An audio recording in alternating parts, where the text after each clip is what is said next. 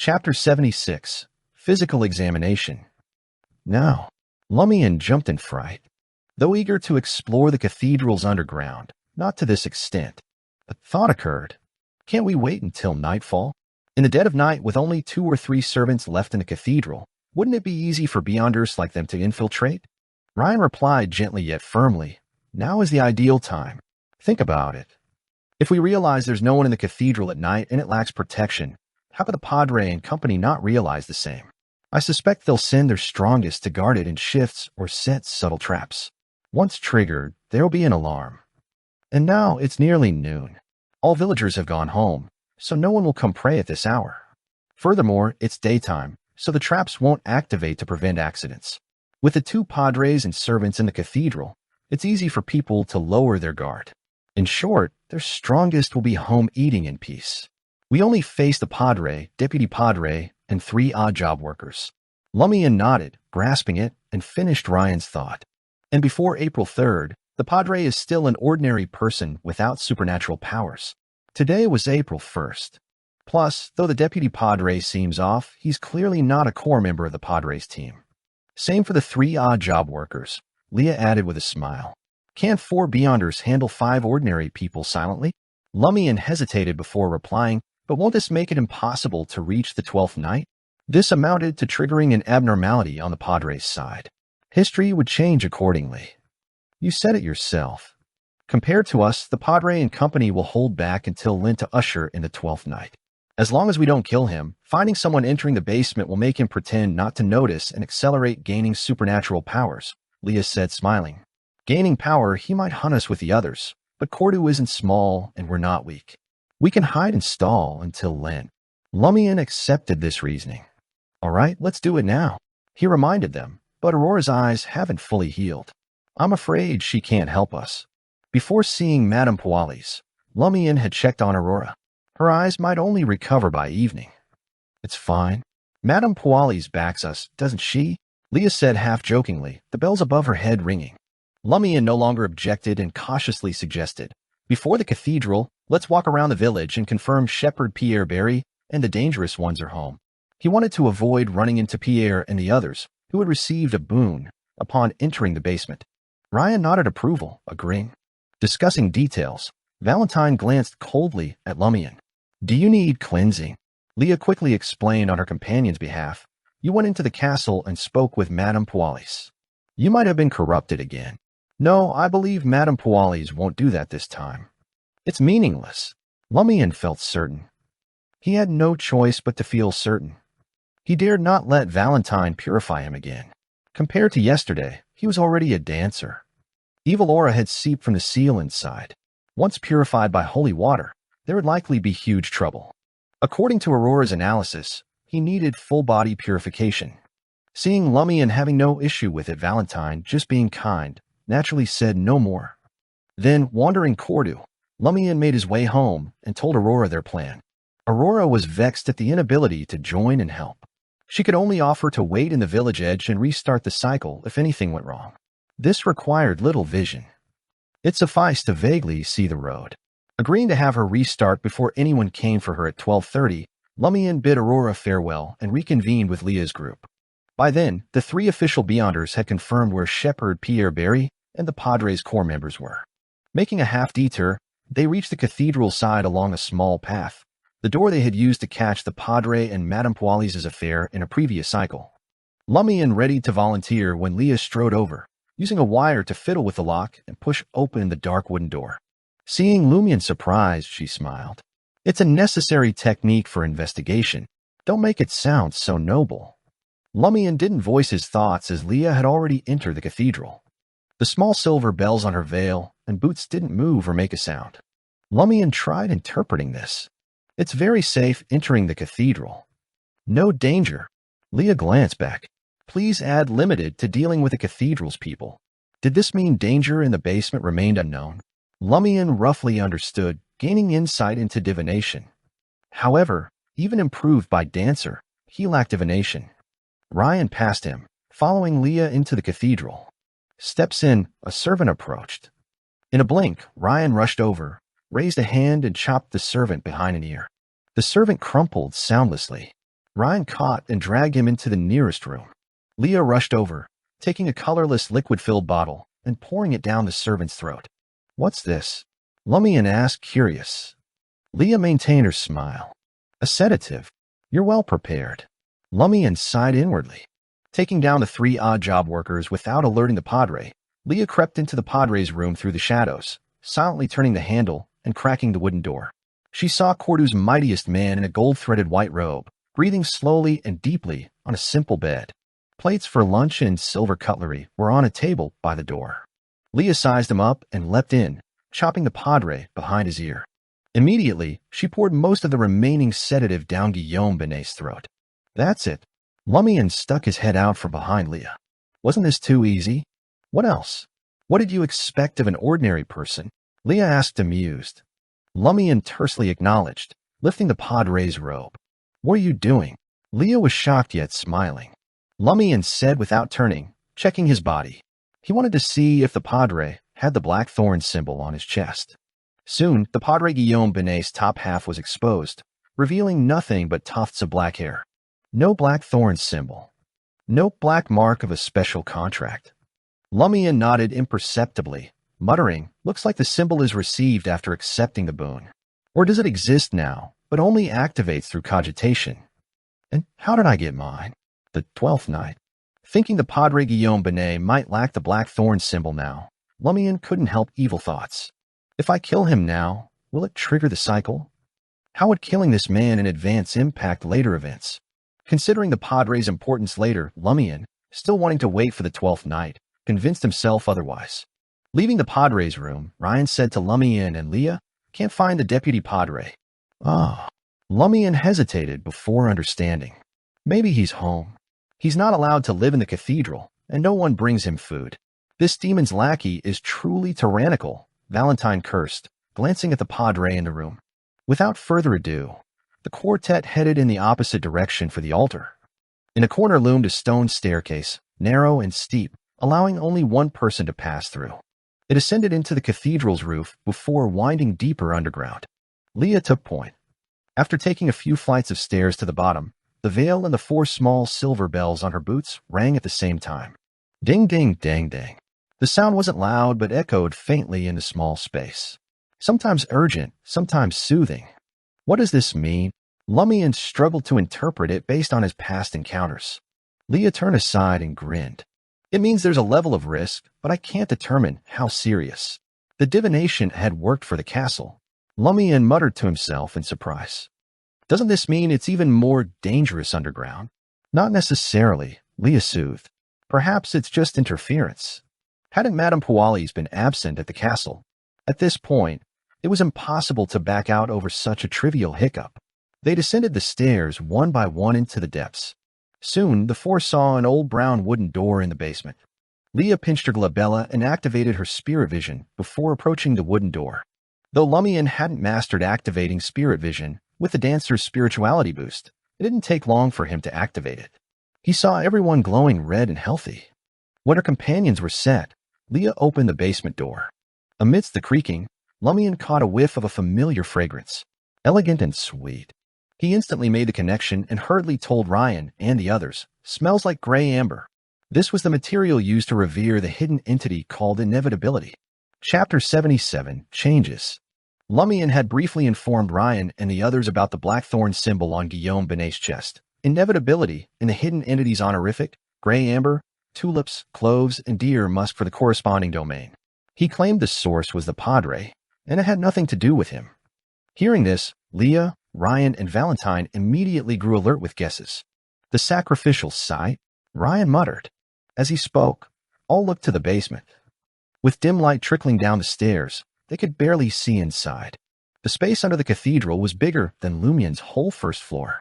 The floor was grayish-white stone slabs, and it looked pitch black due to the lack of light. In the middle stood a stone platform half a man's height. The top of the stone platform caved in slightly, as if hiding something, but nobody could see clearly. As Lumian pondered, he whispered, "This might be where the Padre and company prayed to the evil entity for boons. They actually built the evil god's altar under the cathedral." Valentine was furious. Lumian suspected he would combust any second and turn a holy light to purify everything here. Calm down. Ryan patted Valentine's shoulder. Get ready to light the fire. He then gestured for Leah to scout. Leah kept her sweet smile and sniffed. That hidden entity with Inevitability, as an honorific name, really likes fragrance. Sighing, she entered the basement, lips moving as if chanting. The 4 silver bells chimed again, sometimes intense, sometimes soothing. 1 step, 2 steps, 3 steps. Leah turned and said to Ryan and the others, nothing unusual around the entrance. Ryan, Lumian, and Valentine entered the basement through the old brown wooden door and came to where Leah had stopped. Leah kept moving forward. After a few steps, the silver bell on her veil and boots shook violently. Ding ding, dang dang. The sound spread everywhere. Specks of dawn-like light immediately appeared around Ryan and condensed, forming silver full-body armor over him. Simultaneously, a pure broadsword of light appeared in Ryan's hand. Valentine spread his arms, letting golden illusory flames burn around him. One flame suddenly lengthened and widened, and Leah walked out of it. She returned to Lumian and the others from near the altar. How magical! Lumian marveled at Leah's act again. Compared to the Sun Pathway's abilities in Ryan's combat state, he could understand and imagine. Leah's various acts were even more bizarre and more magical. For example, her ability to transfer his wound from his thigh to his calf edge yesterday blew his mind. Faced with the sudden alarm, Lumian responded the only way he could. He drew the iron black axe and hid behind Ryan, whose body had grown much larger. In this, he sized up his surroundings but found no abnormal changes. He had his spirit vision on, after all. Of course, Lumian had found something. With the golden flame's help, he saw piles of human bones at the basement edge. Some were even covered in light sheepskin. Sacrificial offerings from before. The Padre and company have conducted cultist rituals here for at least half a year, but Aurora and I didn't notice at all. Lumian's thoughts raced as he again felt Cordu, where he'd lived nearly 5 years, was unfamiliar. At some point, this place had become abnormal. Perhaps it had been abnormal from the beginning. Ryan warily eyed the altar direction and asked, "Is everything all right?" Leah shook her head. "I don't feel any issues, just signs of danger." Strange. Lumian's voice trailed off as he turned to Leah. He saw that the beautiful woman's face had turned translucent, and twisted maggots seemed to crawl below. She was even scarier and eviler than legendary evil spirits, making his scalp tingle and heart race wildly. This exceeded Lumian's imagination. He suspected he'd have nightmares for a long time. "Why your face?" he warned Leah, unable to contain his fear. Leah subconsciously touched her face with her right hand, and her expression changed. As for whether her expression changed, Lumian couldn't tell from the transparent and distorted maggots. Leah hurriedly looked at her hand back. The skin there had also turned translucent, and the flesh below seemed to have turned into strange maggots. "You're losing control." Valentine also noticed Leah's condition. Leah muttered confused, "But my mental state is all right." Ryan tilted his head and reminded, "Make sure you're not hallucinating." Almost simultaneously, Lumian realized the tall warrior was rapidly shrinking. The silver armor over him and broadsword of light disintegrated. In a blink, Ryan turned into a short man only about 1.5 meters tall. His brown coat and light yellow strides were either too big or too long. He's also mutating. Only Valentine and I are fine. Lumian's pupils dilated as he subconsciously looked at Valentine. "Ryan, you've shrunk."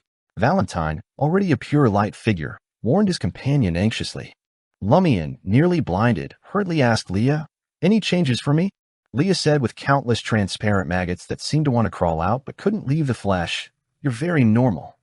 But under such circumstances, normality might be the greatest abnormality. I'm normal. Could the Blackthorn symbol have protected me, causing the danger here to think I'm one of them? Lumian suddenly guessed. At this, Ryan had finished checking his body. He said warily, "I'm not shrinking, but I've returned to my former self. I've even lost my superpowers." Former self? Lumian blurted. He vaguely thought of something. Ryan nodded. "Yes, I'm naturally short. As a man, this is a huge misfortune. So I chose warrior when selecting my potion. It could effectively change my height. I don't know if I'm lucky or not. The past 5 to 6 years had many Beyonder monsters and abnormalities related to the warrior pathway appear, allowing me to be less worried about the materials needed to advance." Hearing Ryan's words, Lumian roughly understood the anomaly's source. "You've returned to the past. As far as I know, the authority of that hidden existence is related to the past. With that, he mimicked the mysterious lady and deliberately paused a few seconds before adding another word. It also involves the present and the future. Though now speaking Intis, he still had to be cautious. Leah reacted quickly and blurted, "Valentine and I have entered the future. Is this the state of one of our futures?" "And I'm the present," Lumian asked, confirming Leah's guess. He then thought of the three-faced monster he encountered in the dream ruins. The monster had only one head, but it bore three faces, one aged, one its prime, one youthful. Lumian suspected this was another gift from the owner of the Blackthorn symbol. Moreover, it was of a higher order, but the recipient couldn't withstand it or had met with an accident, turning into a three-faced monster. Leah nodded gently. "Likely, but this change in state doesn't affect my mind. I don't feel like I'm about to lose control at all.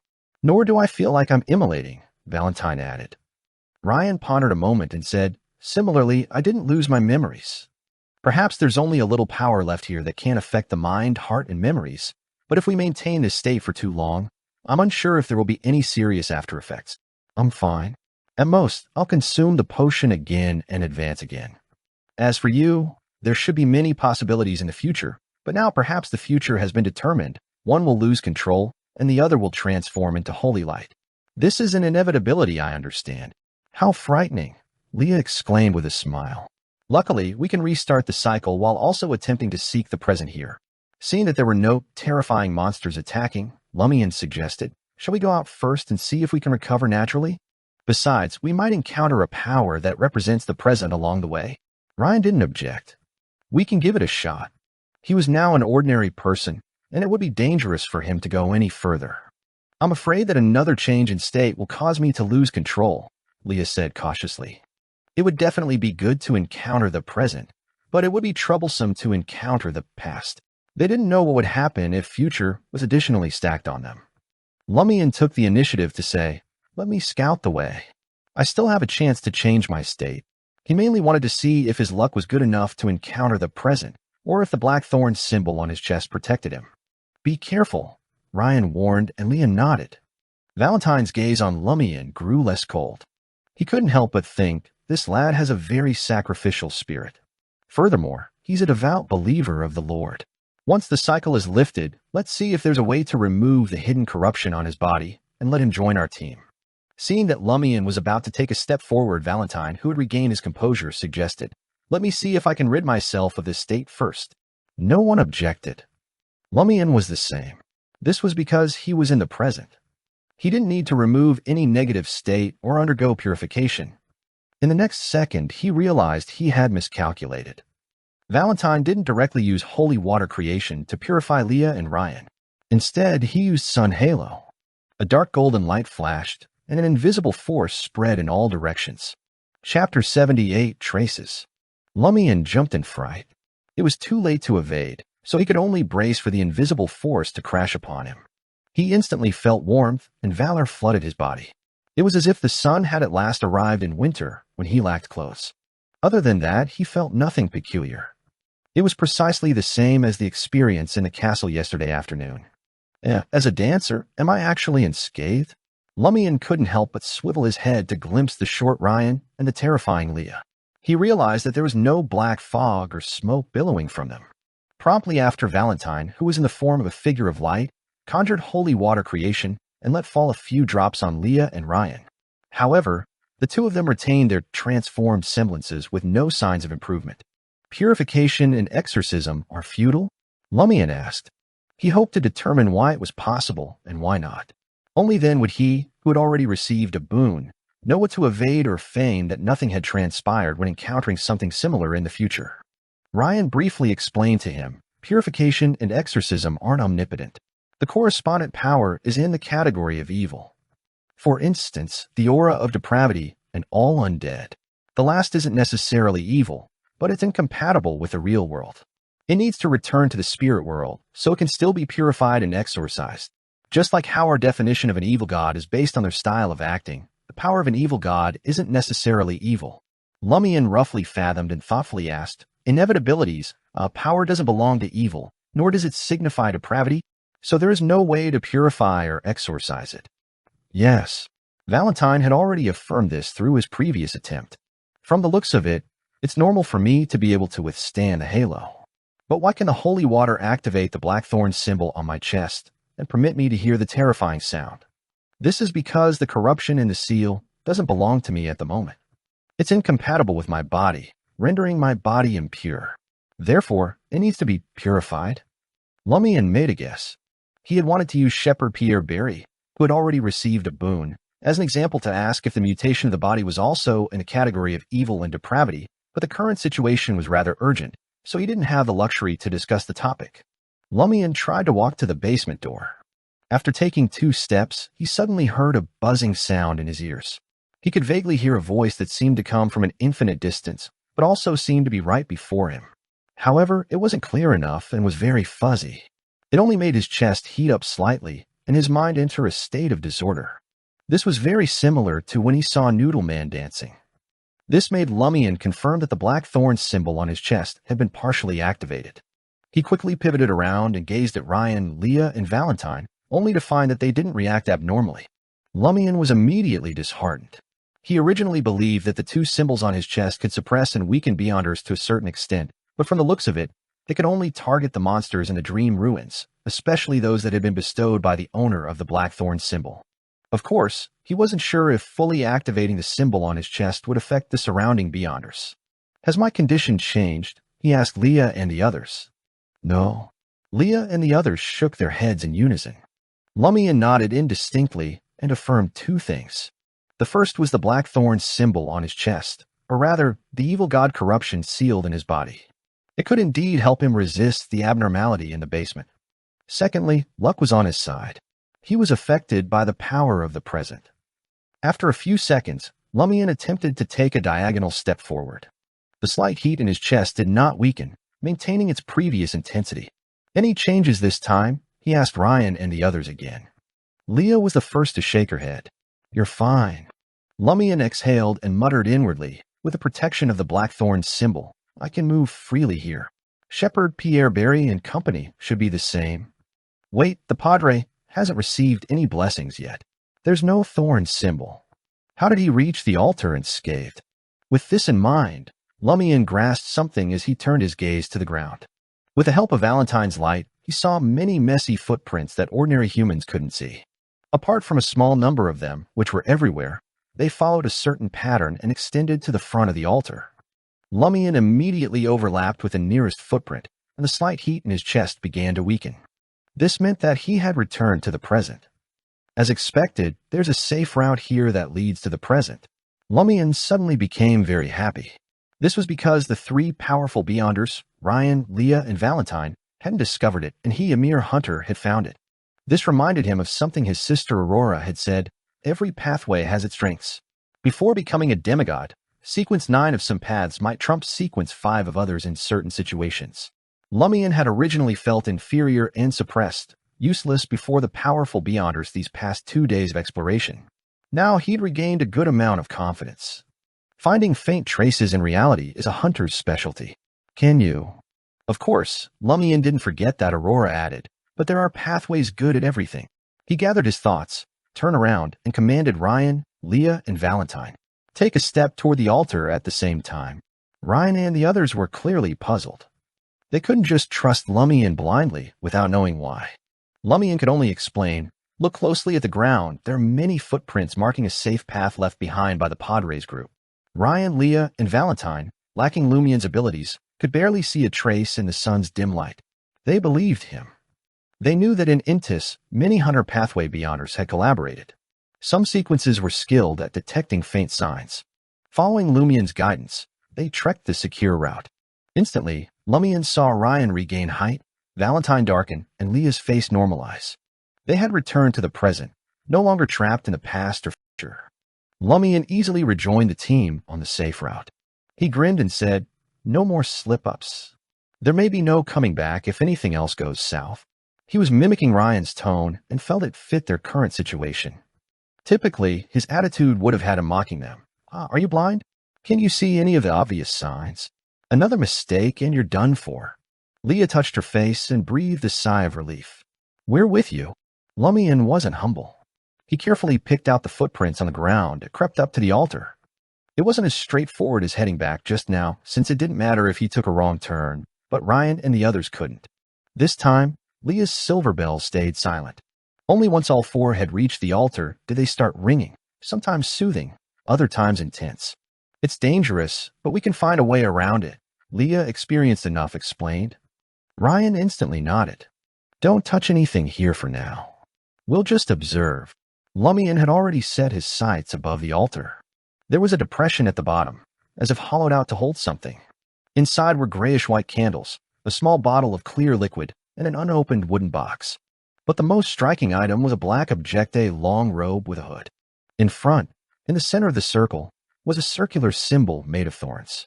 Every part of it was twisted and pitch black, as if painted with some strange substance. It gave the feeling of slowly oozing. Seeing the symbol, Lumian felt dizzy and ringing in his ears. Ryan snorted, and a dawn-like light naturally emanated from him. This helped Leah and Valentine suppress the mental confusion. Don't stare at that symbol too long, Ryan said in a deep voice. Lumian quickly shifted his gaze aside. The dizziness and ringing in his ears lessened. That seems to be all for the altar. Lumian was about to suggest searching the area when he heard Leah ask Ryan, will your sunrise gleam activate the altar? Huh?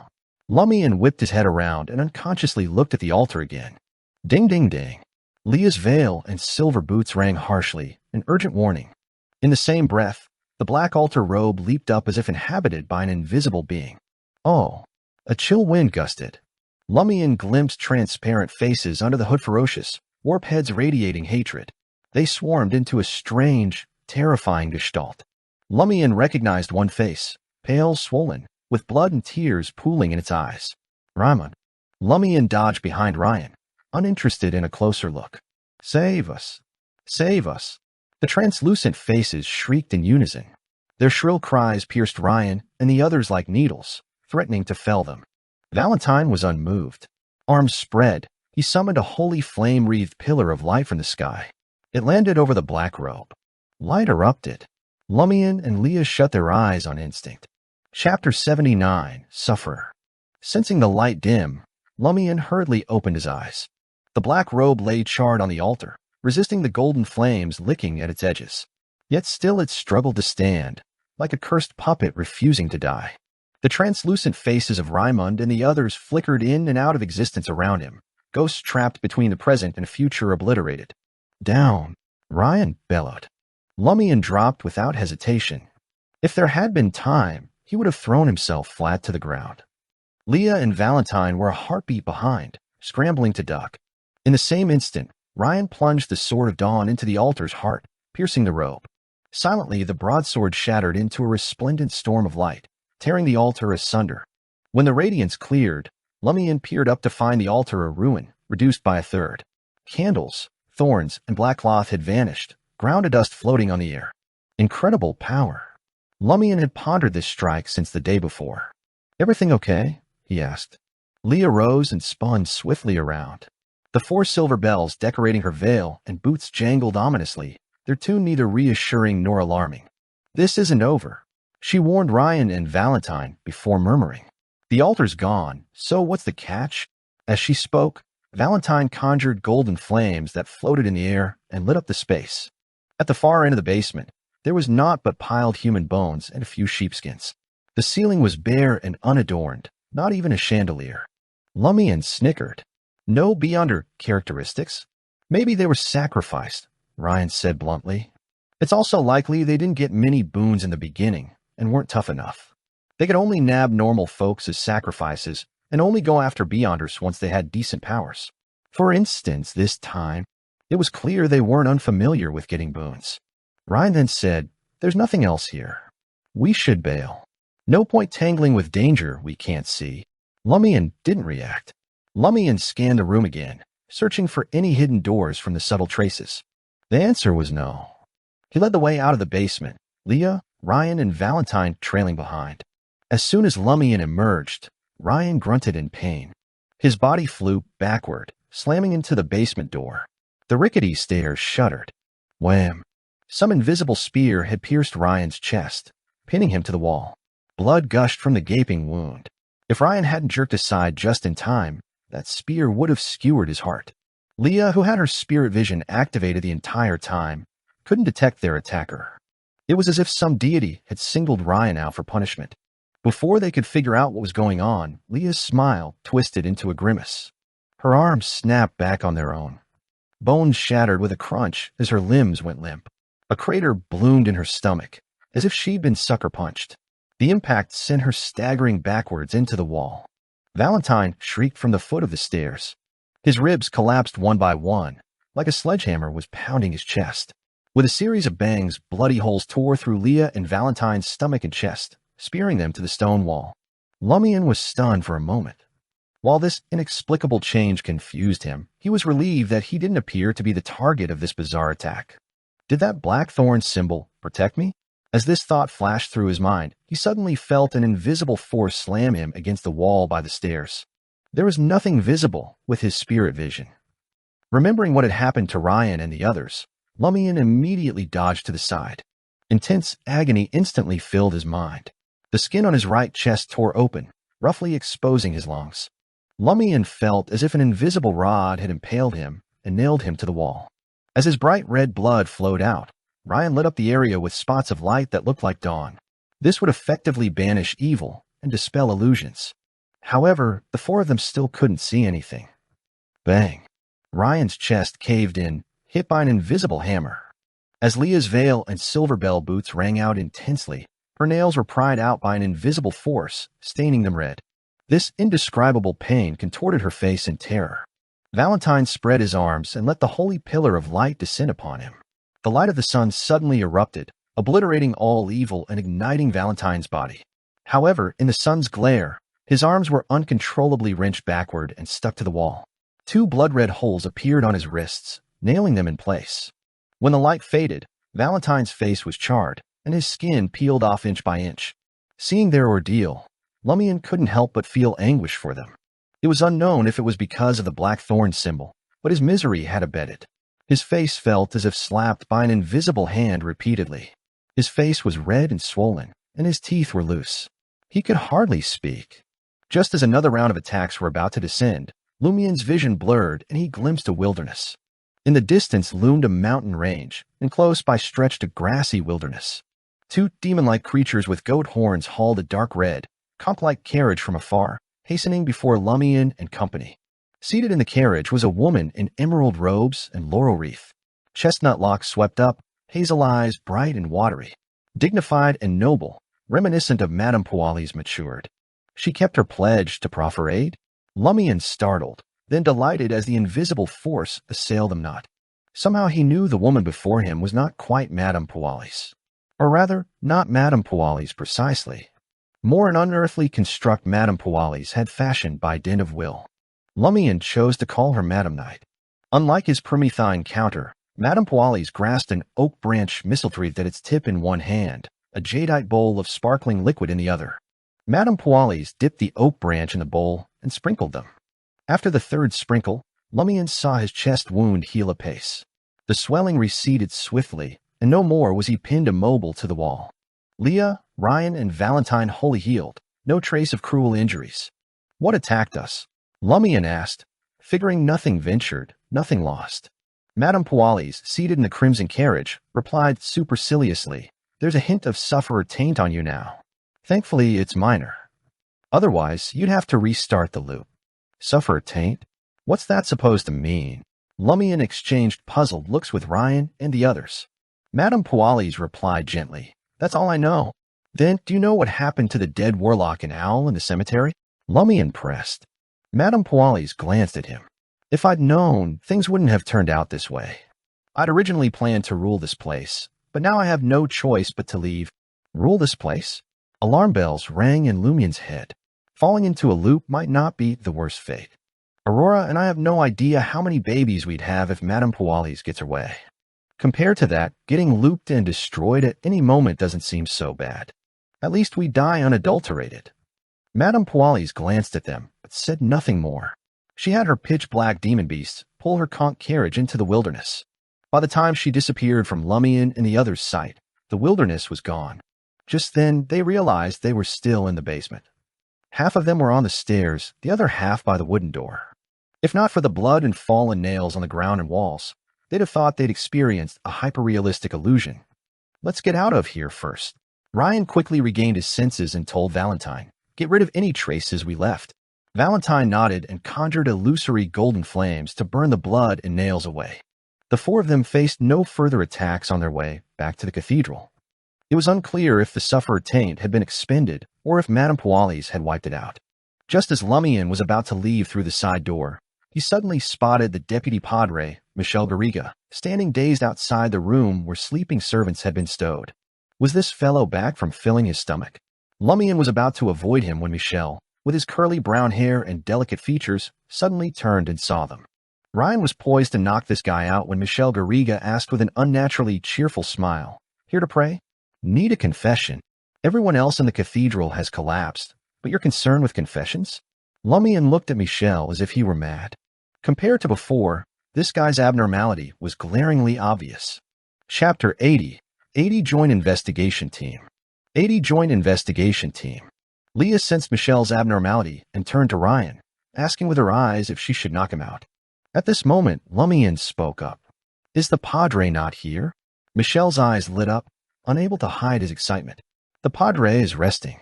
You can pray to me." His face was filled with pleading.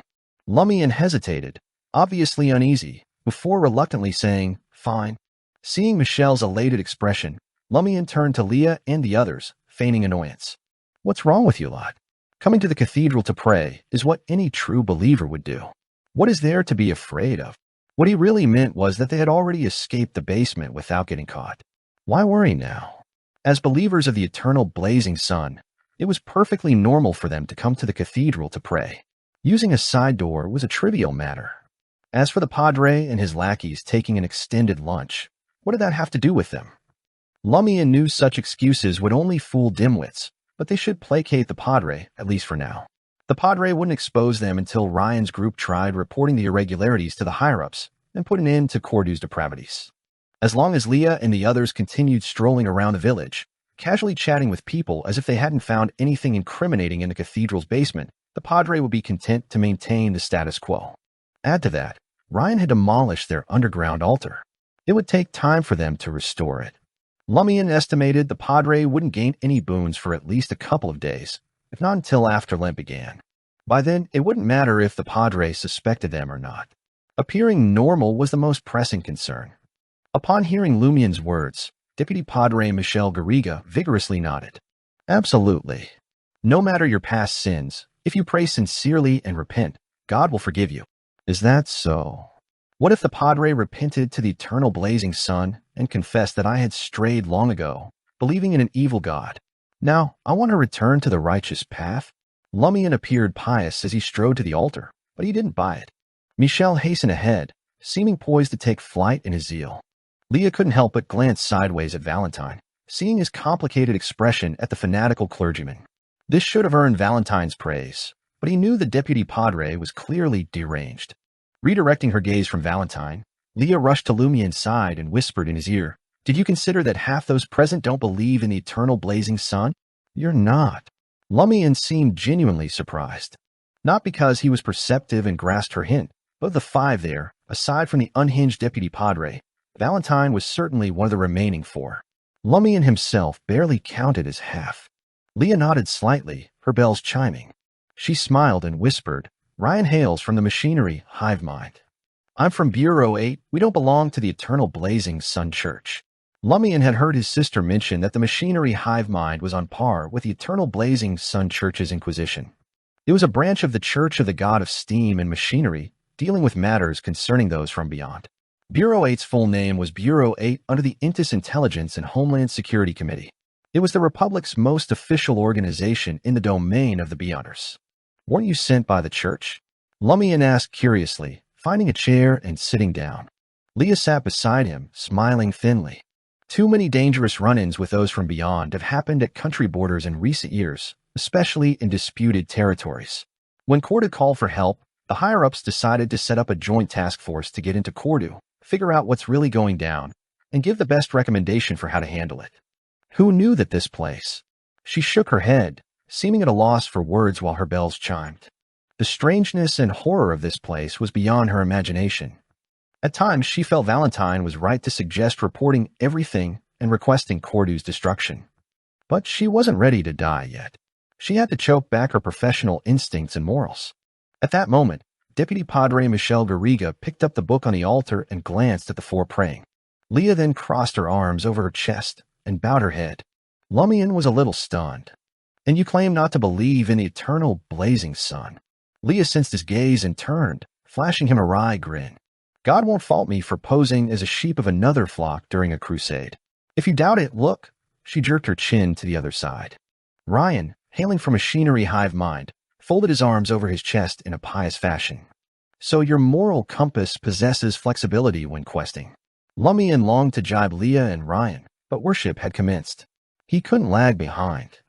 After adopting a reverent mien and closing his eyes, the Deputy Padre, Michelle Garriga, riffled through the Holy Bible and intoned gravely, "God spake, let there be light, and there was light." Lumian suddenly felt a surge of nostalgia as he listened to the familiar sermon in the cathedral. Though he used to just go with the flow and float through the service, whispering and gazing around, he now longed for the simplicity of the past, even if he had to pray with the greatest devotion. Even the unpleasant events that had once annoyed him were now a source of comfort. By the time Lumian and the others left the eternal blazing sun cathedral, the Padre and servants were still knocked out cold. Ryan glanced toward the castle and sighed emotionally. "That woman's far more powerful than I realized." "How powerful?" Lumian asked, curious. Ryan deliberated a moment. "It's like she's touched the threshold of godhood, yet not quite." "You seem to have said something, yet not quite." If Lumian didn't need Ryan and the others recently, he'd have spoken his mind. However, thanks to his extensive knowledge of mysticism, he could roughly guess what Ryan meant by the threshold of godhood. Sequence 4. The beginnings of a demigod. He pondered a moment. "I think Pualis seemed off when she appeared as Madam Knight." He told them about Madam Knight in Permitha. "I got the same impression," Leah said with a smile. "Like a botched patchwork monster." Ryan nodded. "We have an understanding of Madam Knight to some extent. In the border region between Intis and Phaenopotter, similar incidents have occurred frequently in recent years. Some call her Madam Knight, some call her Madam Heart, some call her the Benevolent, and some call her the Vile. But so far, we haven't caught any of them. We still lack a systematic grasp of them." "Yes, this is the first time I've heard of Paramitha." Leah strode to the edge of the village square with a tinkling gait. "Something about Paramitha occurred to me from the description." "What?" Lumian never felt embarrassed to inquire. Leah glanced southward. "In Phaenopotter's Church of Earth Mother, there's a saying, 'The soul returns to the land.'" The soul returns to the land. Images of the wilderness and wandering undead surfaced in Lumian's mind. He had to admit Leah's association made sense. Arriving at the elm tree at the village entrance, Ryan surveyed the area and remarked, "Let's not provoke that madam further. Regarding escaping the loop, even if she doesn't provide aid, she won't become an enemy. We just need to monitor her movements and see if we can utilize the specific temporal node she mentioned. Wasn't it because you clearly couldn't defeat her if you didn't provoke her?" Lumian suppressed his mouth, ready to retort. He then asked Valentine, "How many minutes?" He worried that if he mistimed, his sister would trigger the loop and restart everything. Valentine extracted a gold pocket watch and popped it open. 10 minutes remaining. "That's good." Lumian sighed in relief and waved at Ryan and the others. "I'm going to search for Aurora. If you've nothing else to do, help me locate Sybil's husband, Jean Maury. Investigate who's spreading the rumor that the horoscopes are about to change and everyone will usher in good fortune. If you discover anything, come to my house to find me. Goodbye, my cabbages." That was what Leah and the others had planned to do, so no one objected. Lumian fell into deep thought as he bade farewell to the joint investigation team and walked to the agreed-upon spot at the edge of the village. After completing his exploration of the cathedral's underground, he had a darn good hunch about the anomaly in Cordu. The ones responsible for the loop were definitely the Padres group. They'd been secretly worshipping an evil god for at least 6 months and had secretly sacrificed quite a few foreigners under the cathedral in exchange for loads of boons. Before Lent, the Padre Pons Benet and their lot had received a boon using the 3 Beyonders that Shepherd Pierre Berry had brought back, or at least one of them. The former instantly became a pretty powerful Beyonder. Hence, they kicked off a grand ritual at the start of Lent. On the 12th night, in the final stage of the ritual, The hidden being with the name of Inevitability would accept the large-scale sacrifice and complete something that the Padre and company had prayed for. But at that moment, something unexpected happened. The ritual failed to complete, and the power involving the past, present, and future dissipated, bringing about a time loop. As for what unexpected event had occurred, Lumian recalled something the mysterious lady had once said: "You belong to the group of individuals who are on the brink of being corrupted." Luckily, the mark left by that great existence was activated, and the corresponding power descended upon you, sealing the source of corruption and establishing balance. Chapter 81 Key. Beside the Serpentine River outside Cordu village, under the piercing sunlight, Aurora, clad in a casual blue dress, sat on the ground with her eyes closed, listening to Lumian's conjectures and analysis. She remained silent for a while, as if lost in thought. After nearly a minute of contemplation, Aurora spoke. "If something truly occurred during the ritual on the 12th night, causing the hidden entity's power to disperse and trigger a time loop in Cordu and its surroundings, I believe that the people and even the spirits in this area at that time wouldn't have been spared." "What do you mean?" Lumian, also seated on the ground, struggled to grasp his sister's reasoning. Aurora elaborated. "I mean that it's both power and corruption. Once it disperses, everyone in this area will endure the corruption on relatively equal footing. Only those bearing the Blackthorn symbol or under the protection of other high-level entities can barely remain unaffected. Consider this. Isn't it like a dam bursting, flooding the entire place up to the rafters? Unless a boat was prepared beforehand, we'd undoubtedly be drenched." Lumian envisioned such a scene and hesitantly inquired, "So, does that mean everyone in the village has been tainted by the dissipating power, effectively becoming a component of the loop?" By component, he didn't mean participating in or being affected by the loop. More precisely, people became part of the loop structure. Aurora, her eyes still closed and her blonde hair tied up, gently nodded. "I suspect that not only will killing the Padre result in a reset, but also slaying other villagers in Cordu will trigger a similar effect. It's like trying to dismantle the loop's components. There will surely be a reaction to such disruption. But we just killed the midwife yesterday afternoon." Lumian trailed off before finishing his sentence. Suddenly, numerous thoughts raced through his mind, and he hesitantly proposed. "Is it because the people in the castle are protected by other high-level entities? Is that why Madame Poalis claimed she could leave the loop at a specific moment? She wasn't tainted by that power. She's not part of the loop. She's affected, but she can exploit loopholes or seize opportunities to escape." Aurora sighed softly. "That's why she said she can't save us or take us with her. We've already been corrupted and are fused with the loop." At this, she managed a bitter smile. "Or rather, we're already dead. We're merely existing in the form of loop components. No wonder that mysterious lady said that if she forcibly ended the loop, everyone here would die. That's because we are the forcibly dispersed loop itself." Lumian fell silent. He yearned to contradict his sister and argue that they shouldn't be so pessimistic, but her words aligned with the mysterious woman's. What he couldn't comprehend all this time was that, given the woman's ability to freely enter and exit the loop and her audacity to mention the hidden entity, even if she couldn't break the loop without causing any harm, it ought to be simple for her to safeguard 2 or 3 people and facilitate their departure. Now, there was a more plausible and disheartening explanation to this conundrum. After a few seconds, Lumian found a counterargument. "Ava, Raimund, and Naroka are all dead, but their deaths didn't cause the loop to restart." Aurora, her eyes still closed, offered a complex smile. "Perhaps they died before the loop began, so without participating in the ritual on the 12th night, they weren't tainted." Her implication was clear. In the timeline before the loop transpired, Naroka had perished before Lent, while Ava and Raimund had been sacrificed during the celebration. They didn't survive until the 12th night and were not part of the loop. She paused for a moment and continued, "Jean Mori, who vanished today, might be in a similar situation. According to normal developments, he should have discovered something abnormal after Lent and before the 12th night. He wanted to escape, but was silenced. Our investigation merely expedited this event. The only thing I don't understand is that Raimund's corpse was sacrificed, right? He shouldn't have been in the loop from the start." Hearing his sister's words, Lumian instantly recalled the events beneath the cathedral. The invisible figure in the black robe was composed of Raimund and the other spirits. Lumian combined his knowledge of mysticism and attempted to speculate. Maybe the Lenten sacrifice wasn't made directly to the hidden entity, but to the altar. It's part of the 12th night's ritual, so Raimund's spirit appeared beneath the cathedral. His body is useless, but before the loop began, Pons Benet and his associates could leave Cordu. To stop those downstream from finding the body and alerting the higher-ups, they might retrieve it after completing the ritual of sending it downriver. Once the loop started, the power had limits. It can't cover the area where Pons Benet and the others recover the body. They're affected by the corruption in their bodies and won't consider leaving this area. Aurora pondered for a moment and nodded in agreement. In the past few days of the loop, other than you, the 3 foreigners, and Madame Poalis and her subordinates, none of the villagers have thought of leaving Cordu to hunt or gather wild fruit. If you hadn't reminded me, I would have been the same. Aurora revealed a desolate, self-deprecating smile. We're already a group of monsters. We're barely surviving as humans by relying on the loop. No, there must be a way for redemption.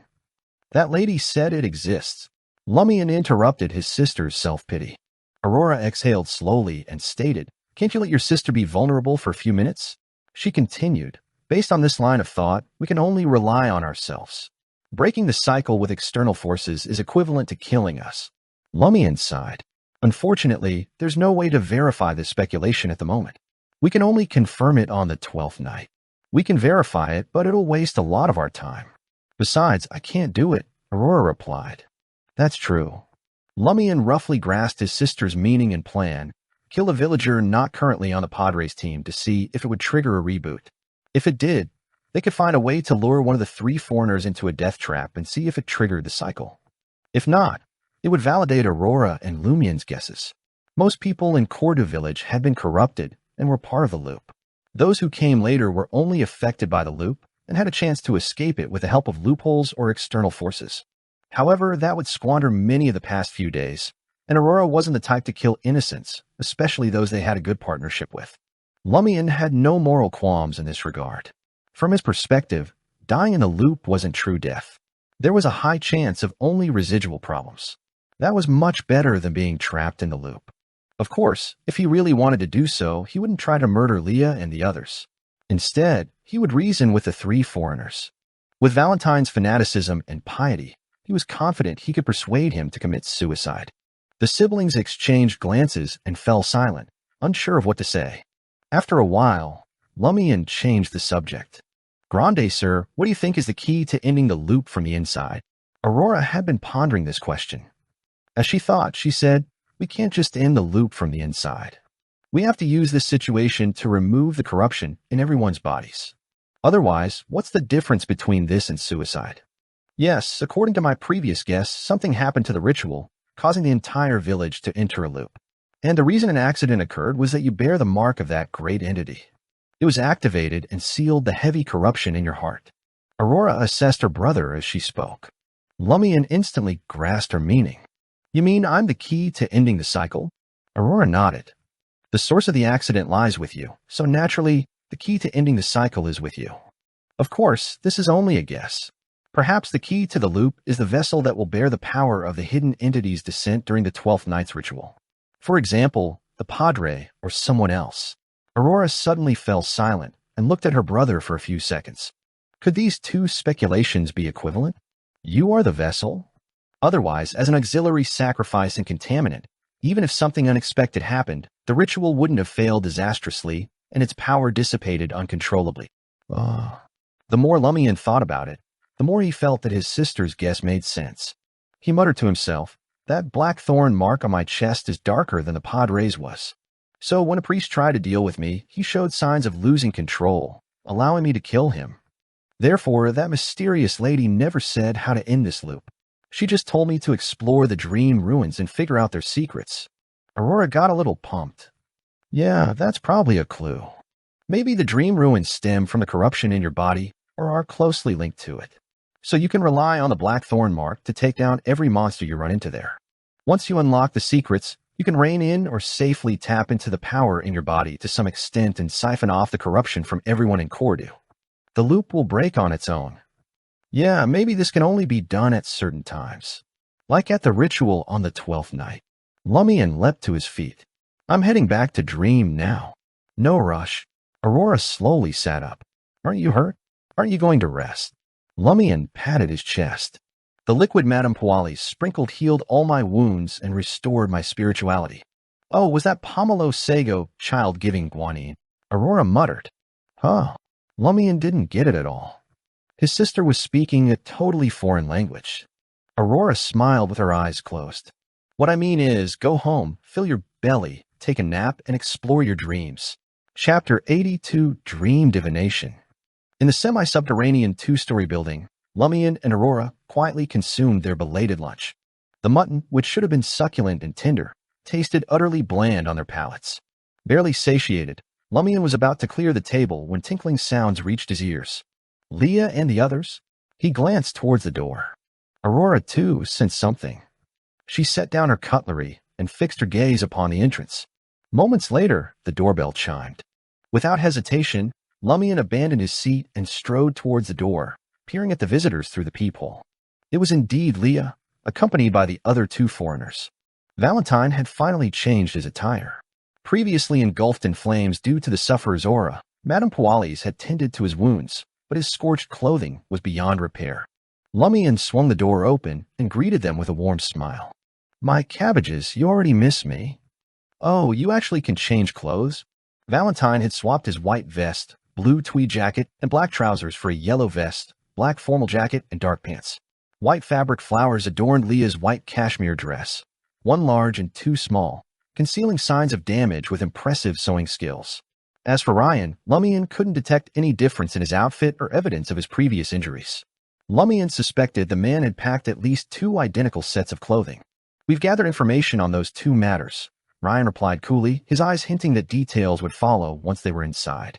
Lumian sought Aurora's approval before fully opening the door and ushering the three investigators in. This was the first time Ryan and his colleagues had met Aurora, and they exchanged polite introductions.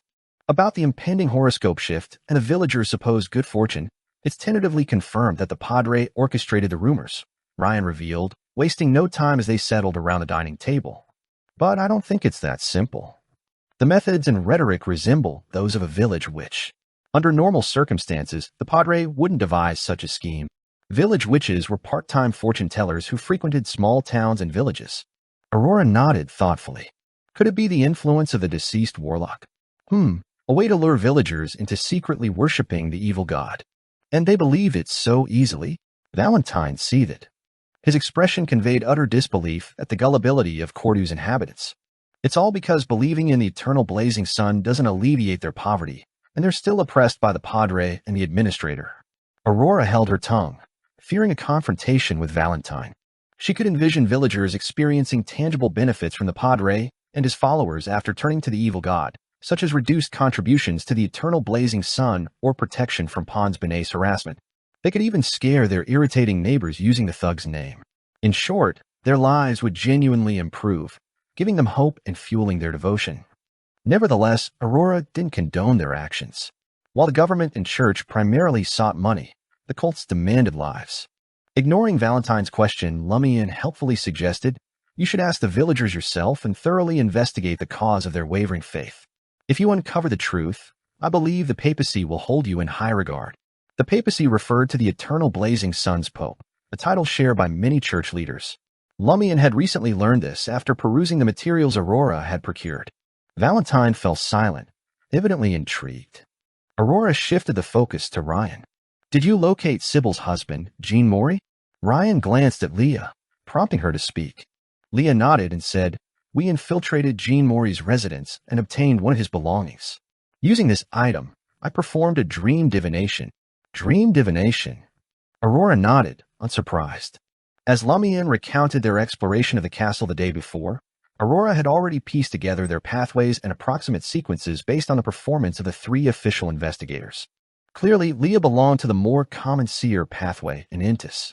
Moreover, she wasn't a sequence 9 seer or sequence 8 clown, but at least a sequence 7 magician. This could be inferred from her beyond her powers like paper figurine substitutes and damage transfer, as well as her skills in divination and acrobatics. Aurora wasn't certain if Leah had reached sequence 6, as her knowledge of the pathway's subsequent stages was limited. Valentine belonged to one of the main pathways controlled by the Eternal Blazing Sun Church. The Sun likewise, he wasn't a sequence 9 bard or sequence 8 light suppliant. Aurora deduced from his holy light summoning, holy water creation, and sun halo that he was a sequence 7 solar high priest. Furthermore, he likely hadn't reached sequence 6 notary, as he hadn't displayed the corresponding abilities. Ryan's beyond her powers were uncommon in Intis. he was likely a warrior. This pathway was primarily controlled by the Church of the God of Combat from the Fasak Empire in the north. However, in the past 5 to 6 years, numerous Beyonders and Beyonder creatures of the warrior pathway had appeared in various countries. Several members of the Curly-Haired Baboons Research Society had either actively or passively chosen this pathway. According to Aurora's knowledge, this was also known as the Giant Pathway. Sequence 9 was Warrior, Sequence 8 was Pugilist, and Sequence 7 was Weapon Master. Sequence 6 was a level that experienced a qualitative shift compared to previous sequences. They were called Dawn Paladins, who possessed the strength of giants and could create sunrise gleam in a certain area to eliminate illusions and negative or evil energies. They could also condense full-body armor known as Dawn and weapons they were proficient with. Among them, the most potent was the two-handed broadsword, the Sword of Dawn. With the Sword of Dawn, they could unleash their sequence's most powerful attack, Hurricane of Light. This could annihilate the human body, exterminate vengeful spirits, and even wound evil spirits. Considering Ryan's performance, Aurora believed he was a Sequence 6 Dawn Paladin, though he probably hadn't become a Sequence 5 Guardian yet. Aurora had always felt that these 3 official investigators were on par with her. Now she realized that each of them was stronger than the last. If she wasn't prepared, she wouldn't stand a chance in a one-on-one battle. It was well known that in the official categorization, Sequence 9 and Sequence 8 were considered low sequence Beyonders. They had some unique abilities compared to ordinary people, but their flaws were apparent. Sequence 7 to Sequence 5 were mid-sequence, where they began to possess extraordinary powers. Sequence 4 and above belonged to the demigod domain, making them worthy of the title High Sequence Beyonders. According to some members of the Curly-Haired Baboons Research Society, who had infiltrated official organizations, when dealing with ordinary Beyonder matters, a team of 1 mid-sequence and 2 low-sequence Beyonders would be assembled to carry out the first round of investigations. They would then deploy more high-level forces depending on the situation. This time, facing the anomalies in Cordu, the Intis officials had sent 3 mid-sequence Beyonders. They weren't taking the situation lightly. However, even this joint investigation team didn't seem to be enough for Cordu. Aurora had shared all this information with Lumian, and the siblings listened intently as Leah continued. In the dream divination, I saw Shepherd Pierre Barry. He emerged with a few nails wrapped in hair and stuffed them into the hay. Leah described the scene in the simplest terms. Haystacks, nails, and hair. Lumian instantly recalled his discovery under the guidance of the 3 sheep. He had also found some nails wrapped in hair in the haystack of the Barry's sheep pen. He frowned and said, "Are those Jean Maury's nails and hair? Was he killed by Shepherd Pierre Barry at the Barry's place?" Aurora nodded. Originally, the custom of hiding one's nails and hair outside the house was to prevent it from affecting one's family horoscope and luck. It was limited to family members with a bad reputation or who committed suicide, as well as those who were murdered by their relatives. But because Jean Maury was killed at the shepherd's house, Pierre Barry still carefully cut off the other party's nails and took some hair to hide in a haystack outside the house. No wonder it was there before. That must be from their previous victim. How many people have they killed in secret? Lumian scoffed under his breath. At this point, he still worried about messing up his horoscope and luck. Imbecile. Valentine cursed aloud. They had been briefed by Lumian earlier and knew about the 3 sheep, the haystack, and the old folk customs they represented. After discussing for a while and confirming they wouldn't try anything else for now, Leah and the others bid Lumian and Aurora farewell and returned to Old Tavern.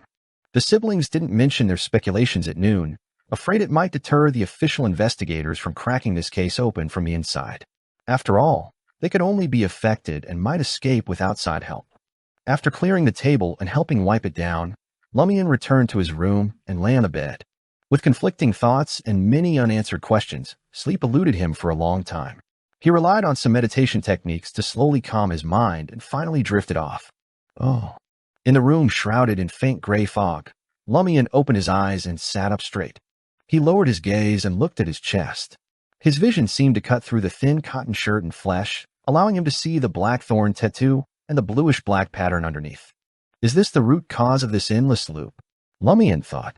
The black thorn symbol was at the heart of the issue, and the bluish-black pattern brought protection from that ominous force, allowing Cordu to be salvaged. All of this could be traced back nearly 6 years. Lumian remembered clearly that he had still been a street rat at the time. He had barely survived by relying on seeming unthreatening due to his young age and extreme ruthlessness. Then, one day, he met a dying old man. Maybe it was because he had picked up some street smarts, Or maybe because the old man reminded him of his only family, Pepe, who had raised him until his early teens but sadly passed on. Lumian chose to lend a hand. Though he ultimately failed to save the old man's life, Lumian still sent him to the crematorium and buried him in a public grave. He had found a bluish-black symbol on the old man's corpse during this. From then on, he often dreamed of the vast expanse of gray fog. His luck also turned sour, and he began struggling to scavenge enough food. Thankfully, he met Aurora not long after. Chapter 83. A Sudden Encounter. Phew. Lumian exhaled steadily and reined in his racing thoughts. He slung his shotgun over his shoulder and clipped on his axe. Leaving the semi-subterranean two-story building perched on the edge of the wild, he strode into the dream ruins. Tracking a familiar route through the dense forest, he crept deeper into the tangle of collapsed houses towards the hulking peak of crumbling red stone. Thick fog clung to the somber sky. Weeds rasped at his feet. The whole world was dark and bleak. Soon Lumian left familiar ground behind, plunging into the heart of the ruins. He scanned the ruins constantly, cataloging every trace, theorizing how each might be useful in fight. Caution slowed his progress, but hunting taught caution and carefulness above all. Finally, a clue. Fresh footprints, seemingly human, tucked behind a jumble of rubble at the road's edge, cunningly concealed. This one knows how to move unseen, capable of eliminating traces to a certain extent. Lumian observed for a while and made a preliminary judgment. He suspected that it was something similar to the shotgun monster, perhaps bearing clues to sequence 8 of the hunter's pathway.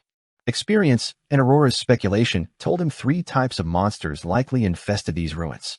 The first bore no boons or beyonder characteristics, like Noodle Man or the Mouth Orifice monster, probably under the sway of that hidden being called Inevitability. The second displayed beyonder characteristics but no boons, typified by the shotgun monster. The black thorn on Lumian's chest would suppress them. It meant that they were tainted by some hidden corruption, resulting in them turning into monsters.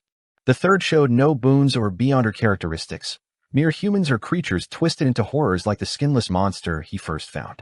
Whether monsters with both boons and beyonder characteristics existed, he and Aurora suspected so but lacked proof. Therefore, it was very likely that a monster with hunter traits possessed beyonder characteristics. Lumian tracked the footprints and discovered 2 lethal traps along the way, validating his hypothesis. Had he not tread carefully or lacked his hunter abilities, he might have become prey instead of predator. Soon, the footprints grew fresher. This meant a high probability of encountering his target if he pressed on. Rather than rushing to greet his target, Lumian circled around and located an ideal ambush spot. Then he began to dance.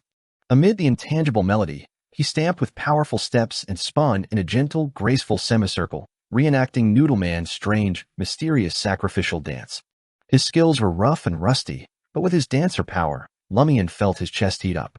After undoing his shirt and confirming the blackthorn symbol's materialization, Lumian climbed into the collapsed house's center and settled into his chosen hiding place. He quickly glanced into the distance and spied a figure digging a trap. It was certainly a person, but its whole body was charred black and crimson flames blazed on its surface endlessly. No way it's a pyromaniac, right? I've landed a big one. Lumian was both thrilled and vexed. He was thrilled that the primary ingredient matching a Sequence 8 provoker had appeared. What troubled him was that it was much stronger than the prey he had anticipated. Pyromaniac was a Sequence 7 of the hunter pathway. According to Aurora, it was a sequence that had undergone a qualitative change. Its ancient name was Fire Mage. Lumian believed that with him being a hunter, a dancer, and possessing the blackthorn symbol, as long as he wasn't careless, hunting a provoker monster shouldn't be an issue. However, he wasn't confident against a Sequence 7 pyromaniac. As long as the monster attacked him from afar, it might not be weakened by the blackthorn symbol. After some thought, Lumian decided to retreat. He planned to devise an effective plan to handle the flaming monster after setting up a targeted trap. His initial idea was to head home and dance the dance that could summon the strange objects in the surrounding area and see what kind of adverse effects it would have on him when allowing the remnant spirit of the Mouth Orifice monster to possess him. If it wasn't severe and acceptable, he could borrow the other party's ability in the future, such as invisibility. Lumian wasn't too worried about the after effects of being possessed or whether the vengeful spirit would be willing to leave after successfully possessing him. In any case, he was in the dream ruins. As long as he didn't die on the spot, he could recover fully after returning to reality to rest. Just as Lumian made a move, The flaming monster suddenly raised its charred face and bulging eyes, looking right at him. Not good, Lumian thought. Instead of climbing, he jumped down from his hiding spot. Almost instantly, a massive fireball smashed into where he'd been, sending bricks and rocks flying, erupting in flames. Lumian staggered in a sorry state. When he crashed, he could barely control his body. All he could do was tumble and roll to cushion the impact. If not for Dancer's extraordinary flexibility, his muscles and ligaments would have torn from the twisted movement. By the time Lumian stood up again, the flaming monster had already materialized atop the collapsed building. Phantasmal fire ravens coalesced from flames around it. Upon seeing this, Lumian felt as if surrounded by soldiers with guns trained on him. Without hesitation, he bolted towards the collapsed building where the flaming monster stood. Faced with such a scene, he felt the only way to turn defeat into victory was by using the blackthorn symbol on his chest. And this seemed to require closing the distance. Hut, hut, hut. As Lumian ran, half the fire ravens descended from the sky and detonated behind him, causing heat waves to surge and explosions to reverberate. The remaining illusory fire ravens banked and locked onto their running target. At that moment, Lumian arrived at the bottom of the collapsed building, no more than 5 meters from the flaming monster. In the next second, the charred monster enveloped in crimson flames froze. The remaining fire ravens around it were instantly snuffed out. It's working. Just as joy flooded Lumian's heart, the flaming monster pivoted and fled from the collapsed building in the opposite direction. Hey, don't run, Lumian blurted subconsciously. He circled around the ruins before him and chased after the flaming monster. Lumian chased it for 2 blocks. As the monster was too swift, he completely lost sight of it. At this moment, the searing sensation in Lumian's chest vanished. He had no choice but to stop and adjust his breathing, gearing himself up to track the footprints and watch out for traps. As he panted, Lumian's gaze swept around and suddenly froze. Not far away, a figure loomed in the doorway of a half-collapsed building. The figure wore a black robe with a hood. Aside from that, it seemed ordinary enough, except it had 3 faces on its head. The front face was an old man's. Milky eyes, scraggly brows, wrinkled as a prune. The left was in its prime, chiseled and stubbled, icy blue, eyes gleaming. The right was a child's, 1 less than 5 years old, smooth and round, blue eyes wide with innocence and ignorance. The 3-faced monster. That 3-faced monster. Lumian was truly frightened. As he was chasing after the flaming monster, he'd wandered deep into the ruins and stumbled on the 3-faced monster. Despite mastering the mysterious sacrificial dance and activating the blackthorn symbol, Lumian had no intention of using the 3-faced monster as target practice. His instincts screamed that this foe was lethal. According to the mysterious lady's words, even weakened by the blackthorn symbol, the monster could easily slay a weak hunter. Lumian's plan was to steer clear of the 3-faced monster's territory and practice on other monsters. He wanted to test the blackthorn mark's power against enemies of varying might before deciding whether to hunt the 3-faced monster. Unexpectedly, the monster left its domain and stumbled upon Lumian. Would a little dance of contrition perhaps appease you? Lumian thought, taking an involuntary step back. At the entrance of the crumbling building, the 3-faced monster in a black robe and hood retreated a step. Lumian spun around. The 3-faced monster mirrored him. Lumian bolted. The 3-faced monster fled as well.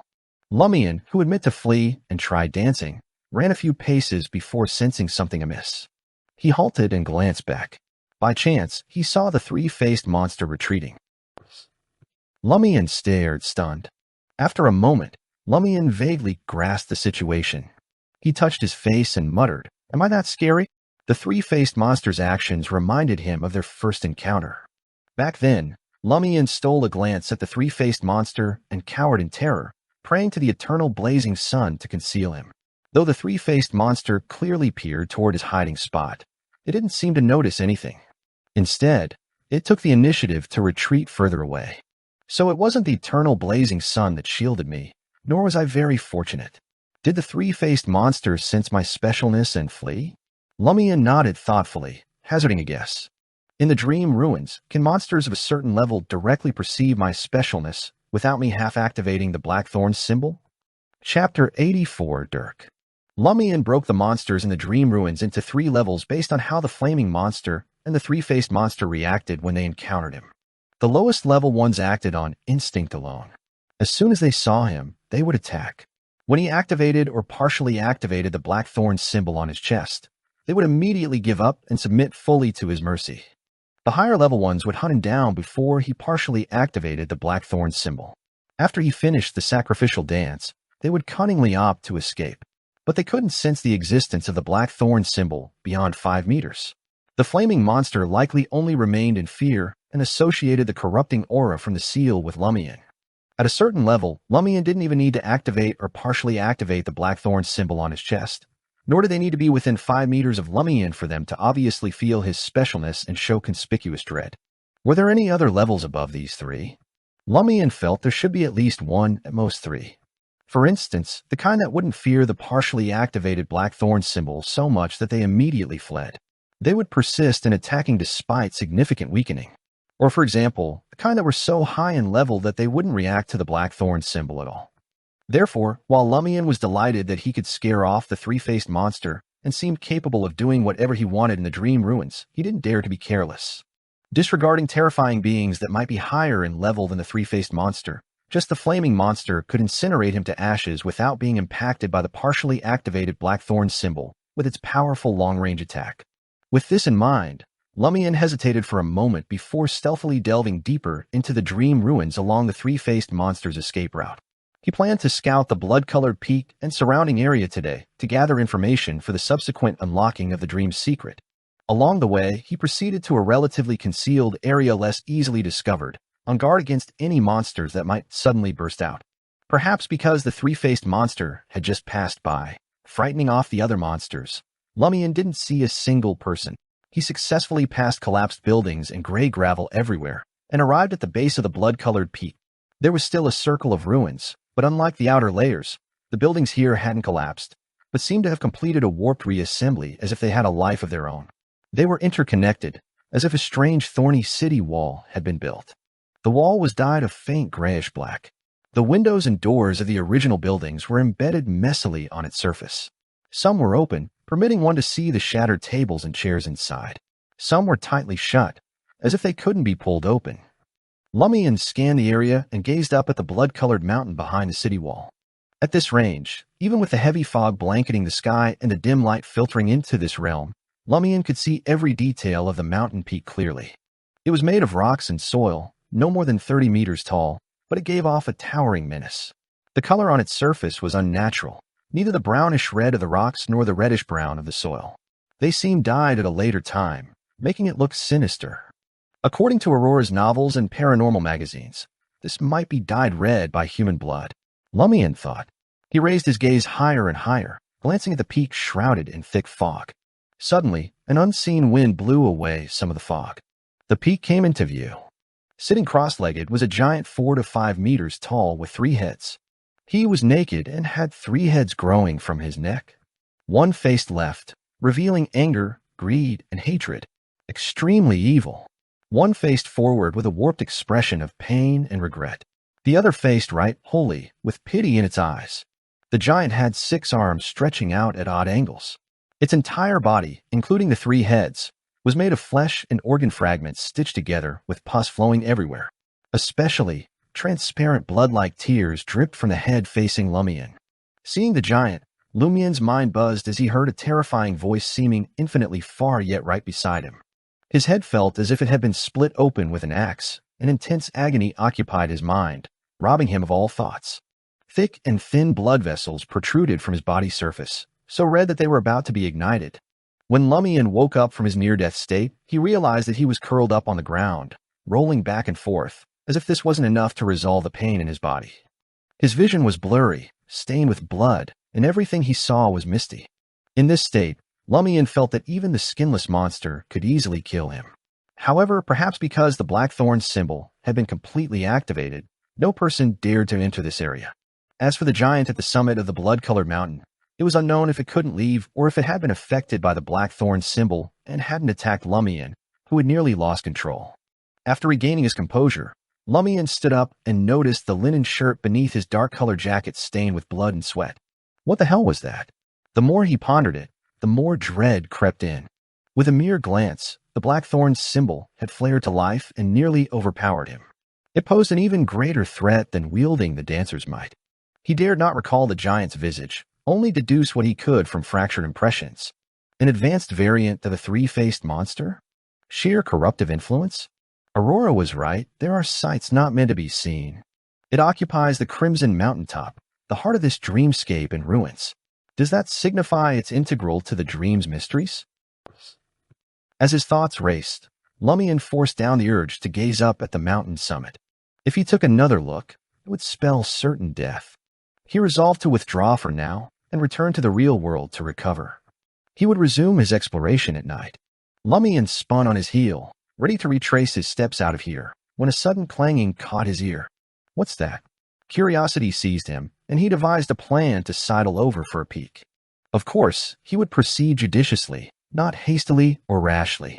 He tucked himself into a half-collapsed building facing the city wall to recoup his spirituality. After a time, Lumian again performed the mysterious sacrificial dance.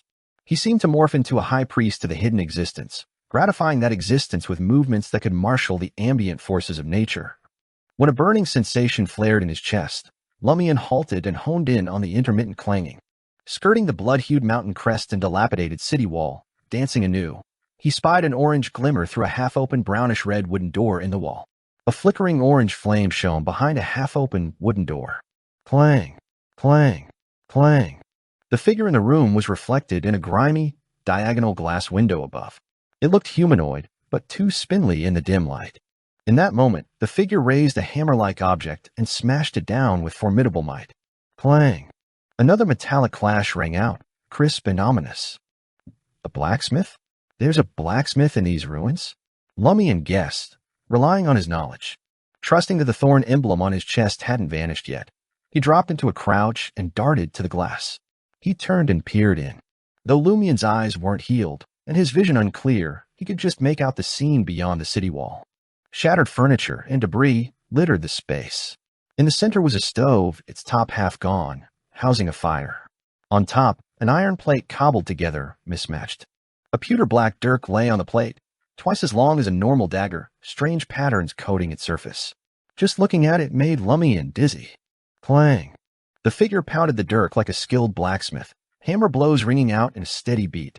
He wore a black robe, decay marring the side of its face visible to Lumian, even revealing bone in places. Another monster? Is it picking up where it left off when it was still human? That dirk isn't run-of-the-mill. It's a tad sinister. I wonder if it's a sealed artifact or a beyonder weapon, Lumian thought. He was less than 3 meters from the rotting blacksmith, but the other party didn't seem to detect the blackthorn symbol on his chest. He kept pounding the dirk in silence. Given that the blackthorn symbol was about to vanish, Lumian recoiled and tiptoed away from the window. He had only taken a few steps when the searing sensation in his chest disappeared. The next moment, a creaking sound came from behind him. Lumian whipped around and saw the mahogany doors swing open. The black-robed blacksmith emerged. There were 4 or 5 putrid gashes on his face that bared its bones. Half of his left eyeball dangled from its eye socket. It looked like a corpse that had been dead for some time. He clutched the hammer in his right hand and the pewter black dirk in his left. Lumian's reflection glinted in his lifeless eyes. F***CK. Lumian couldn't help cursing. He instantly grasped the situation. The blacksmith monster had clearly been influenced by the blackthorn symbol, so he had been quietly pounding the malicious dirk, feigning nonchalance. When the blackthorn symbol disappeared, he immediately seized his weapon and emerged to hunt him. How cunning. Chapter 85, Appropriating. As soon as Lumian confirmed the situation, he pivoted on his heel and bolted. He couldn't leverage the environment here, and he was clueless about the blacksmith monster's abilities. What choice did he have but to run? Once he escaped to the nearest natural trap, and it was still in hot pursuit, he considered counterattacking. Hut, hut, hut.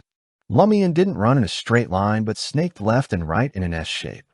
He worried it might predict his trajectory and hurl a fireball or long-range weapon.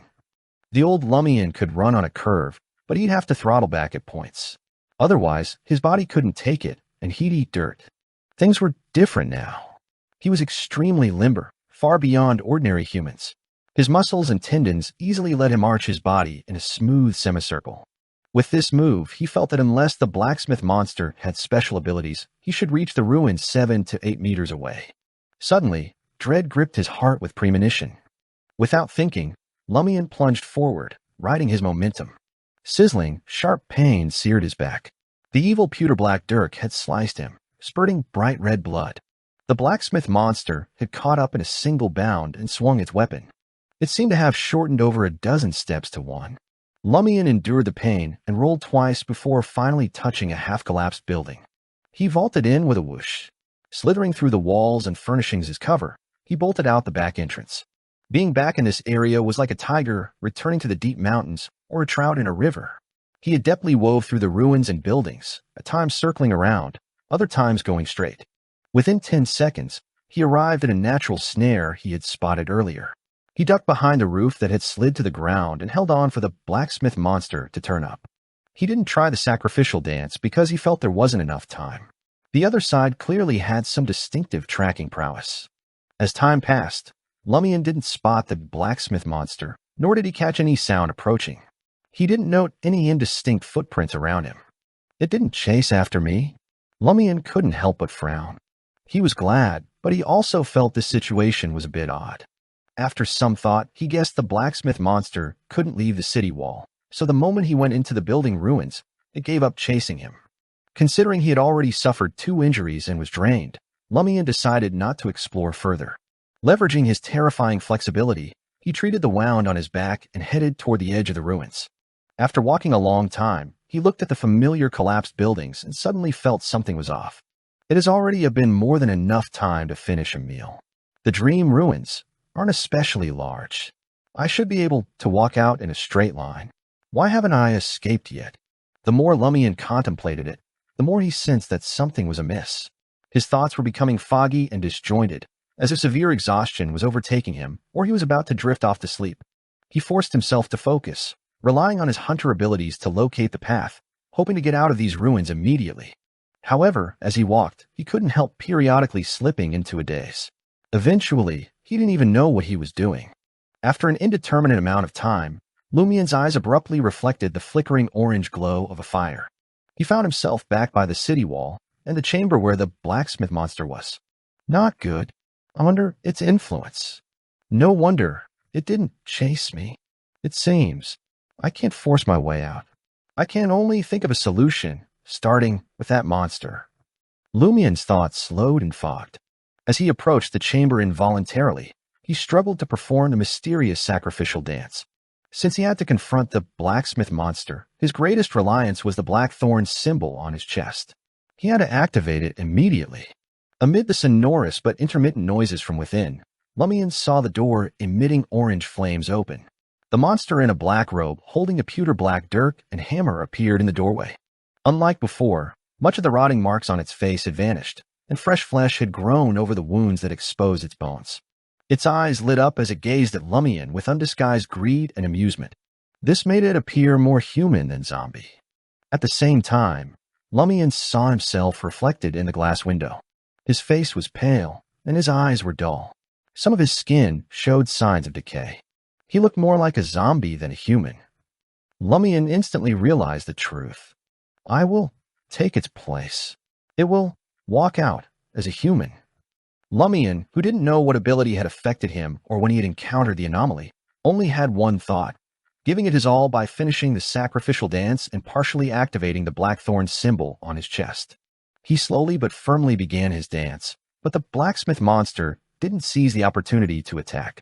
It seemed to be patiently waiting for the outcome, afraid that additional actions would impact its fate.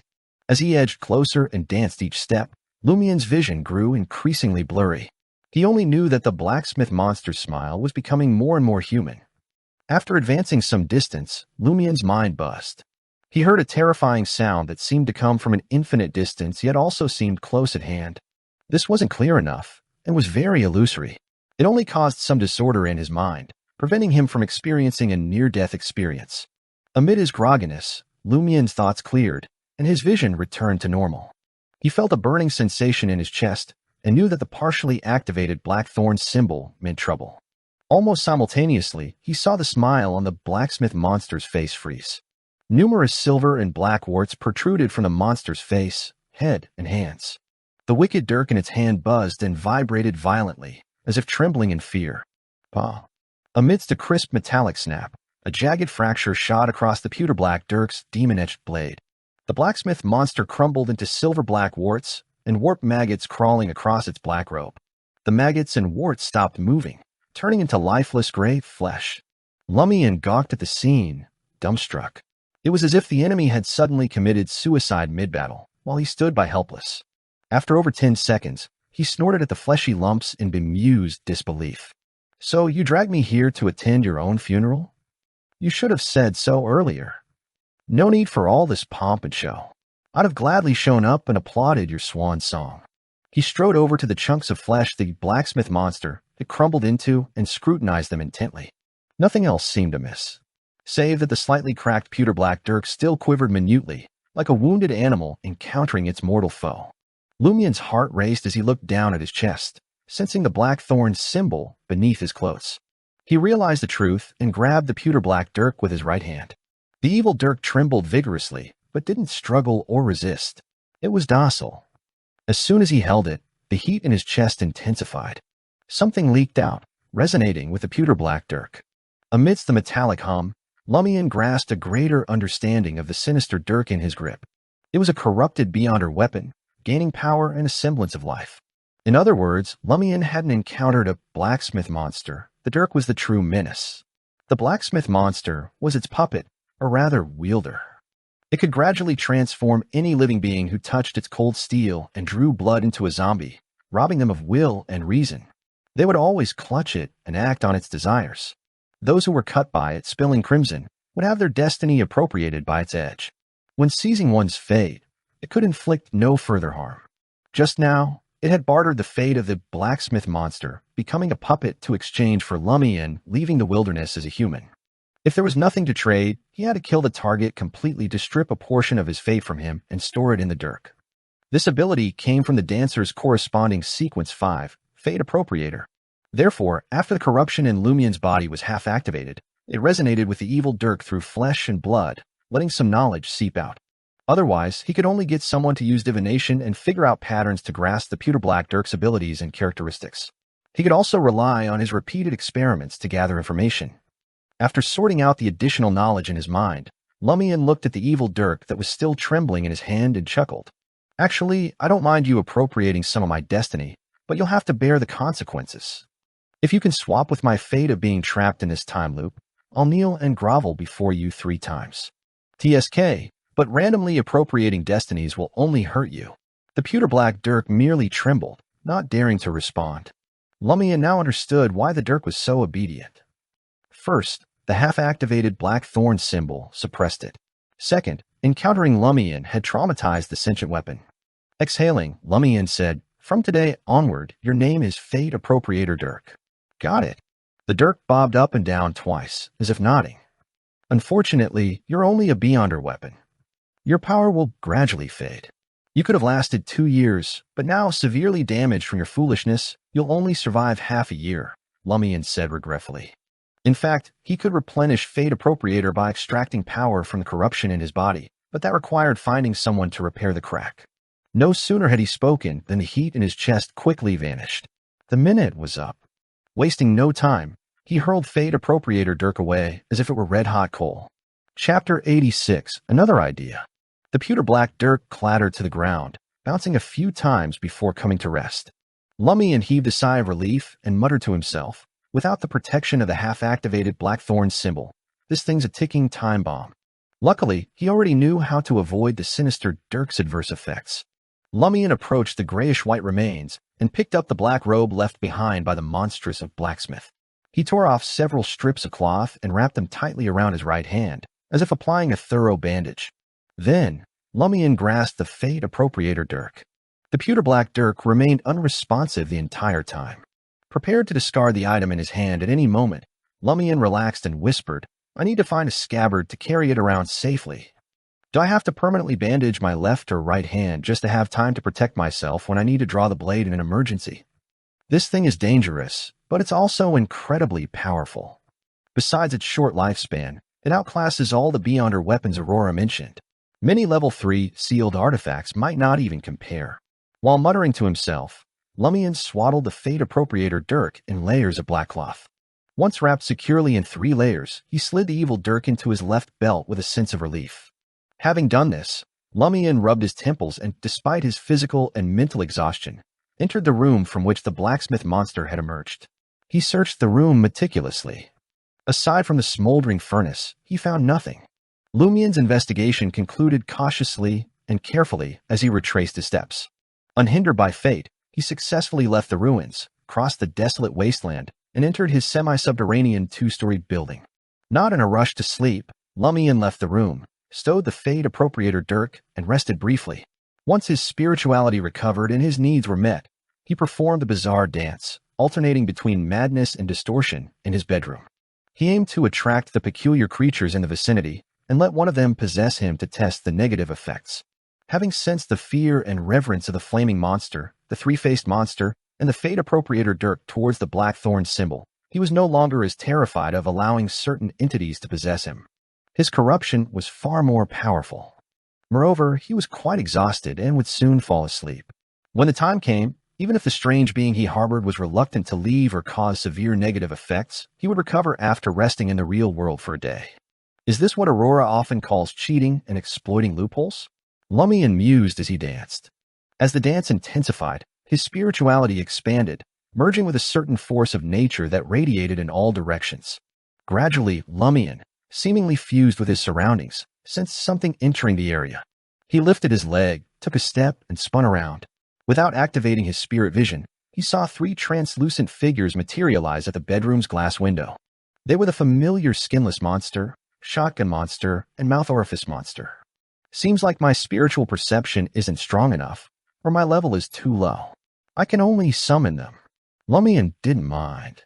He drew the ritual silver dagger Aurora had given him and sliced a wound on the back of his left hand. A drop of crimson blood quickly welled up but didn't spread. On the spot, it congealed and took on a demonic hue. The 3 ghostly figures outside the window instantly stirred. Lumian deftly used the ritual silver dagger to pick up the congealed drop of blood. With a final flourish of his dance moves, he pointed the blade towards the mouth orifice monster. He was inviting the entity to latch onto him. The monster, bearing 3 black marks on its upper body, opened its vortex-shaped mouth as if responding to Lumian's call, but it hesitated to take further action. That's right. The window is still closed, and the monsters in the dream ruins don't dare enter my house. Lumian swiftly grasped the situation. In sync with his dance rhythm, he leapt, landing gracefully on the desk before the window. With his left hand, he slid the tightly shut glass window open. Then he extended the ritual silver dagger, bloody tip first, outside the house. Instead of devouring the drop of blood and entering Lumian's body through the ritual silver dagger, the maw-like creature retreated 7 or 8 meters, floating amidst the howling wind, still mesmerized by the dance. Hey, come over. Lumian, on the verge of completing his final dance step, couldn't help but urge anxiously. The 3 hazy, translucent figures outside the house drifted further away. As Lumian's dance came to a halt, they vanished entirely. Lumian stared at the scene, baffled by the mouth orifice monster's refusal to possess him. He carefully reviewed the dance and the bloodletting process, certain he had made no mistakes. Could it be that its fixation remembers that I killed it, so it's unwilling to attach itself to me? But the knowledge that came with Dancer didn't mention this. Logically, it should be more eager to possess me and take revenge. Lumian pondered. Recalling the 3-faced monster's flight upon seeing him, he formulated a new hypothesis. I'm corrupted by an evil god and sealed by a greater being. Are these strange creatures terrified and unwilling to attach themselves to me? This was an extremely rare circumstance. It made sense that Dancer's corresponding mystical knowledge wouldn't cover such anomalies. The more Lumian considered it, the more he believed this was the cause, and the angrier he became. So you guys just watch me dance, but aren't willing to possess me? What's this called? In Aurora's words, freeloading. Lumian's disappointment grew as he realized that, before reaching Contract T, one of Dancer's abilities was rendered useless. He couldn't attract strange creatures and exploit their traits or powers. He consoled himself, hoping that only the Dream Ruins creatures behaved like this. After all, they were closely tied to the owner of the Blackthorn symbol. I wonder what I can attract in reality. Will they dare to attach themselves to me? Lumian mused, walking to his bed and lying down. His mood lifted as he glanced at the Fade Appropriator dirk, ensconced in layers of black cloth, on the cabinet beside him. This powerful Beyonder weapon would aid him in delving deeper into the dream ruins and uncovering their secrets. The only drawback was its inability to be brought into the real world. I wonder if that mysterious lady can help bring it out, just like how she brought the potion and ritual ingredients into the dream ruins. But the next time I explore the dream ruins, I'll have to trouble her to bring the Fate Appropriator Dirk back in. She's definitely unwilling to keep providing help. She's clearly averse to hassle and prefers slacking off. With these thoughts, Lumian drifted into a deep sleep. Oh. When Lumian woke up, the sky was an unnatural shade of inky black. Only a smoldering crimson smear of sunset remained in the distance, filling him with a bleak melancholy as if the entire world had abandoned him. Adjusting his emotions, Lumian left the room and descended to the first floor. Aurora was busy cooking dinner. Are your eyes okay? Lumian went over to help. Pretty much. Aurora tucked a stray lock of blonde hair behind her ear and widened her eyes at him. Lumian peered into their light blue depths but saw nothing amiss beyond a hint of blood. Aurora continued frying the lamb chops and casually asked, "Discovered anything interesting in the dream ruins this time?" Lumian began chopping ingredients for the last dish, recounting his encounters. That blade is powerful indeed. Seeing her brother was unharmed, Aurora stifled her concern with a laugh. If it were me, I'd never call it Fate Appropriator Dirk. Too straightforward, lacking charm. Lumian asked curiously, "What would you name it then?" Aurora smiled and said, "Fallen Mercury." "Fallen Mercury it is." Lumian nodded immediately. He had to use the name his sister gave. Aurora burst out laughing. "Actually, it's not the best name, but that's all I could think of on short notice." The monster's behavior confirms our theory. The blackthorn symbol on your chest, or rather, the corruption in your body, isn't simple. It can suppress something powerful to an extent and relates closely to that hidden existence. Perhaps the key to the loop lies with you. Yes, Lumian nodded. Let's see what secrets the dream ruins hold. Then we'll wait patiently for the 12th night. So far, they had investigated almost all abnormalities. Only the tomb where the owl was had not been explored. It was far too dangerous. Aurora didn't believe she, Lumian, and the three foreigners could face it. Her only hope was asking Madame Poalis for help, but she clearly didn't intend to interfere, merely waiting for the opportune moment. Lumian didn't hold much hope recounting how the strange creatures his dance attracted were hindered by the two symbols on his body, preventing success. Grande sir, any ideas to circumvent this restriction? Aurora scooped up the lamb chops, pondering a moment. Since it's impossible to invite a god to possess you, why not try giving an order? Order. Lumian's eyes lit up. Aurora nodded slightly. Since those strange creatures fear the corruption in your body and the seal of that great existence, use their fear like a fox, assuming the authority of a tiger. Order them to attach themselves to you. Right? Use ancient Hermes when you try. That's an idea. Lumian understood what his sister meant by a fox, assuming the authority of a tiger. Chapter 87, Catharsis. Aurora carried the plate of lamb chops to the table and said, "I'm not sure if ordering them under those circumstances will work. After all, I'm not a dancer, and I don't have any relevant mysticism knowledge. However, you won't lose anything by trying." That's true. Lumian took over at the stove and said with a grin, "It'll just be another wound while I bleed a little. I'll recover after a nap. What do you think the three-headed giant at the top of the mountain is? What does it have to do with the hidden existence and the corruption in my body?" Aurora set the plates down and turned around. "Don't you think you're overestimating me? I've never encountered or heard of such strange things." Without waiting for Lumian's response, she added thoughtfully, "However, there are many similar concepts in the myths and legends of my hometown. They have 3 heads and 6 arms, gods or demons." She continued, "And according to our guesses, the dream ruins are closely related to the corruption in your body. There's a high chance that the giant's image reflects some aspects of a hidden existence. You said that the honorific name or description of that person is different from the usual ones. Every segment contains 3 aspects and 3 forms that symbolize a certain authority. Therefore, it's very normal to correspond to 3 heads, just like how the 3-faced monster has faces that represent the 3 stages of humanity. As for why it has 6 arms and why it sits atop the blood-colored mountain, there's too little information. I can't guess. Focus on the circle of walls for the time being. I feel that we can find many useful clues." All right. Lumian followed his sister's instructions and placed the sliced shredded potatoes into the pot, stir-frying them with oil. Aurora ended the topic regarding the dream ruins and said to Lumian, "When you went to bed in the afternoon, I thought about it seriously and decided to invite the 3 foreigners to stay with us." "Why?" Lumian was puzzled. Aurora watched her brother bustling around inside. "We assumed the Padre would react like a normal person, but we can't forget that some of his followers have already accepted a boon. In a way, they're corrupted. According to the mysterious lady, the boon's effects concentrate on the body and mind. So, besides gaining abilities, one's personality will shift. The more boons a person takes, the more severe the change will be, especially if they can't handle it." "Right." Lumian recalled the mysterious lady's words. She warned that if the body couldn't endure such a massive boon, the recipient would either turn into a monster, become a puppet of an unknown entity, or transform into someone else who'd treat things they cherished in the past with indifference. Aurora concluded, thus Shepherd Pierre Barry and his followers, who've received the boons long ago, might disregard the Padre's plan and seek greater vengeance. If the 5 of us stick together and support each other, we can effectively improve our chances of survival until the 12th night. Lumian pondered her proposal and agreed. But he raised a logistical issue. "So, where do they stay?" "In the living room downstairs. It won't work as well if we're on separate floors." Aurora glanced at her brother, who approached with a plate of stir-fried shredded potatoes. "You can move into my room, and we'll let the 3 foreigners use your bedroom and the study upstairs. They can divide the rooms among themselves." "Huh." Lumian didn't expect such an arrangement. "I'll share a bed with you."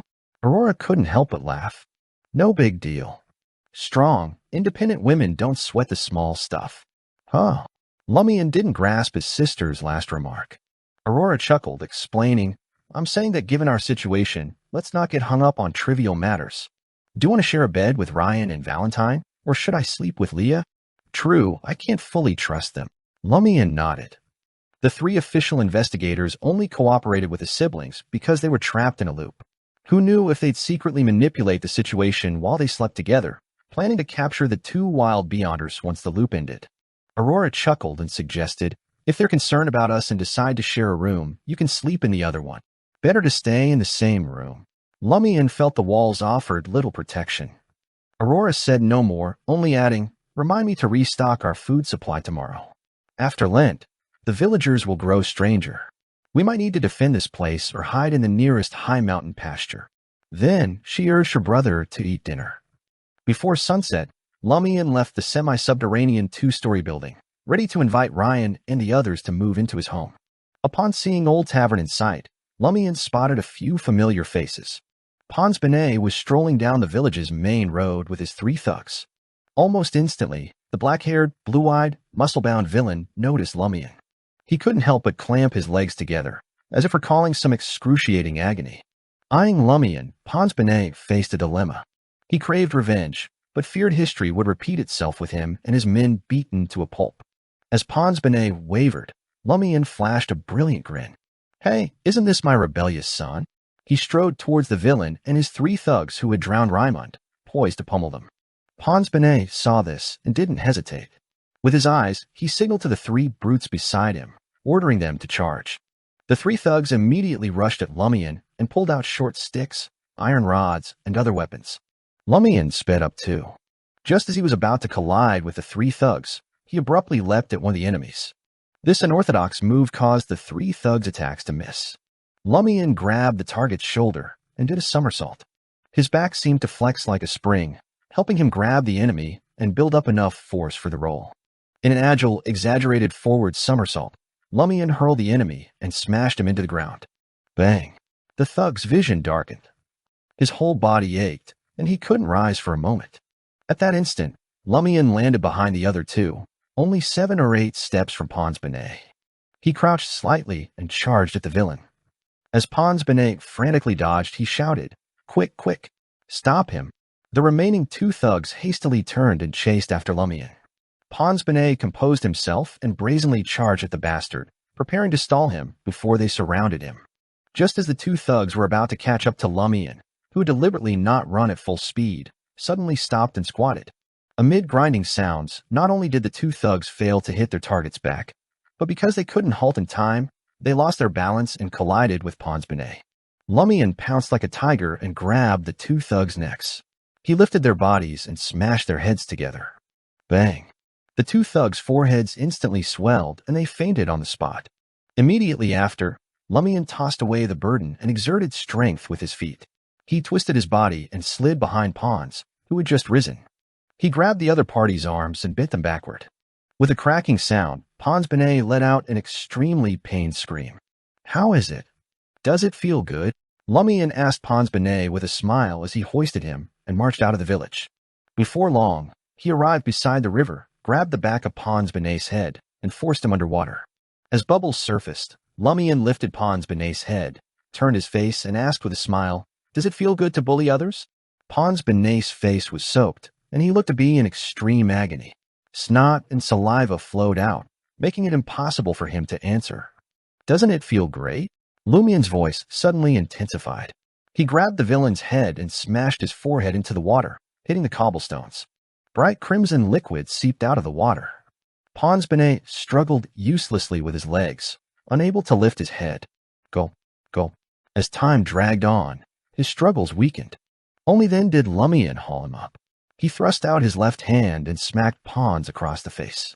"I'm asking you, does it feel good to bully others?" Pure terror filled Pons's eyes. He didn't know how to respond. Just then, a figure ambled over to the riverside. It was the hooded shepherd Pierre Barry.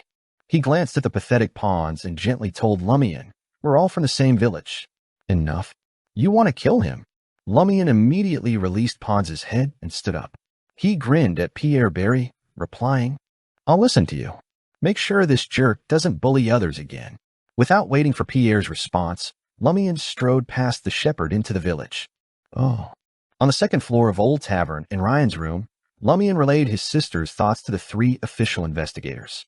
Ryan exchanged a look with Leah and Valentine and nodded. Smart thinking. In a situation like this, spreading ourselves too thin just makes us an easy target. We can move into your house now. As they headed to Lumian and Aurora's house with her luggage, Leah asked Lumian amidst her tinkling sounds, "So what's the plan for the tomb?" "The plan?" Lumian snorted. "You think we can just waltz in there?" Leah smiled, relieved. "Good, you're still being cautious." Ryan chimed in. "What we mean is if whatever's in that tomb really leads to the cycle's key, it'll show up during the 12th night ritual. And if it's got nothing to do with the source of the cycle, why take the risk going in? In short," Lumian said, catching on, "we just wait patiently for the 12th night." Chapter 88. Ryan nodded at Lumian's confirmation. "You can interpret it that way, but if there are any other abnormalities worth investigating, we can't ignore them." "All right." Lumian actually shared the same thought. He hadn't even planned on participating in Lent, just in case he couldn't resist attacking when he saw the performance at the celebration. The four of them rapidly reached Lumian's residence, where Aurora led them to the second floor. Now dressed in a pure white cotton dress that accentuated her down-to-earth charm, Aurora pointed to Lumian's bedroom and study, offering the three official investigators a choice. "You can choose either room." Ryan glanced at Leah, seeking her opinion. After pondering for a few seconds, Leah raised her right hand, pointed at the study with a smile, and said, "That recliner looks pretty good. I could sleep there." "Ryan, bunk in that room with Valentine." While Aurora had the same question in mind, Lumian asked, "You trust us that much?" He assumed the three foreigners would opt to sleep in the same room on the floor, fearing an attack if they were separated. Leah grinned and answered Lumian's half-mocking, half-doubtful query. "My divination tells me the two of you can be trusted." As she spoke, she walked into the study. Accompanied by tinkling sounds, she lay on a recliner with a contented expression. Aurora found Leah intriguing and approachable. She smiled and advised, "A friend once told me that you can believe in divination, but not blindly. Divination is not all-powerful. My mentor said something similar, but we're all in the same situation. If I don't trust it, what else can we do?" Leah replied with a grin, snuggling into the recliner. Aurora didn't mind relinquishing her favorite seat. She pulled over a chair and sat down. Their study also served as a small living room. It occasionally hosted afternoon tea parties, so there was ample space and chairs. Ryan surveyed the corridor briefly before returning to the study. He said to Aurora and Lumian, "I have some suggestions." "Please go ahead." Aurora politely assumed an attentive posture. Ryan nodded and offered, "First, when you sleep at night, don't close any doors. Let everyone be in the same space. This way, no matter where an abnormality occurs, we can react promptly. Second, considering we've destroyed the altar, someone might attempt to deal with us before Lent. Starting tonight, everyone will take turns on night duty. Yes, from 10 p.m. to 8 a.m. the next morning, 2 hours per person. How professional. Aurora muttered almost silently. Lumian glanced at her, as if asking why she hadn't thought of it. Aurora spread her hands slightly, signaling her lack of experience in team operations. She then turned to Ryan and Valentine, stating confidently, Lumian will cover the period between 10 p.m. and midnight. Leah and the others didn't object to this arrangement. From their perspective, it made sense. Among the 5 present, Lumian had the lowest sequence and least experience. He was most prone to mistakes on night duty, but from 10 p.m. to midnight, others would still be awake to cover for him. Lumian knew his sister's intentions extended beyond this. He had to explore the dream ruins undisturbed after falling asleep. After finalizing the first schedule, Valentine volunteered, I'm used to sleeping and waking early. I'll take the 6 a.m. to 8 a.m. slot. You get up early to welcome the sunrise? Lumian teased instinctively. Valentine's gaze on him softened. Yes, I want to greet the rising sun and praise the light. His eyes seemed to say, as expected, only a devout believer of the eternal blazing sun understands me. Hey, I'm mocking you, brother. Lumian felt slightly defeated by Valentine. In the eternal blazing sun church, brother was a term used among believers. The 2 mainstream organizations within it, the Order of Preachers and the Brotherhood Minor, employed the term. I'm not used to being woken up mid-sleep, Leah chimed in. I'll take the midnight to 2 a.m. slot. Aurora nodded. I like to wake up late. I can take 2 a.m. to 4 a.m. And don't wake me for breakfast tomorrow. I'll get up around noon. Leave the rest to me. Ryan claimed the worst period with satisfaction. He also entered the study and found a chair to sit on. A conversation flowed effortlessly. Aurora, though seldom venturing out, possessed a wealth of knowledge spanning from astronomy to geography. She had her finger on the pulse of the latest trends, scandals, and supernatural events in metropolises like Trier and Backlund. This left Leah, Ryan, and the others secretly in awe of her. As expected of the renowned author, Aurora Lee, Leah couldn't help but exclaim, No wonder you can tackle any theme. Aurora inquired with genuine curiosity, Have you read my novels? Leah's eyes sparkled as she replied with a smile, I've been reading your first novel since I was a young girl. By the way, I'd love your autograph. As she searched for papers and fountain pens, the silver bells on her veil and boots jingled. Are those sealed artifacts? Having heard Lumian mention Leah's performance with the 4 bells, Aurora couldn't resist asking. Leah produced a stack of post-it notes and a fountain pen, casually responding, Yes, they can proactively warn me and enhance my divination abilities. The downside is they're rather noisy and not exactly discreet. Plus, the wearer must dress fashionably, with a dress being mandatory. It has to look good, or it'll be not only useless but also potentially misleading or even dangerous. Aurora chuckled. I can't decide if these bells were originally a man or a woman. Lumian agreed. If they were from a woman, it was a remnant of her vanity. If a man, he was undoubtedly a pervert. Leah offered a faint smile. That involves some confidentiality, so I can't say any more. She stood up, handing Aurora a post-it note and the fountain pen.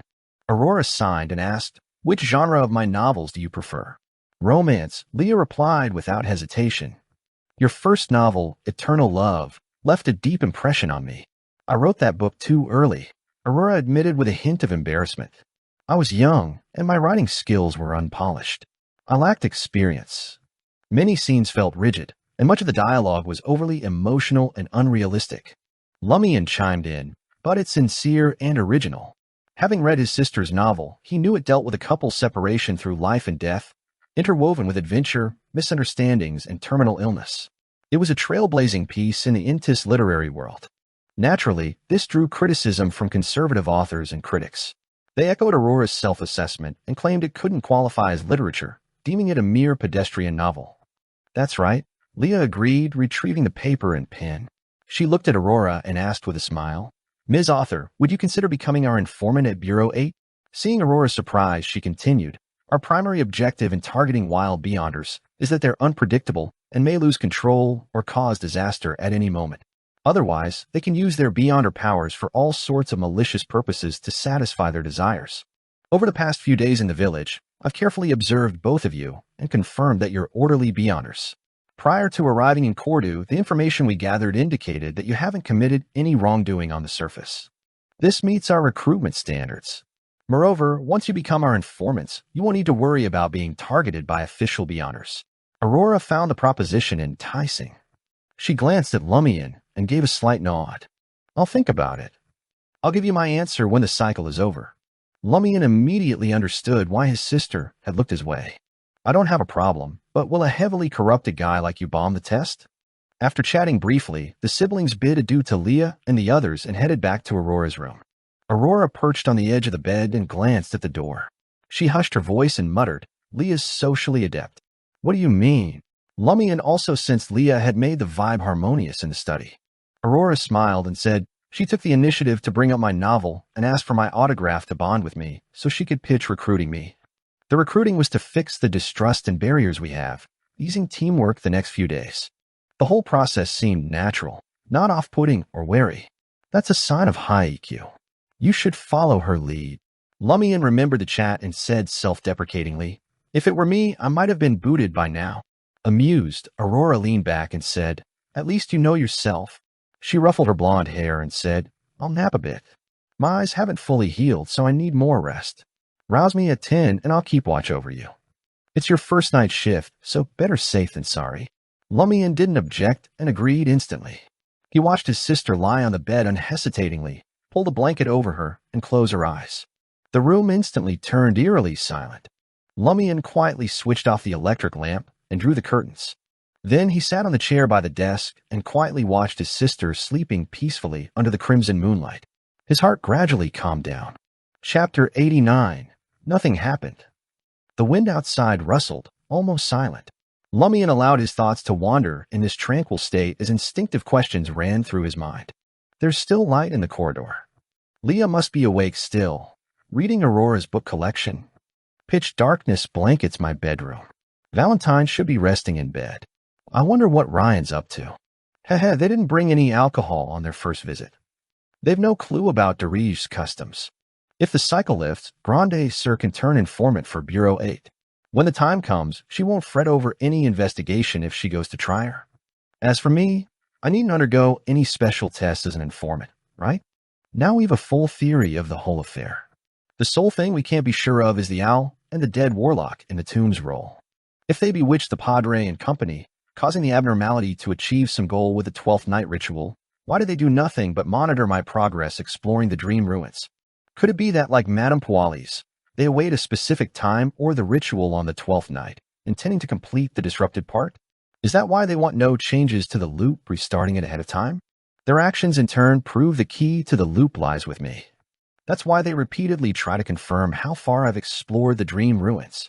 If I unlock the dream's secret before the 12th night comes and master recycling the corruption, will they ignore the possibility of the cycle restarting ahead of time and attack me to hold me in custody? Yes, it's very likely they still have their memories. As all sorts of thoughts raced through his mind, Lumian suddenly heard faint commotion. Bah! It was a sheep's bleat, as if from afar. Lumian instantly thought of the three people turned sheep and shepherd Pierreberry. Don't tell me he really wants to attack us dead of night. Lumian stood up and listened intently. Outside the window was but the wind sound through leaves and branches. No bleeding. It seemed Lumian, so engrossed in his thoughts, was hallucinating. But he didn't think so because he felt slight heat in his left chest.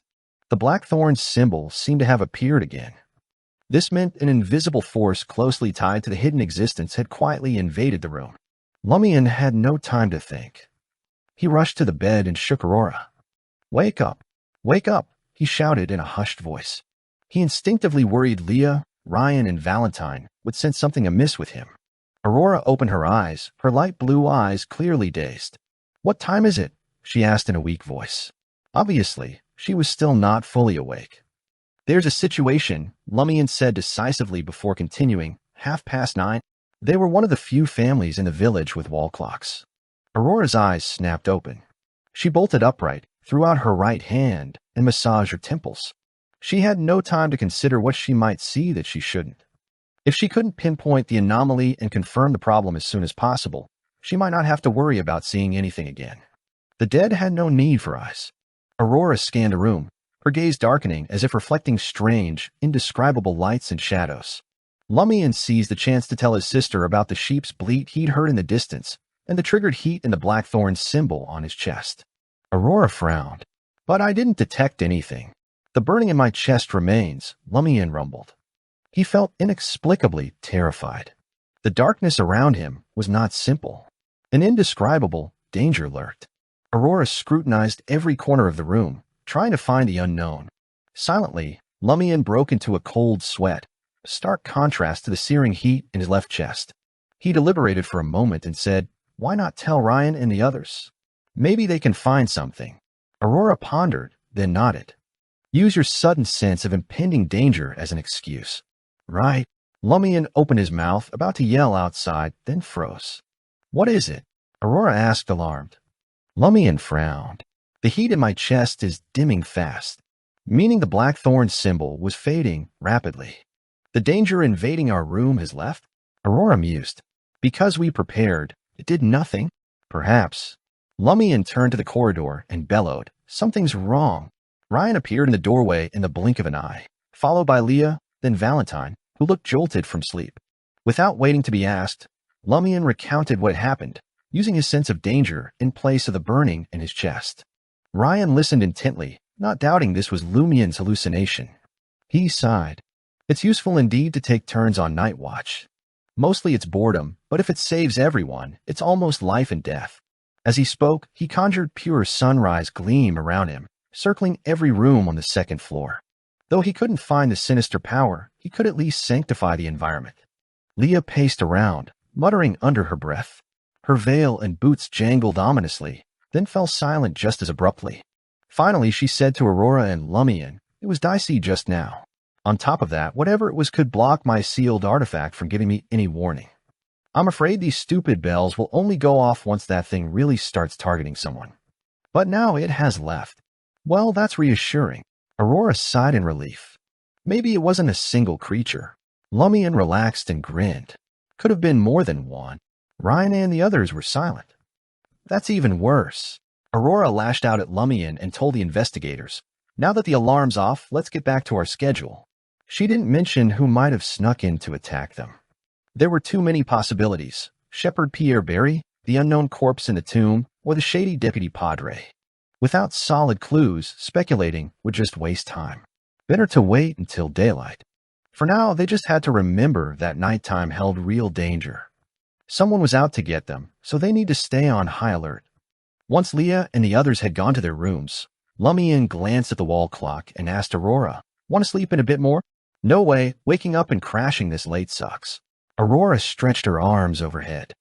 Just to handle emergencies, I got this dress with pockets for spell components and useful stuff. I didn't even dare roll over, scared I might stab myself. I slept like a board." As she spoke, she hopped off the bed and strode to the window. She yanked back the curtains and peered outside. Cordu was silent. Many houses were still lit up. "I thought that owl would come after us for sure, but there's no sign of it out there." Aurora surveyed the area and explained to Lumian. Lumian nodded. "That was my guess, too." He then leaned in and whispered everything he had figured out to his sister. "Not bad," Aurora said with a smile. "You're getting better at analyzing situations." "I've got nothing to add." She paused. "But we can't take matters into our own hands. That tomb is too dangerous." At this point, she exclaimed, "At dawn, we'll pay Madame Powali's a visit and tell her your theory. Let her know the warlock's and owl's motives might affect her escape from this time loop at that precise moment." "I'll go myself," Lumian said. He didn't want Aurora anywhere near Madame Powali's, who had designs on her. Aurora didn't argue. She only reminded him, "Watch your back. Don't piss her off or else." She eyed his abdomen meaningfully. Aurora sighed and said, "Truth is, that mysterious lady at Old Tavern is clearly stronger, but she wants nothing to do with this time loop. No way she'll help us investigate that tomb." "Yeah," Lumian agreed. He then said, "Still, I'll drop by Old Tavern tomorrow to see if I can run into her. What if she changes her mind?" "Fair enough." Aurora didn't object. They chatted in hushed tones until midnight. After Lumian relieving his post with Leah in the study, he returned to Aurora's room. He lay beside his sister, inhaling her familiar scent and sinking into the soft mattress. Sleep eluded him. "What's wrong?" Aurora asked, noticing his tenseness. "Just not used to this," Lumian said carefully. Aurora scoffed. What happened to the bold Lumian I know? Lumian didn't reply. Aurora exhaled slowly and smiled. Remember when you first started tailing me? You were scared I'd slip away and refuse to sleep at night. You were super vigilant. Yeah, I do. Lumian drifted into the past. Back then, you'd hum me a lullaby and let me doze off to the sound of your voice. As soon as the words left his lips, a familiar melody reached his ears. Light and soothing, it calmed his body and mind. Leaning against the bed, Aurora gazed into the deep crimson dark before her. She hummed the lullaby from her hometown, soft and wistful. It was a song their mother had crooned when Aurora was just a kid, coaxing her to sleep. Go to sleep, go to sleep. Lost in the gentle tune, Lumian gradually unwound and slipped under. Oh. Lumian woke up amidst the faint gray fog. He scoped the room and realized that he wasn't in his sister's room. He was still in his own room. Chapter 90, trying again. Indeed, no matter where I fall asleep, I'll wake up here. Lumian tumbled out of bed and glimpsed at the fate appropriator Dirk beside him. No, fallen Mercury. He paced to the window in the faint gray fog. He planted his hands on the desk and cast his gaze at the blood-colored peak. At the summit of the mountain, the fog was dense and stratified, utterly masking the three-headed, six-armed colossus. I nearly lost control with just a glance the last time. I really have no idea what to do if I have to face it in the future. Lumian sighed in frustration. He didn't sink into such emotions for long and quickly broke free because he still had numerous things to do. Lumian contorted himself into a deranged dance within his bedroom, emitting a distorted spiritual pulse. Combined with the stirred forces of nature, he broadcasted himself in an unspecific direction. Before long, he sensed approaching entities and saw the translucent forms of the mouth orifice monster, the shotgun monster, and the skinless monster reflected in his glass window. Lumian was in no hurry. Following his dance, he withdrew a ritual silver dagger and stabbed the back of his left hand.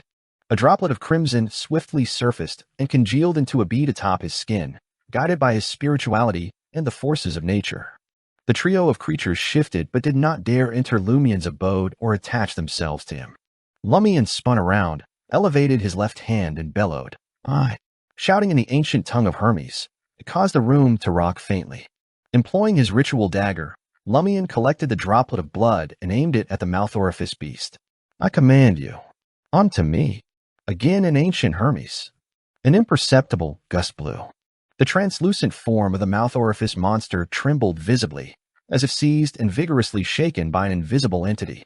Just as Lumian completed his dance, believing it would have no effect, the mouth orifice monster hurtled into the house and landed upon the ritual silver dagger, devouring the droplet of crimson.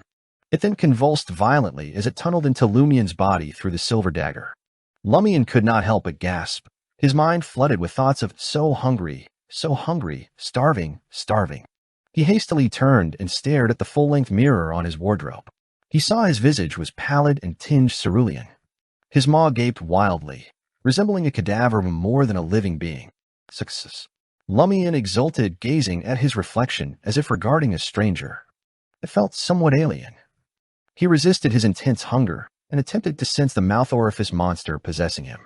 It was like acquiring an additional brain. Much of it brimmed with hunger, bloodlust, madness, and more. Instinctively, he had a proclivity to harness its characteristics. Lumian could utilize his will and spirituality to magnify one of those instincts. It equated to employing the mouth orifice monster's traits or abilities. Without a second thought, Lumian chose invisibility. In the blink of an eye, his reflection vanished from the full-length mirror. Everything from his body to his clothes to the ritual silver dagger had disappeared. Lumian took a few steps forward and back, but he couldn't spot any traces of himself in the mirror or glass. Of course, his footprints and scent remained. Lumian stuffed the silver dagger Aurora had given him, raised his arms, and punched the air a few times. With each whooshing punch, the full-body mirror stayed empty until Lumian swung a fist at its surface.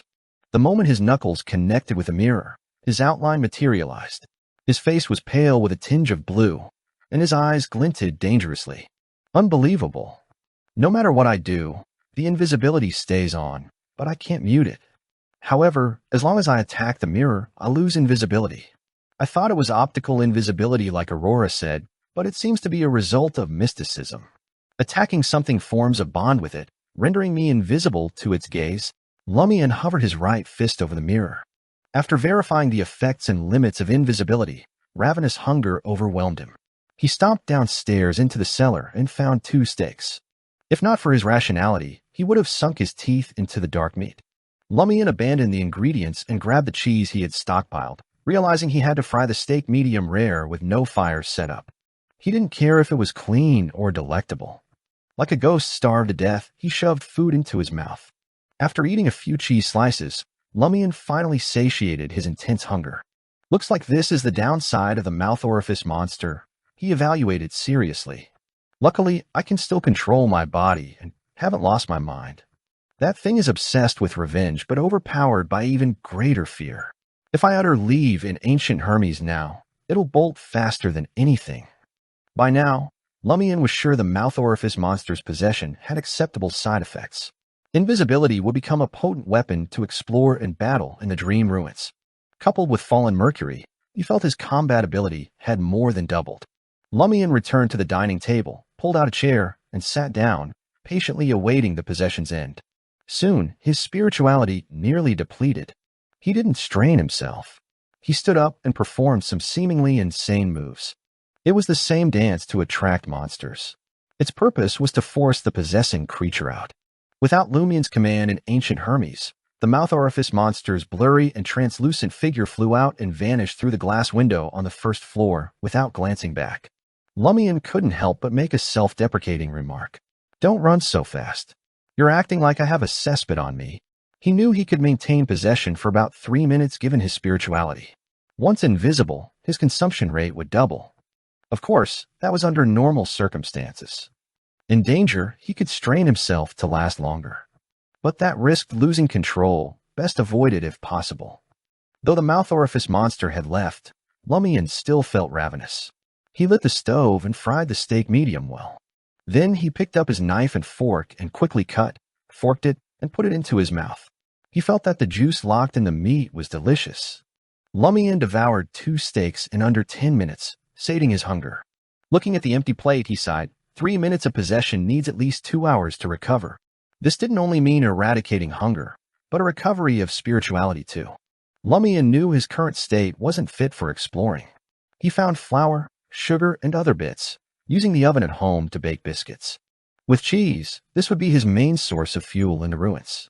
Had he more time, he'd have gotten jerky food shepherds often carried. As a quarter resident, he knew how to make them. Busy with this, Lumian pondered his dream ruin plans. First, circle the city wall. Then hunt that flaming beast.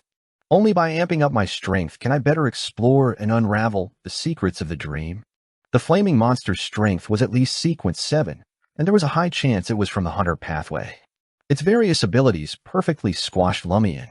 He hadn't planned on dealing with that dude anytime soon, hoping to first seek out prey that was weaker and on par with a provoker. But now scoring fallen mercury and invisibility gave him a certain level of hope. When his spirituality had mostly recovered, Lumian placed the baked biscuits and sliced cheese into a cloth pouch and slung it around his waist.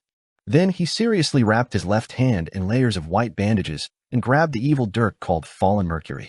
Hauling his shotgun and axe, Lumian strode towards the door on the first floor with the other stuff he needed.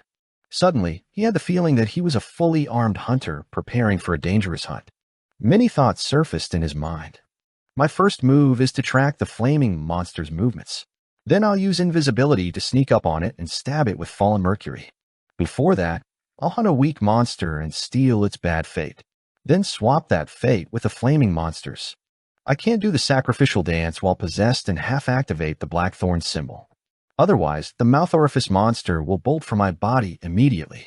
So, how do I get away from the flaming monster after hurting it and wait for the fate swap to finish? It'll easily lock onto me through my traces. Invisibility alone won't cut it. Lumian hadn't figured out the last part yet. That depended on early intel. As he opened the door and went into the wilderness, he had an odd feeling. If I can successfully hunt the flaming monster, my hunter potion will be fully digested.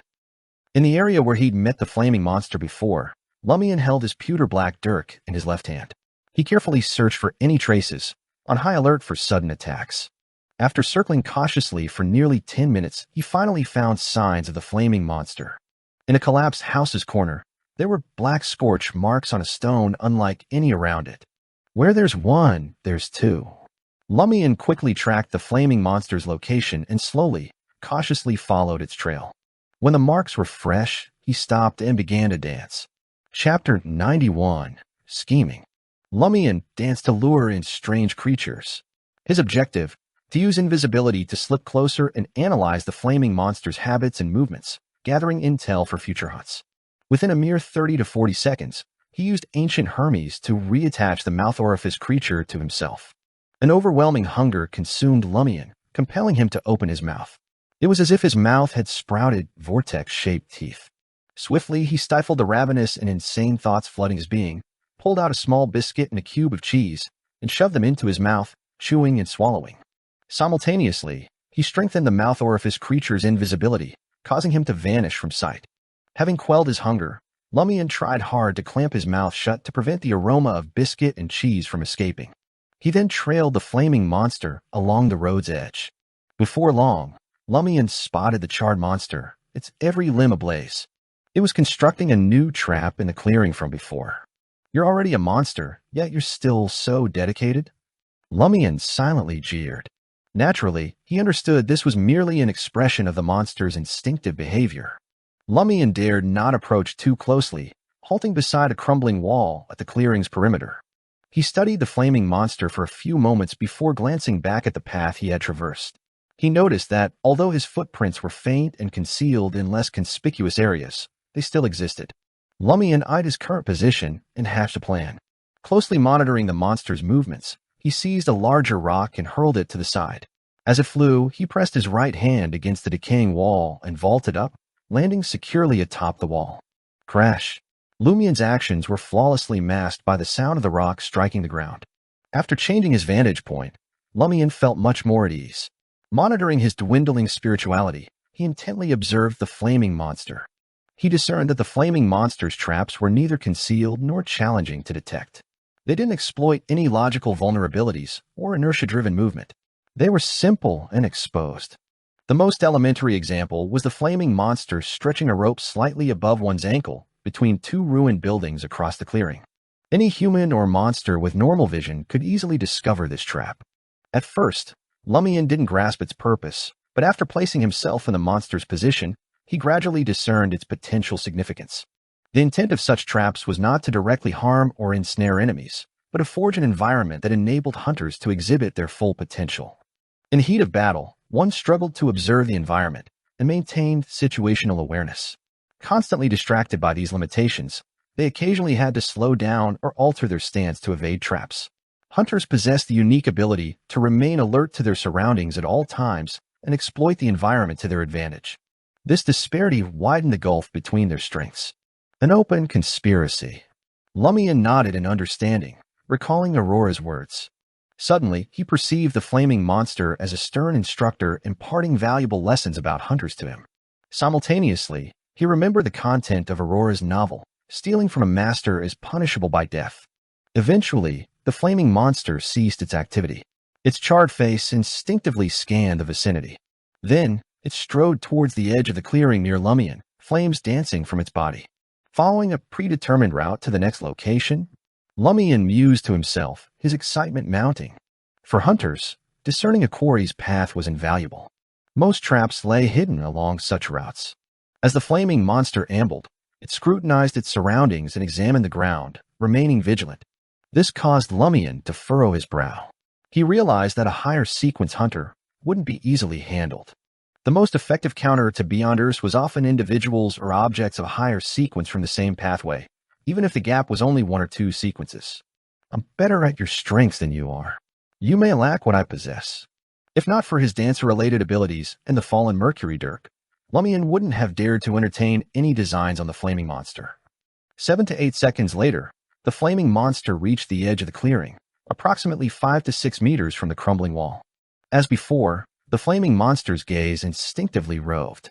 It paused, as if observing footprints near the wall's edge that appeared to have been left by someone. Thump, thump. Lumian's heart pounded involuntarily. He wasn't prepared to hunt the flaming monster just yet. Despite the 5 to 6 meters between them, Lumian hesitated to kill the enemy with fallen Mercury, knowing the latter hadn't stored an exchangeable fate. If a fight erupted, he'd be hunted before he could activate the blackthorn symbol. Lumian struggled to control his heartbeat and breathing. His right hand hovered over the black cloth covering Fallen Mercury's blade, ready to tear it away at any moment. If he leaped with full force from his current position, he might reach the flaming monster and avoid a long-range battle that favored his opponent. 2 or 3 seconds ticked by. The flaming monster averted its gaze and moved on. It didn't seem to have noticed Lumian's footprints.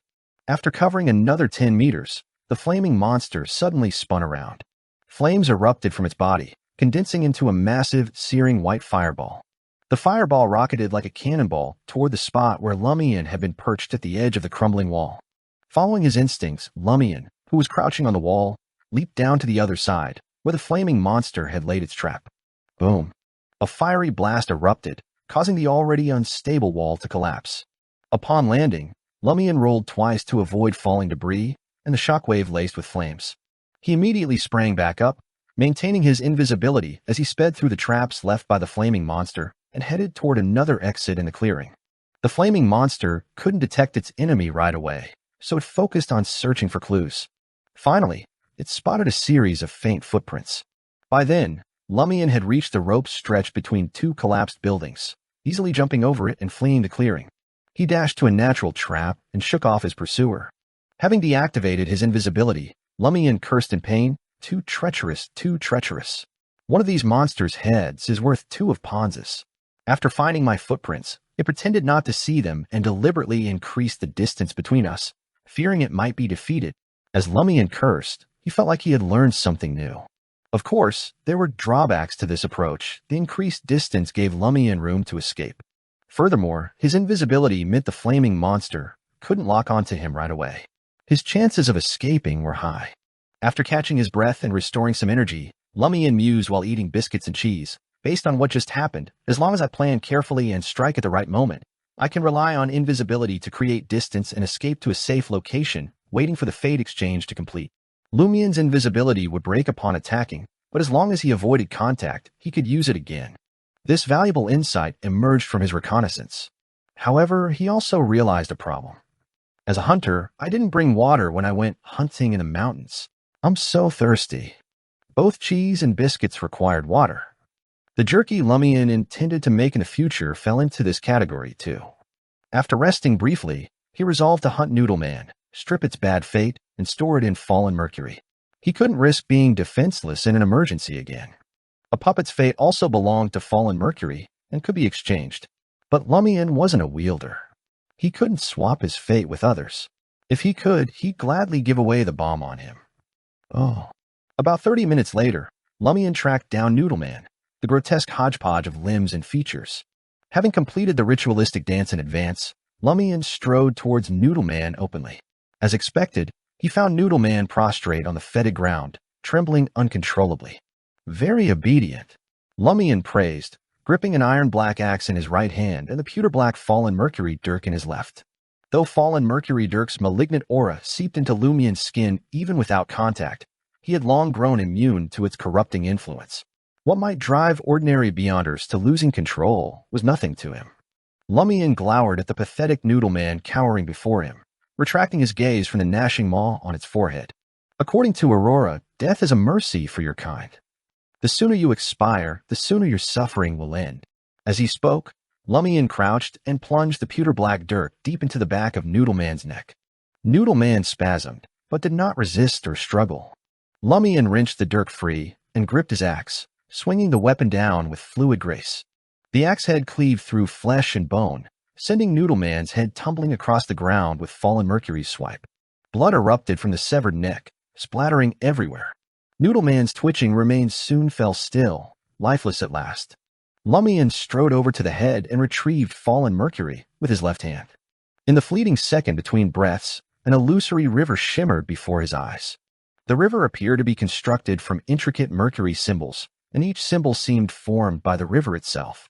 At once, the river's branches disappeared, leaving only the primary current. It fractured midway and kinked as if wanting to double back to its source, but for now could not prevail. Chapter 92, Stripping Fate. Lumian couldn't grasp the meaning of the illusory river he saw or sensed.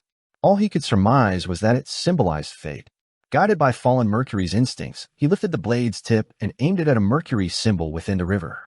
As soon as he made contact with the Mercury River, a series of scenes flashed through Lumian's mind. Noodle Man performing an enigmatic sacrificial dance. Noodle Man cowering before the Blackthorn symbol and prostrating itself. Noodle Man gathering the scattered flesh and blood throughout the dream ruins to satiate its hunger. Noodle Man attempting to approach the city wall circle, but retreating each time as if afraid of something. Noodle Man's head severed by an axe. Is this its entire existence since the loop began? Lumian realized this as he tried to stab the tip of fallen Mercury at the Mercury symbol, representing Noodle Man's demise at the end of the illusory river. It was too immense and heavy for him to succeed. At that moment, the Mercury symbol started to dissipate, and the illusory river gradually faded. The images in Lumian's mind grew hazy. There's a time limit? Lumian didn't dare to dawdle. Adhering to the principle of proximity, he aimed the dark pewter dirk at Noodle Man's fate of succumbing to the Blackthorn symbol. The Mercury symbol, seemingly formed by the river's entanglement, was pried open, condensing into a droplet that seeped into the blade of fallen Mercury. In the next instant, the illusory river vanished entirely, preventing Lumian from witnessing Noodle Man's fate again. He glanced down at fallen Mercury and noticed the heretic symbols on the pewter-black blade undulating gently like water, as though infused with some vital force. They had been mesmerizing from the start, but now they appeared even more sinister. Success, Lumian whispered to himself in relief. Fallen Mercury was now complete. In the future, as long as he could wound the flaming monster with his heretic dirk in battle, he could swap the monster's fate of cowering before the Blackthorn symbol with the former. Lumian wrapped the blade of fallen Mercury in black cloth and sheathed it in his belt. He dealt with Noodle Man's corpse briefly, moving it into a half-collapsed building. He destroyed the building's last support, allowing rubble and wood to fall, burying everything inside. After this, Lumian circled back to where the flaming monster had appeared. This time, he didn't approach for observation. Instead, he searched for footprints and other traces, taking time to identify which ones the target left while deliberately circling around. After nearly 2 hours, Lumian gradually deciphered the flaming monster's habits and patterns. A mental hunting map emerged. He spent some time surveying the predetermined battlefields, seeking natural traps to exploit. Eventually, Lumian rubbed his forehead and decided to delve deeper into the ruins while he still had energy, gathering information for future explorations. He remained vigilant and performed the sacrificial dance again, partially triggering the Blackthorn symbol. With the amulet in hand, Lumian quickly followed the same path as before. He encountered monsters along the way, but they either fled before attacking or vanished from sight at a distance. The deeper he went, the more similar situations occurred. Finally, when the burning sensation in his chest from the second sacrificial dance subsided, Lumian spotted the city wall, composed of twisted houses once more. He rested a while, waiting for his spirituality to recover before performing the sacrificial dance again. After the dance, sometimes forceful, sometimes graceful, Lumian headed in the direction where he found fallen Mercury, the Blackthorn symbol activated. After passing through the room where the flames had been extinguished, he slowed his pace, wary of a sudden assault. After walking a while, Lumian noticed the light ahead had dimmed considerably. It was as if a massive creature high in the sky blocked the light, or the sun was obscured by something. Lumian instinctively looked up, but saw only thick fog. Unable to determine the cause, he could only draw fallen Mercury and cautiously proceed. In a moment, it felt as if he had transitioned from day to night. Of course, this was an exaggeration. Lumian thought it more accurate to liken the foggy weather to a place shrouded in dark clouds. Almost simultaneously, he yawned involuntarily, his exhaustion intensifying. No, I can't sleep. Lumian forced himself to keep his eyes open as he retreated from the shadowy base of the mountain. His mental state improved significantly. Although still tired, he could endure it. You fall asleep the moment you enter. The deeper you go, the sleepier you become. Lumian mused silently. He turned and walked in another direction. After another sacrificial dance, he arrived at an unfamiliar area. To his right were walls stacked with doors and windows. To his left lay a wasteland connected to the circle of building ruins, and ahead stood brown trees. In the desolate ruins, the trees seemed incredibly resilient. They intertwined and embraced each other, forming a wooden wall 5 to 6 meters tall. This wooden wall had numerous green leaves and branches, a stark contrast to the deathly silence and desolation surrounding it. If it hadn't blocked the path to the back of the city wall, Lumian might have praised its tenacious vitality. But now he could only express his dissatisfaction with a crude gesture of raising 2 middle fingers. He could have chosen to take a detour and enter from the other side of the dream ruins, but he wasn't familiar with that area. His spirituality was nearly depleted, so there was no need to take the risk. Lumian yawned unabashedly, his chest still burning as he retraced his steps. Oh. As Lumian awoke, the first light of dawn had already crept through the thick curtains, casting an outline of the desk, chair, wardrobe, and other furnishings within the room. Still early, he thought, glancing over at Aurora beside him. Aurora's blonde hair lay strewn across the white pillow, her eyes closed in peaceful slumber. Her right hand gripped the edge of the blanket, occasionally attempting to turn over, but stopping instinctively. Her brow furrowed before gradually smoothing out. Lumian had a good idea why his sister reacted this way. She had hidden numerous bottles within her nightgown as a precaution.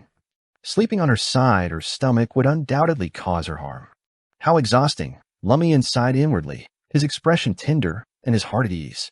After a moment, he carefully slid out of bed and left the bedroom. He moved toward a side balcony that led to the rooftop. Facing the distant crimson sky, he stretched his body.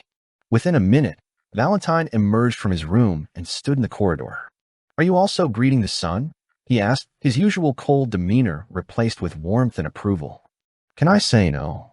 Lumian smiled. "That's right." Satisfied, Valentine stepped onto the balcony and stood tall, facing the rising sun.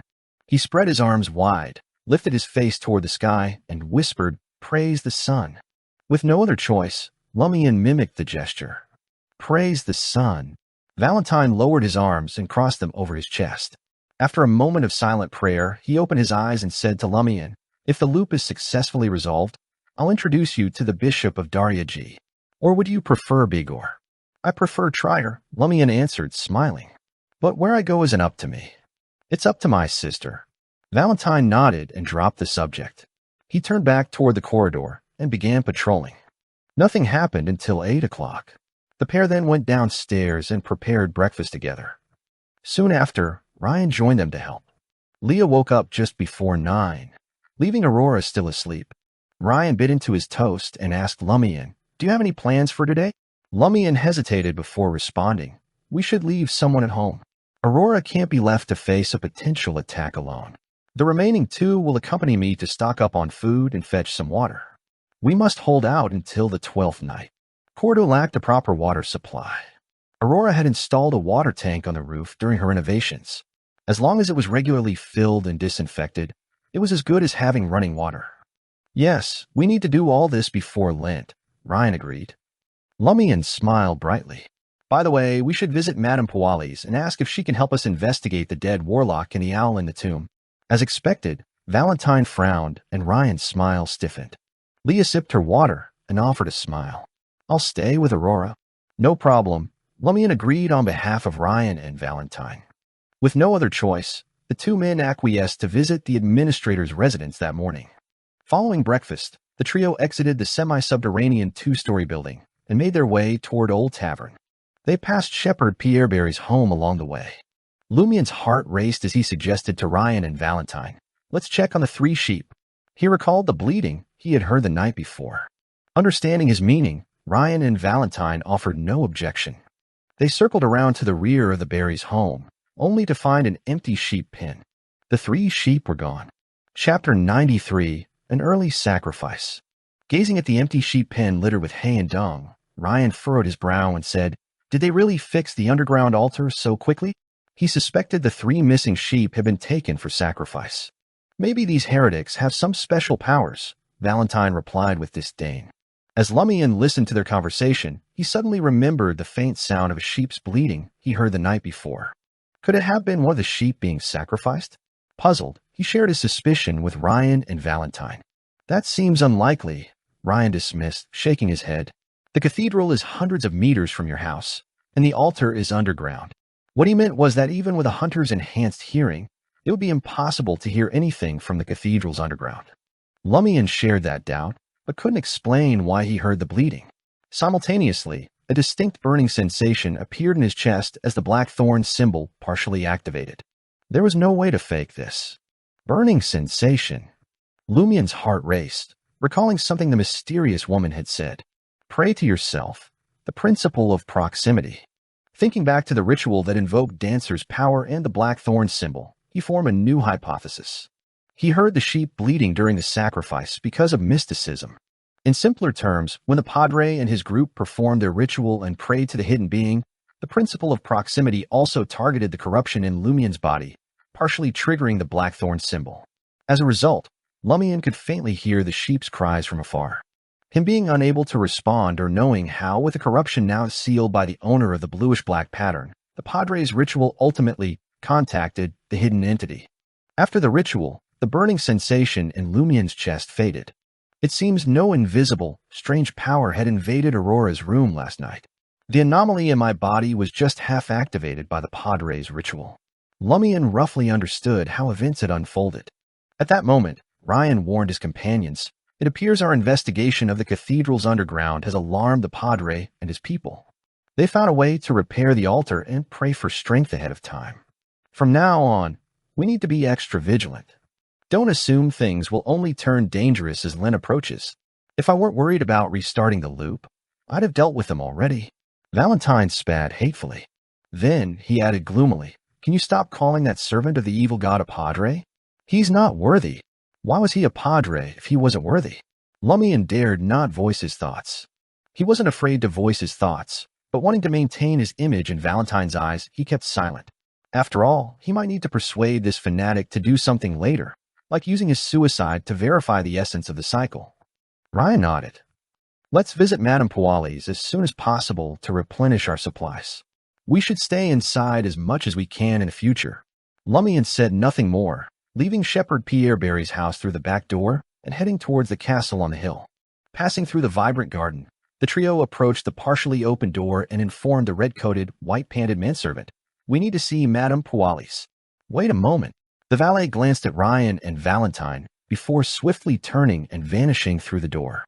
Soon after, the pale-faced midwife in a grayish-white dress emerged. Compared to last time, her face was even paler, and her eyes were so blank that it made one's heart turn cold.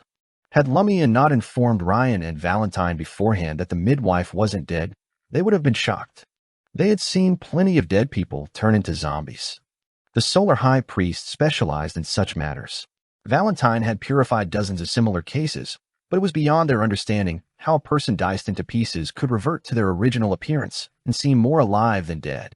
The midwife spoke in a monotone. "Madam doesn't want to see you. Please leave. We have urgent matters," Lumian insisted. "Isn't Madame Puali's concerned that the person underground will disrupt her plans?" The midwife maintained her tone. "Madam says it won't affect her." Hearing this, a chill ran down Lumian's spine. It meant they would have a hard time getting Madame Puali's help again. Lumian smiled without displaying frustration or disappointment. Looking at the midwife, he said, "But we might explore the tomb." He implied that during the exploration, either side could encounter trouble, triggering the loop to restart prematurely. Unfazed, the midwife remained stiff and blank. "You can try, but you'll only be disappointed." What does she mean? Lumian couldn't grasp Madame Puali's message. Does she mean they could explore all they wanted, and she would offer some help at crucial moments, but they wouldn't find any valuable clues? The more Lumian pondered, the more he doubted that was her intended meaning. Otherwise, she wouldn't have refused their meeting request through the midwife. Before Lumian could consider other possibilities, Ryan thoughtfully asked, "Is Madame Puali's trying to tell us that the person in the tomb can easily control us and prevent our investigation without triggering the loop?" "Yes." The midwife nodded slowly, turned, and retreated deeper into the castle. Lumian, Valentine, and Ryan exchanged glances and left, feeling helpless. Their next stop was Old Tavern, where they could purchase plenty of provisions and barrels of cheap wine. Compared to potable water that spoiled easily, wine was more stable. As long as its alcohol content wasn't too high, it could substitute for water. Entering Old Tavern, Lumian scanned the room but didn't spot the mysterious woman. Disappointed, he focused on a bar counter, telling tavern owner Maurice Binet what they needed. After Ryan and Valentine hauled out wine barrels, Lumian lowered his voice and inquired, "Where's the other lady?"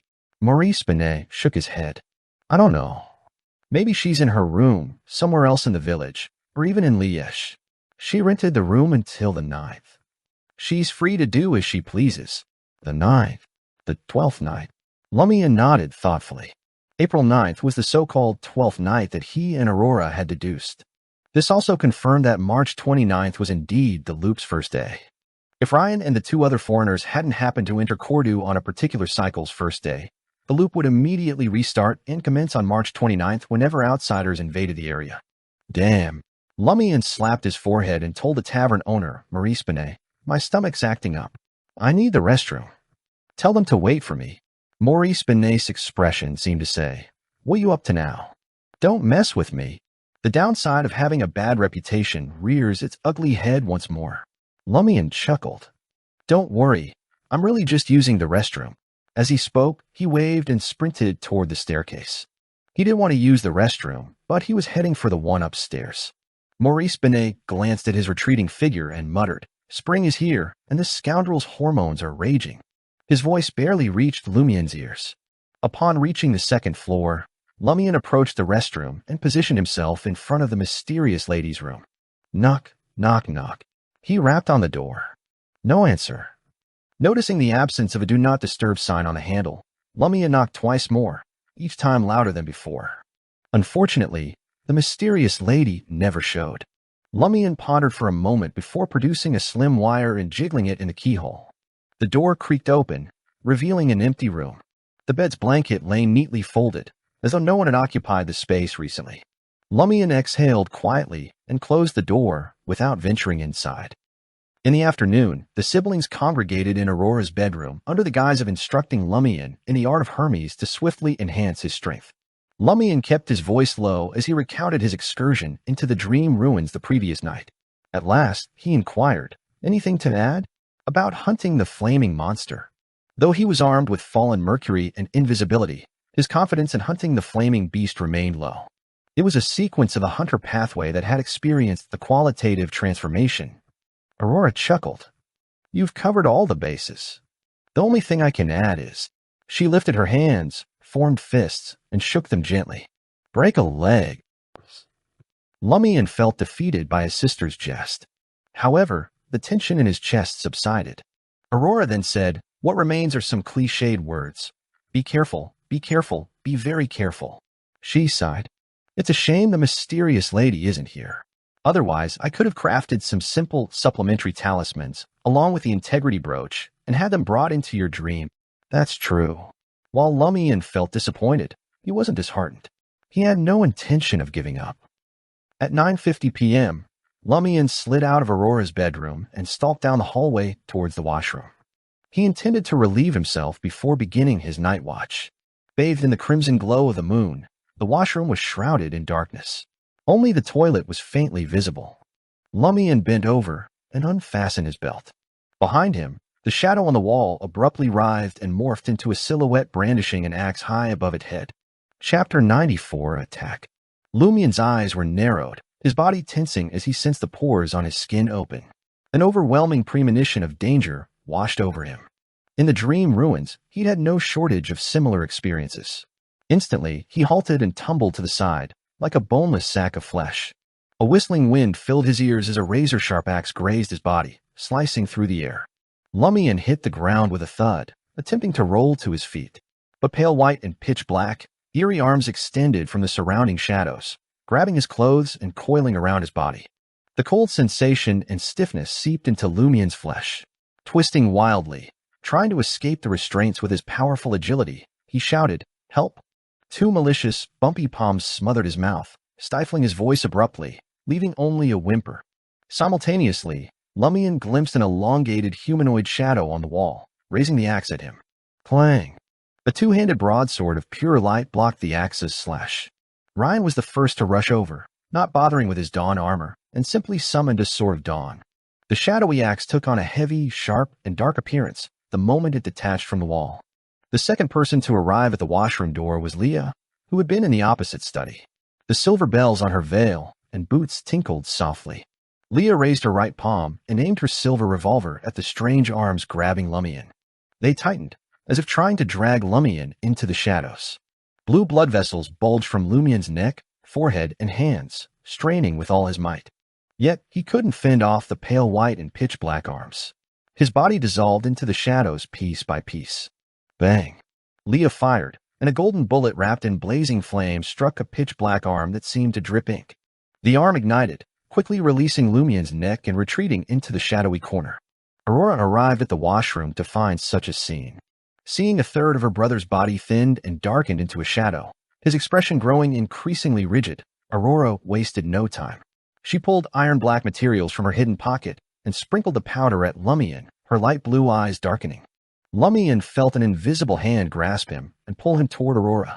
He recalled his sister using a similar spell before, but it had pushed him away. This time she yanked him closer.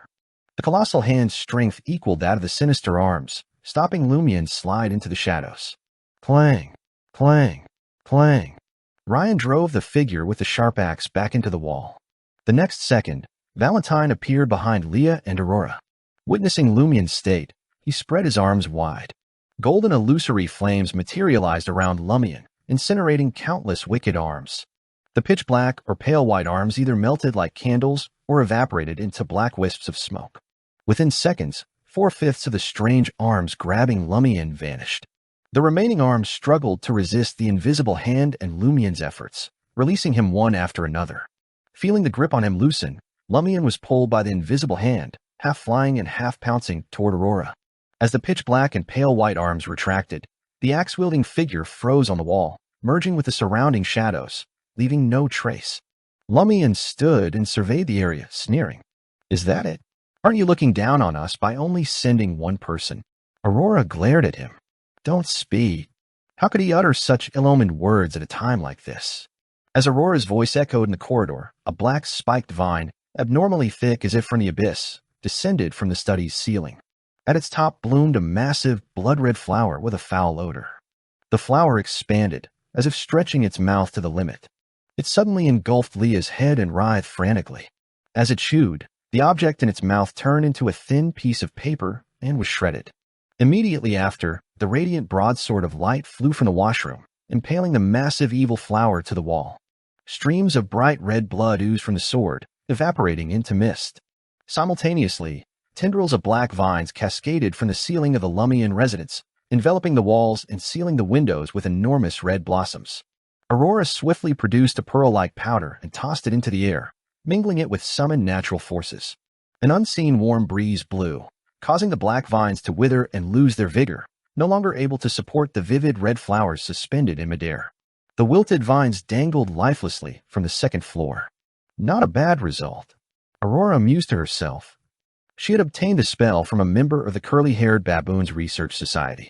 Intended as a gardening spell for weeding, Aurora had acquired it at a bargain price, thinking it would be useful someday. Typically, it was used to clear weeds from building walls, but today it proved invaluable. Nonetheless, the abyssal black vines were unnaturally resilient. They merely withered and didn't perish instantly. This bought time for Valentine, who summoned the golden and illusory fire of light to incinerate the vile creatures in the corridor and rooms. Ryan then flooded the area with a pure sunrise gleam, banishing all evil and obliterating all illusions. Confronted with this situation he was powerless in, Hunter Lumian stifled his urge to perform the enigmatic dance. He observed his sister and the three outsiders collaborate to eradicate the anomaly that had invaded the second floor. Soon, the black vines and red flowers disintegrated into smoke. But Leah's veil and the silver bells on her boots continued to jingle, signaling that danger still lurked. Lumian swiftly surveyed the scene and sniffed. The air doesn't smell right. A faint, sweet scent lingered. I feel a little dizzy and want to sleep, Leah confessed her unease. The fumes from the burning vines and flowers contain an anesthetic. How sinister. Aurora, possessing extensive mysticism knowledge, acted promptly. She produced a handful of transparent powder and scattered it forward. A fierce wind materialized from nowhere, gusting through every corner of the second floor. Ryan, Lumian, Valentine, and Leah dashed into separate rooms, throwing open the windows that had been sealed by the black vines. As the innocuous wind subsided, Aurora turned to Lumian and inquired, "And now?" Lumian sniffed cautiously. "Don't smell it anymore." "I feel better, too," Leah chimed in. At that moment, the silver bells on her veil and boots ceased their movement. The crisis was averted. A probing attack from the Padre and company? Aurora speculated. Lumian glanced at Valentine, who appeared troubled. Could be Guillaume Benet, who just received a boon, or the already powerful shepherd Pierre Barry. Valentine's expression softened at Lumian's choice of words. Ryan surveyed the area and declared in a deep voice, "Whichever the case, we must heighten our vigilance. From now on, let's split into 2 groups for shifts. We'll alternate between resting and standing guard, day or night. A single guard risked being ambushed without timely assistance." "No problem." Aurora and Lumian exchanged glances before adding, "I'll be in the same group as my brother." Ryan and the others didn't object. Over the next few days, the 2 groups maintained a watchful eye and 6-hour rotations. Although nothing transpired as Lent drew near, they all felt the impending danger, anticipating relentless waves of peril. During this period, Lumian continued exploring the dream while resting. He didn't immediately hunt the flaming monster. Instead, he suppressed his impatience and sought to understand the creature's patterns. With his invisibility, long-range tracking, daily observation, and ample patience, Lumian finally gleaned the information he desired. The flaming monster would set traps in the dream clearing each morning, practicing techniques it had mastered for 45 to 90 minutes. It would then follow a fixed route into a flesh-strewn area to replenish its energy. Its afternoon activities were unpredictable, mainly patrolling its territory via different paths. Lumian had yet to discern its criteria for choosing routes. In the evening, it would retrace the fixed route and re-enter the hunting zone. Lumian remained ignorant of its nocturnal activities. He had only spent a maximum of 6 hours in the dream ruins and never ventured there at night. The night before Lent, Lumian jolted awake in the hazy gray fog of the dreamscape bedroom. He glanced at fallen Mercury beside him, and his mind snapped into sharp focus. This was the night he would hunt down the flaming monster. Chapter 95, An Out in the Open Ambush. Lumian meticulously wrapped his left hand in layers of white bandages. He gathered his supplies, fallen Mercury, his iron black axe, gray amber perfume, biscuits, cheese, bloodied mutton chops, rope for traps, and a bag of cooled boiled water. Slipping his shotgun over his shoulder, he left his semi-subterranean dwelling. Through the thin gray fog, he ventured into a barren wasteland, riddled with cracks. He entered the dreamlike ruins and strode toward the clearing where the flaming monster often lurked. Hearing a distant noise, Lumian veered toward the path he anticipated the creature would take, arriving in a natural trap he discovered earlier. A deep pit lay beside the road, with collapsed walls to the front and left. Stacked rocks bordered the right side, and behind it, a mostly collapsed house loomed. Such a trap was difficult to spot. Lumian had found it only after scouring the area multiple times. He crouched behind the pit, tossing in a few sharpened wooden stakes. He covered it with a rope net he'd woven earlier and camouflaged it with soil. With the simple trap set, he placed his bait, 2 blood-soaked lamb chops, half on solid ground and half suspended above the pit. Lumian stepped back, assessing the precarious balance. He retreated into the mostly collapsed house, perching himself on the remains of an outer wall. He adjusted his position to watch the trap without being seen by passing monsters. Next, he took out the gray amber perfume and sprayed it on the wall. A delicate, sweet scent wafted through the air, carried by sporadic gusts of wind that blew through the ruins. The fragrance clung to the wall and to Lumian. Without hesitation, he leaped away, looping back to the path where the flaming monster would appear, positioning himself closer to its hunting grounds. Once more, he changed direction, crossing the path and entering the ruins of a building opposite. Reaching the rear of the crumbling structure, he stopped, leaned against the wall, and waited. As with his strategy against the shotgun monster, Lumian never expected his trap to fool the flaming monster or wound it severely. These decoys and alarms targeted the creature's keen senses, observation, and behavior. Only a hunter knew how to exploit a hunter's strengths. Of course, all this relied on the target operating primarily on instinct, its intelligence limited to combat. Leaning against the wall, Lumian gripped fallen Mercury in his bandaged left hand, tearing off the pitch-black cloth shrouding its surface. He couldn't know how long it would take for the flaming monster to arrive. All he could do was be patient. Patience was his strong suit, a remnant for his vagrant days. Time crawled by. Unseen by Lumian, a charred, flame-tinged monster entered the path. After walking over 20 meters, its nose twitched. It detected the faint scent of blood. The monster didn't immediately turn. As it continued, it surreptitiously scanned the source of the smell. Passing the collapsed wall, the bloody lamb chops caught its eye. Tempting food, but the flaming monster resisted its instincts, not devouring the bait. It pressed on, slowing its pace. Soon, an unusual fragrance filled its nostrils. It instantly deduced the meat was a trap and a hunter lay in ambush nearby. This hunter seemed different from the one who had previously observed it while invisible.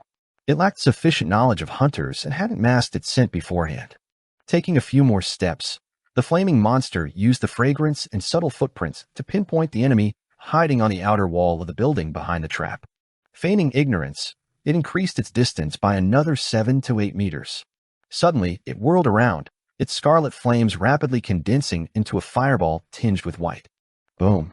With a flick of its right palm, the fireball hurtled towards Lumian's ambush location, collapsing the outer wall and causing the house to shudder. Hearing the explosion from a distance, Lumian abandoned his hiding spot, darting into the clearing, his movements a wild, distorted dance. The explosion was like a signal flare, a stark reminder for him to swiftly ready the second phase of the trap. Lumian and Aurora had devised this intricate plan, luring their prey into sending out their own signal flares. In the midst of his mesmerizing dance, Lumian detected the hazy forms of the mouth orifice monster, the shotgun monster, and the skinless monster. By then, the flaming monster had already approached the collapsed wall, searching for any trace of its enemy. Lumian danced for another 10 to 20 seconds, his movements growing more intense. He drew out the ritual silver dagger with his right hand, making a small incision on his left wrist. A single drop of blood emerged, congealing into a tiny sphere.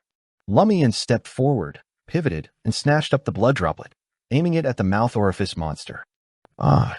He uttered the word in ancient Hermes, his voice barely above a whisper. At that moment, the flaming monster had discovered the faint footprints Lumian had left behind. Catching a whiff of a subtle scent, it started tracking him. Quickly shouting his follow-up command, Lumian watched as the mouth orifice monster swallowed the blood droplet from the tip of the silver dagger and entered his body. A wave of madness, bloodlust, cruel intent, and ravenous hunger washed over him. Lumian fought back the discomfort, hastily bandaging his insignificant wound with a white strip he'd brought along.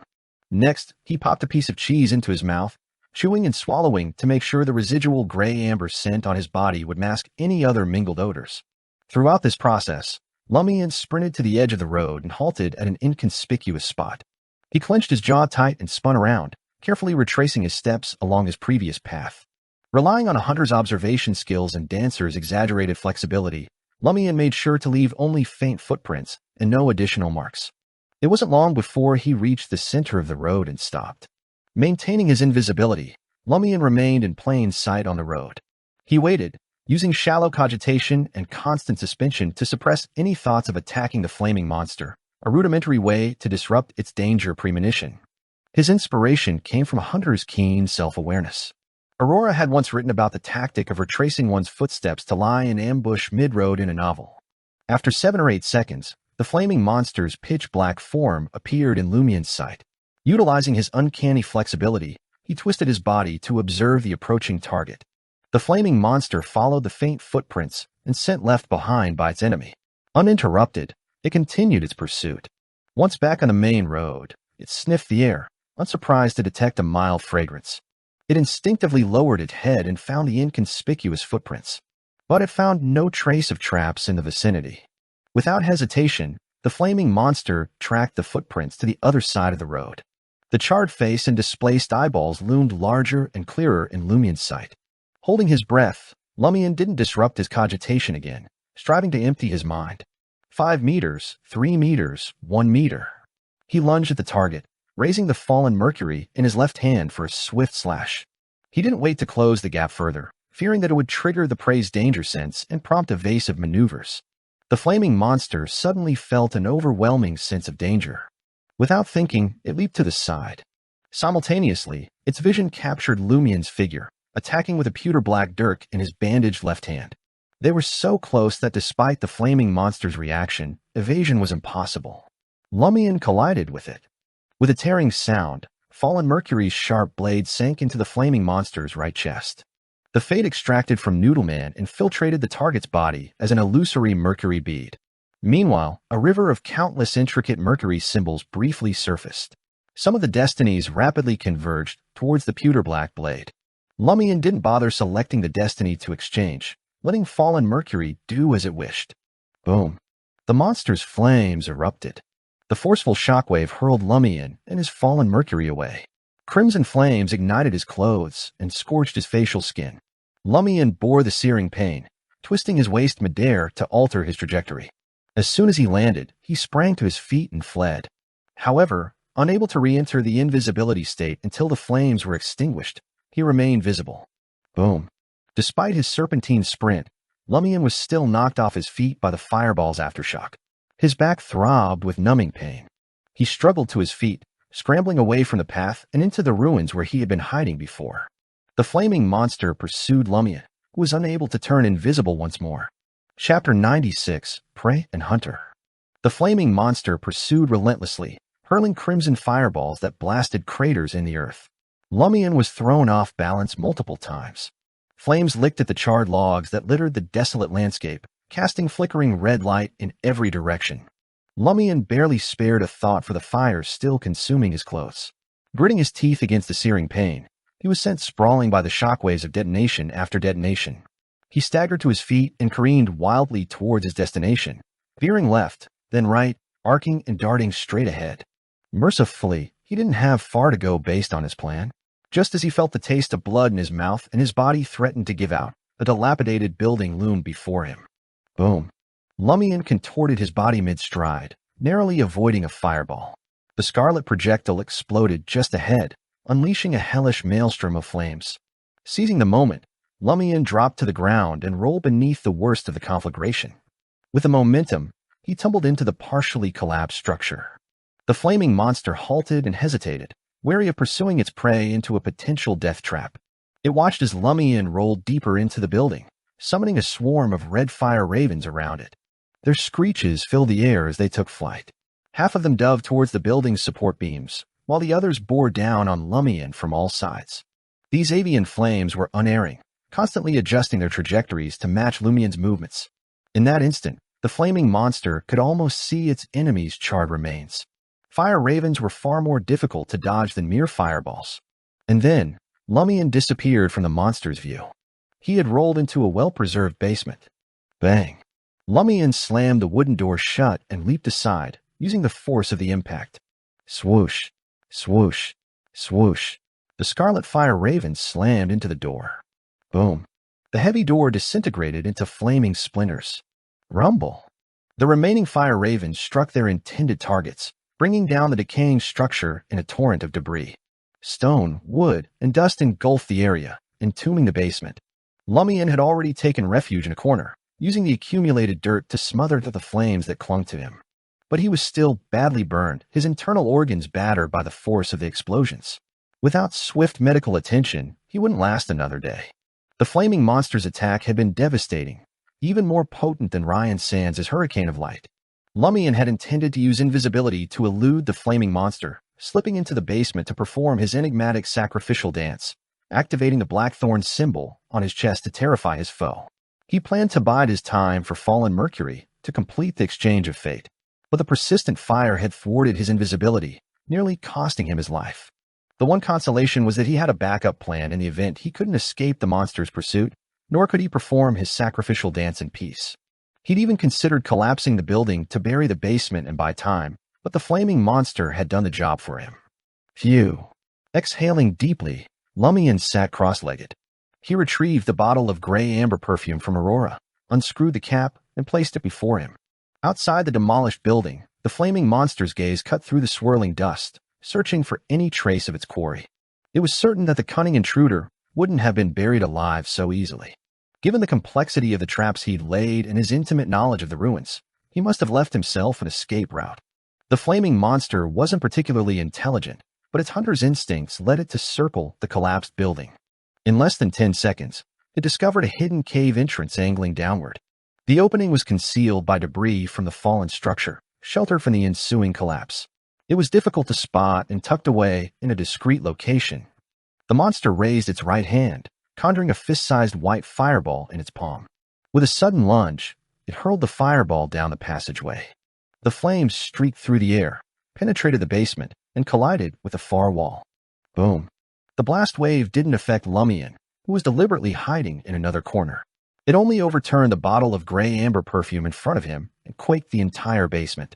The gurgle of liquid flowed from the open bottle, its elegant and sweet fragrance intensifying instantly. Lumian leaned against the wall, eyes closed, lost in cogitation.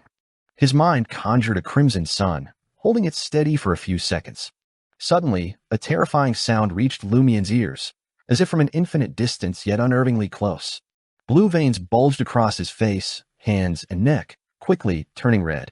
Simultaneously, silver-black spots seeped from his skin. He opened his mouth to scream, but collapsed and curled up before a sound could escape. Fallen mercury slipped from Lumian's left palm, but it dared not make a move. It didn't even attempt to approach his exposed face or right hand to create a marionette through contact. It just quivered there, violently. Outside the basement, the monster poised to conjure a fireball froze beside the entrance Lumian had excavated. It couldn't help but shudder. A few seconds later, it fled, abandoning the hunt. Lumian plunged into a darkness teeming with flickering flames. His mind was overwhelmed with excruciating pain and malevolent thoughts. In that moment, death seemed preferable. He sensed something deep within him rapidly growing and taking form. It appeared to be a trauma, composed of all negative personalities and a particular will. Once assembled into human shape, it would utterly supplant the original him. Amid the unending darkness of despair and pain, Lumian caught a whiff of a scent, elegant and sweet. It was Aurora's fragrance, a familiar aroma. Oh, grand sœur. Lumian slowly regained his composure, as if hearing the comforting melody once more. I want to live. The loop hasn't ended yet. A rush of thoughts flooded back to him. Lumian finally vanquished the pitch-black will and the agony-laced darkness within his heart and opened his eyes. The first thing in his sight was the toppled bottle of gray amber perfume on the ground. It toppled. Lumian's heart ached as he reached out his right hand. Initially, he'd only intended to mimic Aurora's use of incense to control his symptoms and rely on the natural perfume as a wake-up call. Unexpectedly, more than half the bottle had spilled. In the next instant, his body quivered. He saw the charred, blood-stained back of his hand and the silver-black circular spots that had yet to fade. Without needing a reminder, Lumian could smell the unfamiliar, hair-raising scent on himself. If he crossed paths with Valentine now, he'd be purified by his holy light summoning without revealing a thing. Lumian scooped up the remaining half of the gray amber perfume, tightened cap, and stowed it away. He then picked up Fallen Mercury, still trembling violently, and asked in Hermes, "Is the fate exchange over?" Fallen Mercury swiftly shook left and right, signaling it wasn't. Lumian exhaled in relief. He feared that by the time he awoke, the fate exchange would have been completed. The shock would last no more than a minute. If he couldn't locate the flaming monster in time, his recent torment would be futile. Breathe in, breathe out. Lumian adjusted his dreadful condition and mustered his remaining strength before crawling out of the basement through the hole he had dug earlier. Each motion tugged at various wounds, making him wince in pain. Upon exiting the basement, Lumian searched for the flaming monster's tracks and sighed inwardly. Using cogitation in such a state and fully activating the thorn symbol on my chest is downright suicidal. I haven't done it since becoming a hunter, barely repressing the symptoms with gray amber scent. Had I done it a few times before, my body might have mutated slightly, turning me into a monster. I can't risk this for a while unless I have a death wish. He opted for cogitation to fully activate the blackthorn symbol on his chest rather than the sacrificial dance's partial activation, as time was of the essence and he couldn't perform the dance. With cogitation, he could frighten off the flaming monster in 5 or 6 seconds. The enigmatic sacrificial dance, however, took 30 to 40 seconds, even with his familiarity. In Lumian's hunting strategy, this was his last resort. If he couldn't evade the flaming monster's pursuit by other means, he'd attempt cogitation. Lumian hadn't anticipated that cogitation would leave him gravely injured from the start and on the brink of losing control, turning into a monster. Before long, Lumian discovered the flaming monster's tracks and pursued them. A few minutes later, the prince appeared fresher, so he slowed his pace. Soon after, Fallen Mercury shuddered on its own, notifying Lumian that the fate exchange was complete. Without hesitation, Lumian brandished the iron-black axe and charged forward, following the flaming monster's footprints. In under 20 seconds, he spotted the scorched and smoldering prey. It cowered in a rock-encircled corner, quaking. Lumian dashed over, cast aside Fallen Mercury, and seized the axe with both hands, cleaving down with all his might. With a dull thud, the flaming monster's head and body separated. Bright red blood spurted out violently, igniting into scarlet flame clusters on the ground. Lumian, unable to hold on any longer, collapsed to the ground with his axe. Chapter 97, Courage. Lumian slumped to the ground, gasping for breath. He could barely muster the strength to move a finger. Silently, he observed the crimson flames flickering on the ground, their intensity gradually diminishing until they snuffed out. During this time, Lumian managed to lean forward and grab the fallen Mercury with his left hand, while his right hand tightly gripped the iron black axe, ready for any unexpected threats. His focus was unwavering, and he remained on high alert. Inwardly, he prayed to the eternal blazing sun and the unknown, great being, hoping they would shield him from harm. In his current state, even a mundane foe like the skinless monster could easily take him down, let alone the possibility of the flaming creature reviving itself unexpectedly. As time ticked by, Lumian's spirituality and stamina gradually improved, but his injuries only worsened, leaving him disoriented and unfocused. Hunters need to be cautious, level-headed, and patient-capable of using their environment to their advantage. Above all, they require courage. Courage to confront the unexpected, to persevere in the face of crisis, to steel oneself when escape seemed impossible, and to find a path out of the jaws of death. Distracted by these thoughts, Lumian suddenly felt as if the hunter potion coursing through him had been fully absorbed. It was as if a barrier had shattered, and a tiny spark had merged with every fiber of his being. All traces of Lumian's loss of control vanished, and his condition immediately improved. Slowly, he rose to his feet and heaved a quiet sigh. I've actually digested it. This meant he was ready for the next potion. Lumian, clutching the pewter-black dirk in his bandaged left hand, scanned his surroundings. Occasionally, he fixated on the flaming monster's remains, patiently awaiting the appearance of the Beyonder characteristics. Unlike the shotgun monster's swift transformation, Lumian waited for half an hour. He wondered if the flaming monster still lived and whether he should strike it a few more times. Finally, on the verge of collapsing from his injuries, red sparks burst forth from the monster's body. Like fireflies, they swarmed around the corpse before gradually coalescing into a scarlet object resembling a heart. The heart pulsed, its surface pocked with countless tiny holes, from which indistinct flames seeped. Is this the main ingredient for the pyromaniac potion? Lumian mused, reaching down to pick it up. A searing pain radiated from his palm straight to his mind, making him instinctively want to fling the heart away to escape the agony. Luckily, Lumian's skin had been numbed by the flaming monster's burns, allowing him to barely tolerate the relatively minor pain. He tried wrapping the heart in a strip of cloth, but it instantly incinerated the fabric, reducing it to ashes. After a moment's thought, Lumian set the Beyonder ingredient on the ground, wrapped the fallen Mercury in the remaining black cloth, and secured it at his waist. Next, he emptied the contents of the cloth bag containing the lead bullets into his pocket. He then filled the bag halfway with soil from the area, before tossing in the flame-wreathed heart. But Lumian didn't stop there. He continued shoveling soil into the bag until the heart was entirely encased in layers of inflammable earth. Exhaling, he carried the bag to the edge of the ruins, pondering a newly discovered problem. I'm only a Sequence 9, and this is the main ingredient for the corresponding Sequence 7 pyromaniac.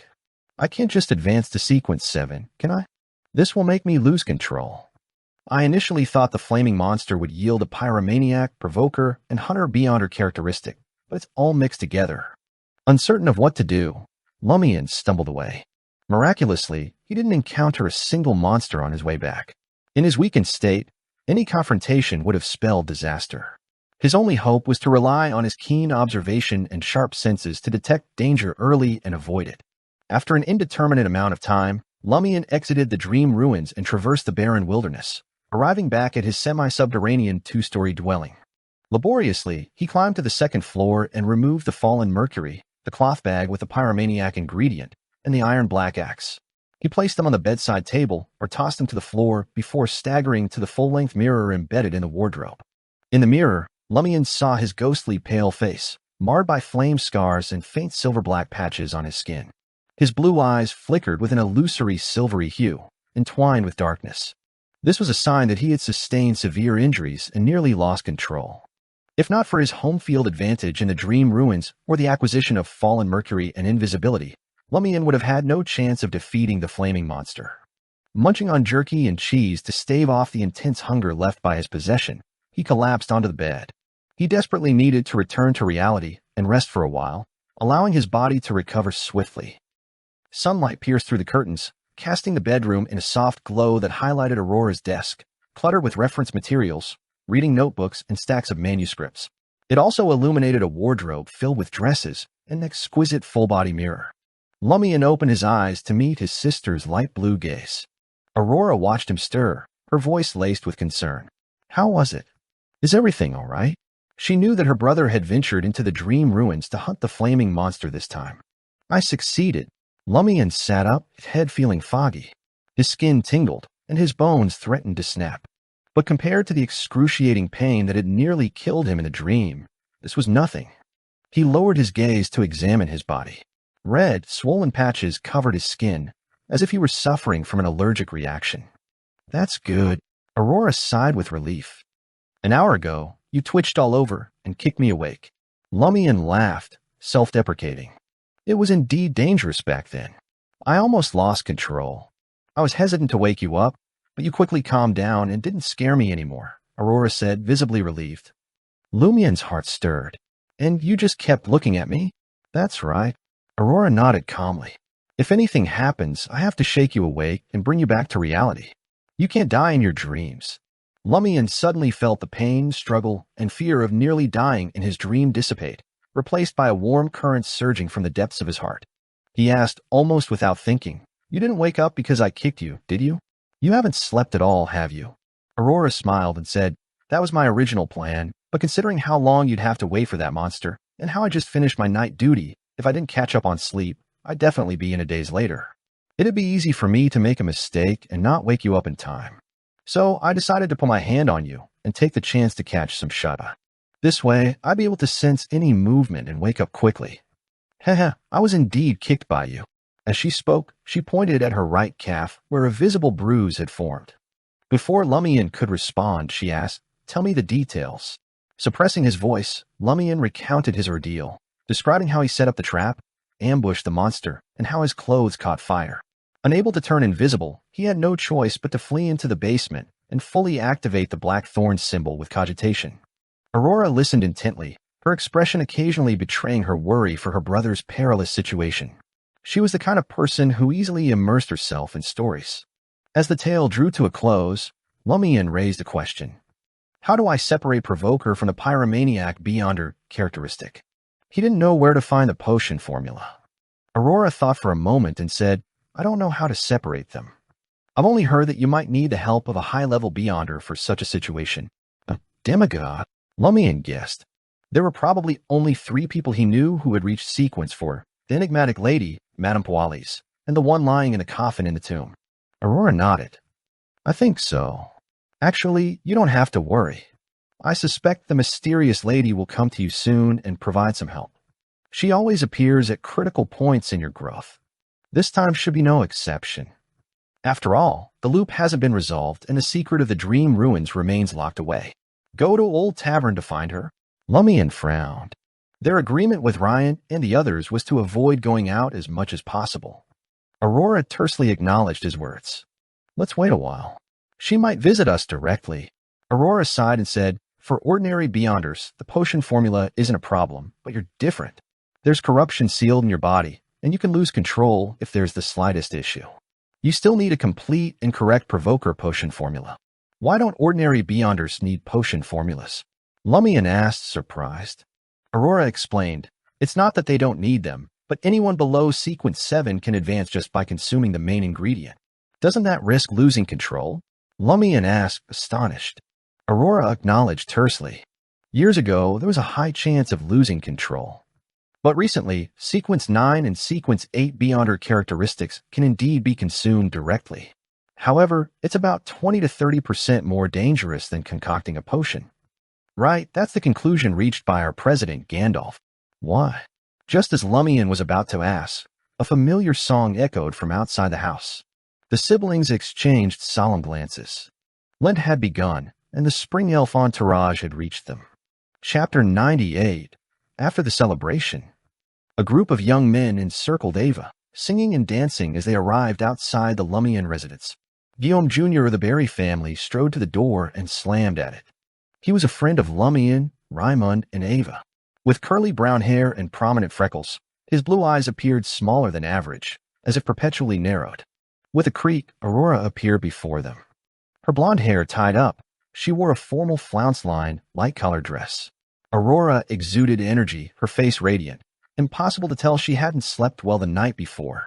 Ava, donning a laurel crown woven from tree branches and flowers, stepped forward and sang, "I'm the elf of spring, with a sweet face and a joyful ring. Come and sing, come and dance, for this is the only way to obtain a harvest that will stay." Aurora listened quietly, took the leaf, and handed Ava a small pottery jar containing animal fat. Bumper harvest! Bumper harvest! The young men cheered. As the spring elf entourage set off for the next location, Guillaume Jr. deliberately lagged behind and asked Aurora, "Where's Lumian? I haven't seen him in the past 2 days.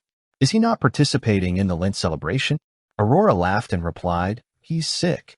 Sick? Guillaume Jr. was slightly surprised. He gets sick too? In his mind, Lumian was always brimming with energy. At most, he'd suffer minor injuries from a prank gone awry. "I'll be worried if he never gets sick," Aurora replied jokingly. "All humans fall sick." Guillaume Jr. hurriedly waved at Aurora as the spring elf entourage moved further away. "Tell Lumian I'll visit him after Lent." Aurora nodded slightly, watching Guillaume Jr. sprint towards the entourage that had stopped in front of the next building. How was it? Lumian stuck his head out beside his sister. Aurora thought for a moment and said, "They're still normal, but I wonder what will happen at the end of the celebration." Lumian recalled the bloody scene of Ava's beheading at the celebration's end and the strange mood that agitated the young people. They had either gone mad sending off the spring elf or succumbed to mental and physical breakdown, collapsing to the ground. No one was spared. Silently, he glanced at Ava singing in front of the neighbor's house and Guillaume Jr. and company surrounding her. He slowly withdrew his gaze. Ryan, Leah, and Valentine also arrived on the first floor and looked out through the window. "We have to be very careful from now on," Ryan said in a deep voice after the spring elf entourage left the area. Aurora nodded and said, "Yeah." Before the celebration ended, they quickly prepared lunch and filled their stomachs. Clang, clang, clang. The classic wall clock on the first floor chimed, signifying noon. Lumian and the others, having tidied up the dining room, exchanged tense glances. If the Lent celebration had gone smoothly, it would have ended by now. And if the ritual to send the spring elf off was completed, who knew what Cordu would become? In their semi-subterranean building, Lumian needed to raise his head slightly to see the situation outside the window. The sky was a brilliant azure, filled with white clouds. The sun shone brightly, and there were no dark clouds, fog, or dim light as he had imagined. Leah paced around the stove, the small silver bells on her veil and boots tinkling nonstop. It was neither intense nor soothing. Seeing Aurora looking at her, she explained, "We're already in danger, and it's been an extended period of danger, but it's manageable at the moment." Aurora acknowledged and didn't inquire further. Ryan, on the other hand, sighed and said, "By the 12th night, it would be great if it was always at this level." Aurora blinked, embarrassed to tell this Dawn Paladin of the machinery hive mind not to jinx it. Although Lumian's heart was heavy, he still smiled and replied to Ryan, "There's a proverb in our Derige region that says, 'Good and bad are all predestined.' Regardless of how worried we are, we can't change what happens next." What he didn't say was, the only thing they could do was muster up the courage to face it. In the intermittent conversation that followed, the 5 of them were on guard against any abnormalities. However, be it the weather or the birds, everything was so normal that it only instilled greater fear in them. After almost 30 minutes, they found themselves staring at the door simultaneously. Footsteps drew near. Soon after, Aurora's doorbell rang, the sound reverberating through the first floor. Exchanging a glance with his sister, Lumian cautiously approached the door and peered through the peephole. The man who had rung the doorbell was their neighbor, Louis Beto. "What's going on?" Lumian cracked the door open, smiling. Louis Beto had black hair and blue eyes. He was in his 40s and had been injured while harvesting wheat in the fields when he was young. He had only 3 fingers on his left hand. Clad in a grayish-blue blazer and dark pants, he said timidly, "I need to borrow your oven. It's Lent. We must bake some fresh bread for the kids." As he spoke, he lifted the flour bag and nudged the bag of inferior coal beside him. Lumian hesitated for a moment before turning to Aurora. Aurora nodded, signaling him to let Louis Beto in. She had already discussed it with Ryan and the others in hushed tones, intending to observe the changes in the villagers who had participated in the Lent celebration up close. "Just baking bread? I thought you'd make some bacon for your kids." Lumian stepped aside and teased Louis Beto with a grin. Louis Beto replied cautiously, "If we have a bumper harvest this year, there should be plenty of bacon." His eyes brimmed with anticipation, as if he was certain of a bountiful harvest. Once inside, Louis Beto greeted Aurora and headed to the oven, busying himself. The more Lumian and his companions observed, the stranger they found him. Louis Beto didn't even glance at Ryan, Leah, and Valentine, as if they were invisible. It was like a person who had already turned into a monster, trying their best to pretend to be normal. However, as long as they encountered something that exceeded their original memories, they would display obvious abnormalities or ignore it. Lumian instantly thought of the deputy padre, Michel Garriga. Initially, he appeared fine, but recently, all that remained were his daily activities of eating, sleeping, and urging others to pray. He ignored everything else. Under the watchful eyes of the three foreigners, Louis Beto baked his bread mechanically, occasionally conversing with Lumian and Aurora. It was very normal, yet very abnormal. After Louis Beto left with the baked bread, Aurora looked at Ryan and the others, smiling wryly. Everyone who participated in the Lent celebration must have become like this. It's like being replaced by a monster bit by bit, Leah exclaimed sincerely. She no longer forced a smile on her face. Lumian had already regained his composure and posed a question. How can we save someone like this if we want to? The only thing I can think of is purification, Valentine replied with a sigh. But if the abnormality is already closely integrated with humans, the final outcome might be purification together. At that moment, two more villagers passed by the window. One of them was a regular customer of Old Tavern and Pierre Guillaume, who had scrounged Ryan's absinthe in a previous cycle. He was happily chatting with his companion, seemingly discussing the excitement of the Lent celebration. As they passed Lumian's door, they simultaneously turned their heads to look inside the house, their expressions eerily grim. After an instant, they withdrew their gazes and resumed their conversation, smiles plastered on their faces. If Lumian and his companions hadn't been watching the outside whenever someone passed by, they wouldn't have noticed the fleeting change in their expressions. The louder the laughter outside, the more suffocated they felt. Silence took over the conversation. Eventually, the two villagers left, and Aurora sighed, saying, "This isn't just being replaced by monsters bit by bit.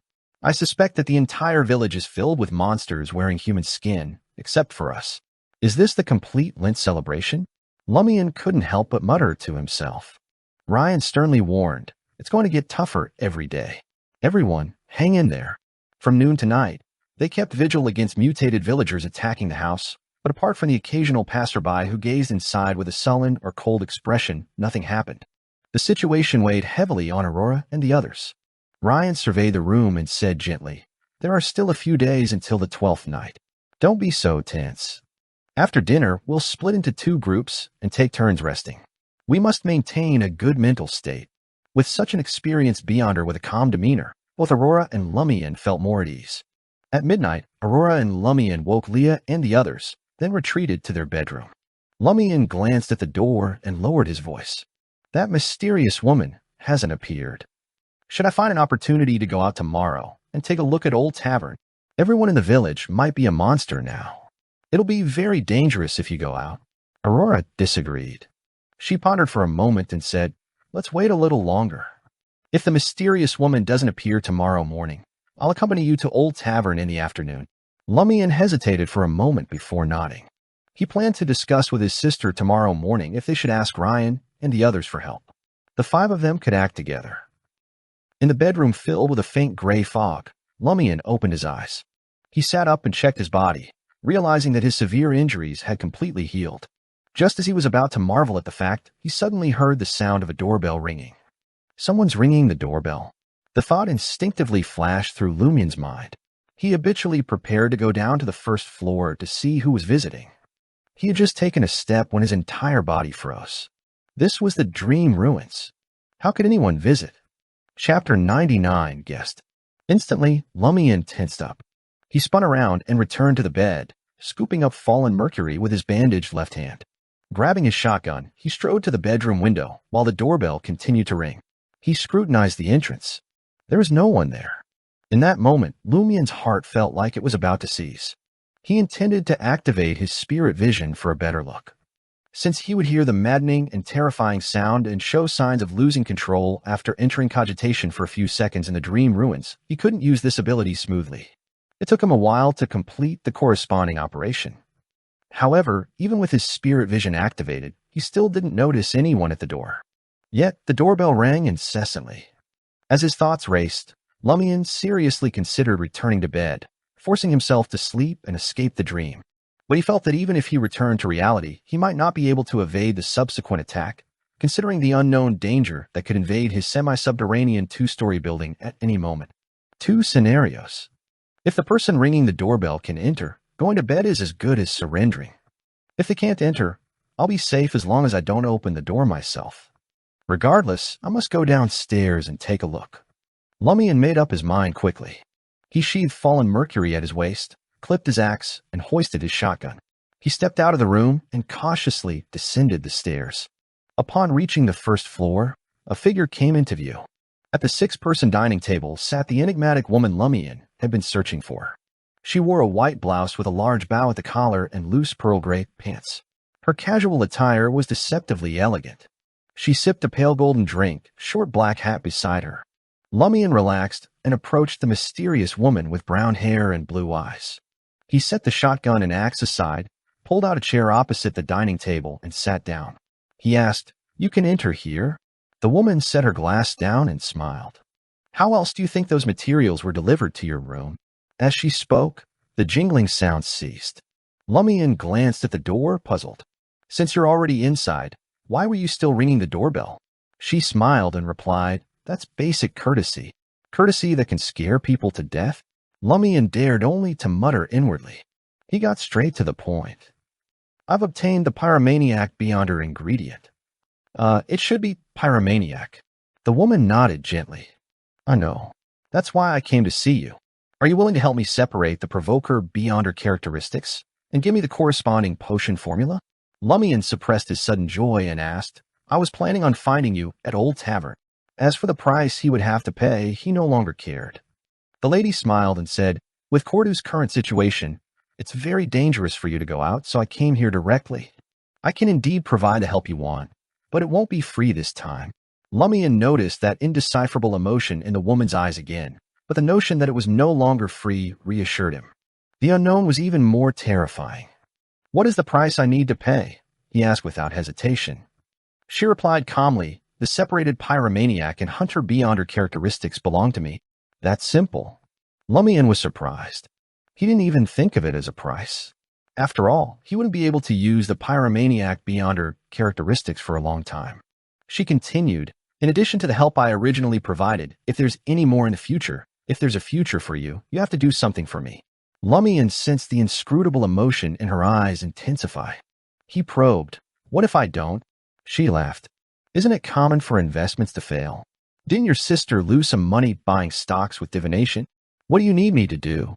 Lumian asked without hesitation. She sighed softly. "Let's talk about it if you can survive." "All right, give me the beyonder characteristic you obtained." Lumian rose and headed for the stairs leading to the second floor.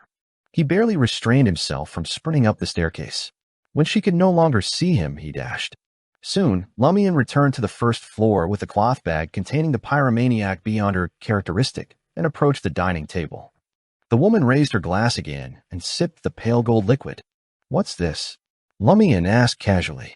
She explained simply, "It's an aperitif from Trier called Black Polka. It's brewed from ginger, cinnamon, nutmeg, and cloves soaked in sweet wine for a long time. It tastes pretty good." Having raised the topic merely to build rapport, Lumian didn't pry further. He opened the cloth bag and extracted the burning heart from the soil. A scorching sensation seared his palm. Enduring the mild pain, he leaned forward and handed the beyonder characteristic to the woman across the dining table. She extended her left palm and let the heart hover in midair. She glanced at Lumian and chuckled. When storing beyonder characteristics in the future, remember to change their environment every once in a while. If such a thing comes into contact with something for too long, it's very likely to fuse with it and become a mystical item that needs to be sealed.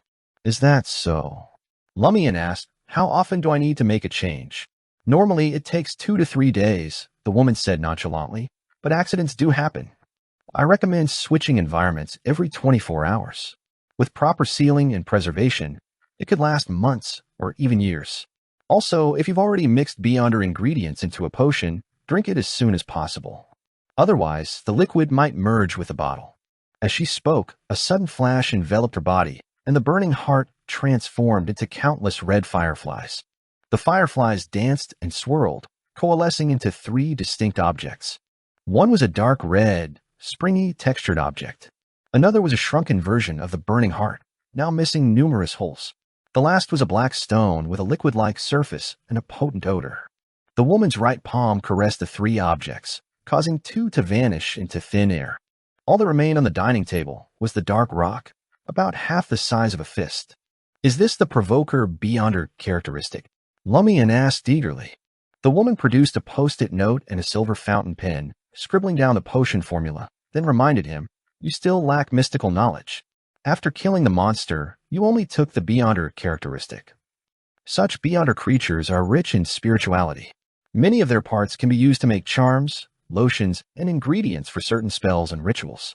For example, its blood is a supplementary ingredient for the pyromaniac potion. Although the pyromaniac potion requires fire salamander blood, the monster's blood will do. It's essentially the same, and the effects might even be better."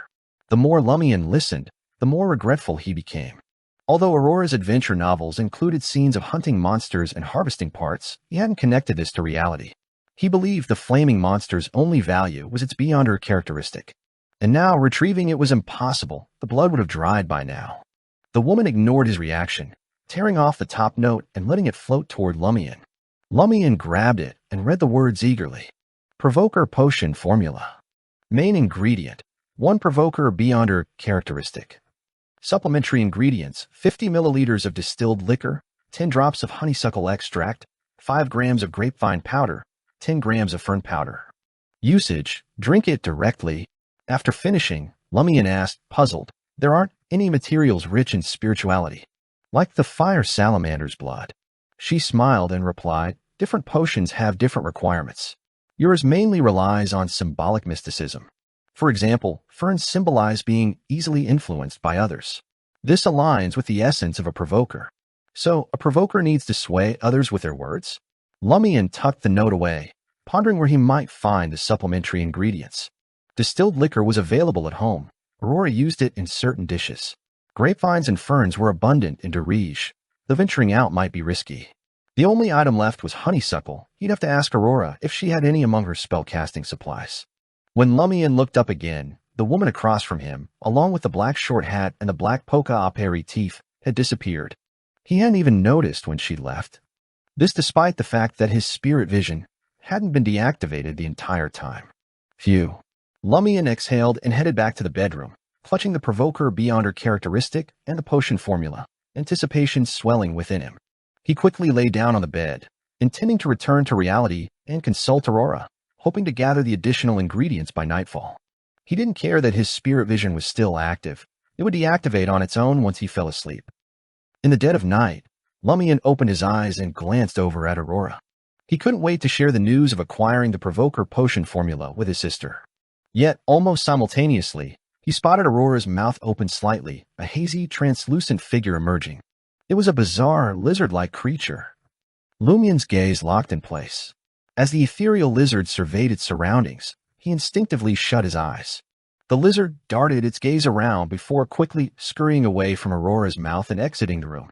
Lumian reopened his eyes, staring at his sister in bewilderment. Aurora's face was shrouded in darkness. Her mouth hung slightly open as she slumbered peacefully. Lumian observed her motionless, as if he'd become a statue. In the thick of night, his heart sank further into despair. Chapter 100. Hesitation. Tick-tock, tick-tock, tick-tock. The second hand of the wall clock echoed through the dark room. After what felt like an eternity, Lumian finally shook off his nightmare. He hastily reached over, gripping Aurora's shoulders and shaking her vigorously. Wake up! Wake up! He stifled his voice, careful not to alert the 3 official investigators on night duty. Aurora's eyes remained tightly shut, her mouth slightly agape. No matter how much Lumian shook her, she didn't respond. She appeared like a living corpse, devoid of a soul. Lumian's shaking gradually slowed, then ceased altogether. He gazed at the sleeping Aurora, frozen in place for a long while. He couldn't comprehend what was happening or when the issue had begun. The fear he felt mirrored the night he'd witnessed his grandfather's death. From that day on, he'd embarked on his nomadic existence. Lumian's fists clenched tighter, his body quivering slightly. Abruptly, he spun around to face the window. The translucent, ghostly lizard had returned to the room. Lumian leaped off the bed, lunging with his right hand to grab the stunned creature as it caught sight of him awakening. In the next instant, he jammed the lizard into his mouth, snarling with a twisted expression. You like to worm your way into people's mouths, huh? Fine. I'll give you a chance. As he crammed the lizard into his mouth, he tore at it ferociously, his eyes bloodshot. The lizard appeared too petrified to resist. Just then, a voice sounded behind Lumian. What are you doing? It was Aurora's voice. Lumian froze and slowly turned to look at the bed. At some point, Aurora had woken up. Her blonde hair disheveled, she sat up with her light blue eyes filled with confusion and bewilderment. Subconsciously, Lumian glanced down and realized that the lizard he had captured had long vanished. For a moment, he didn't know if what he had just seen was a nightmare or reality. What's wrong? Aurora frowned. Lumian forced a smile. You kicked me off the bed while having a nightmare. Is that so? Aurora eyed her brother suspiciously, feeling like he was playing a prank. She thought for a moment and said, I had a nightmare. I dreamt that I was grabbed by a huge monster and stuffed into its mouth. I was so frightened that I struggled with all my might and finally woke up. As Lumian listened, a chill ran through his body, as if he had been submerged in an icy lake that hadn't completely thawed. Maybe, probably, I really kicked you. Aurora was a little embarrassed. Lumian closed his eyes and smiled. I'm just kidding. I woke up because of something else. He then lowered his voice and said, that mysterious lady appeared in the dream ruins and helped me separate the provoker beyond her characteristic and gave me the correct potion formula. So you woke up in joy and wanted to ask me if I had the corresponding supplementary ingredients? Aurora deduced. Lumian said with a smile, that's right. By the way, do you have honeysuckle extract, grapevine powder, and fern powder? His smile was much more natural than before, but there seemed to be a flickering glint in his eyes. Aurora mulled it over for a moment before responding, I have both grapevine and fern. One is a ritual ingredient, and the other is a spell medium. Honeysuckle flowers.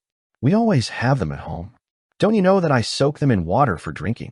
As she spoke, she rummaged through the hidden pocket of her long dress. That's honeysuckle. Lumian looked at his busy sister and deliberately smiled. Why didn't you ask if I was given free help this time? Aurora took out a short grapevine and said with a smile, you grind it into powder yourself. She didn't seem to hear Lumian's question. All right. Lumian pretended not to have asked. He then said to his sister, the provoker potion still requires distilled liquor. I'll head to the cellar to retrieve it and strive to advance to sequence 8 tonight. It will take some time to make extracts from honeysuckle flowers, Aurora said with a frown. However, the supplementary ingredients for low sequence Beyonders potions aren't that strict. You can use the entire honeysuckle flower as a substitute. You can consume them as long as the Beyonder characteristics can eventually dissolve. She then looked at the open door and asked in a low voice, aren't you afraid that Ryan and the others will be suspicious if you go to get distilled liquor in the middle of the night? Seeing his sister's reaction, Lumian forced a smile from being too stiff.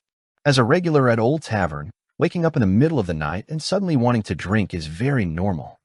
Although alcohol has many disadvantages, it can at least relax my mind to a certain extent. What he meant was to use the excuse that the Lent celebration had ended, and he was under too much stress. He had trouble sleeping and needed hard liquor to relax. Sure, Aurora agreed. Lumian turned around and walked to the door, the smile on his face gradually disappearing. He clenched his fists tightly from beginning to end. After exiting the door and arriving at the corridor, Lumian saw Ryan standing diagonally opposite him in a brown tweed shirt and pale yellow pants. Leah and Valentine were at opposite ends of the corridor. Not sleeping anymore, Ryan raised the kerosene lamp and looked at Lumian. Lumian grinned. I'm heading to the cellar to get some liquor. How about it? Do you want a sip to relax? I don't need it. Ryan nodded. You haven't experienced anything like this before. You're tense and under a lot of stress. It's understandable. Alcohol can indeed help. As he spoke, he walked towards the staircase with a flickering kerosene lamp. I'll go with you. You shouldn't move alone at a time like this. All right. Lumian didn't object. As the two entered the stairs, Leah took the initiative to approach Aurora's bedroom and stand guard at the door. 1 step, 2 steps. Lumian and Ryan descended to the shadowy first floor in silence. As the faint light cast a glow over half the stove, Ryan asked casually, did something happen upstairs? I heard some commotion. Lumian opened his mouth and said with difficulty, Aurora, something's wrong with Aurora? His intention in suggesting they get alcohol from the cellar wasn't to advance the night. The two-story building in the dream ruins also had a cellar and the distilled liquor. His main goal was to avoid Aurora and communicate with Ryan and the others about what had just happened.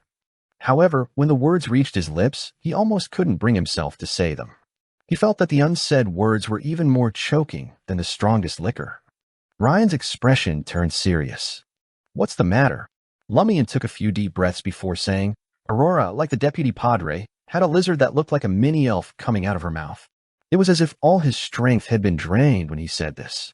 After 7 to 8 seconds, he recounted the entire incident.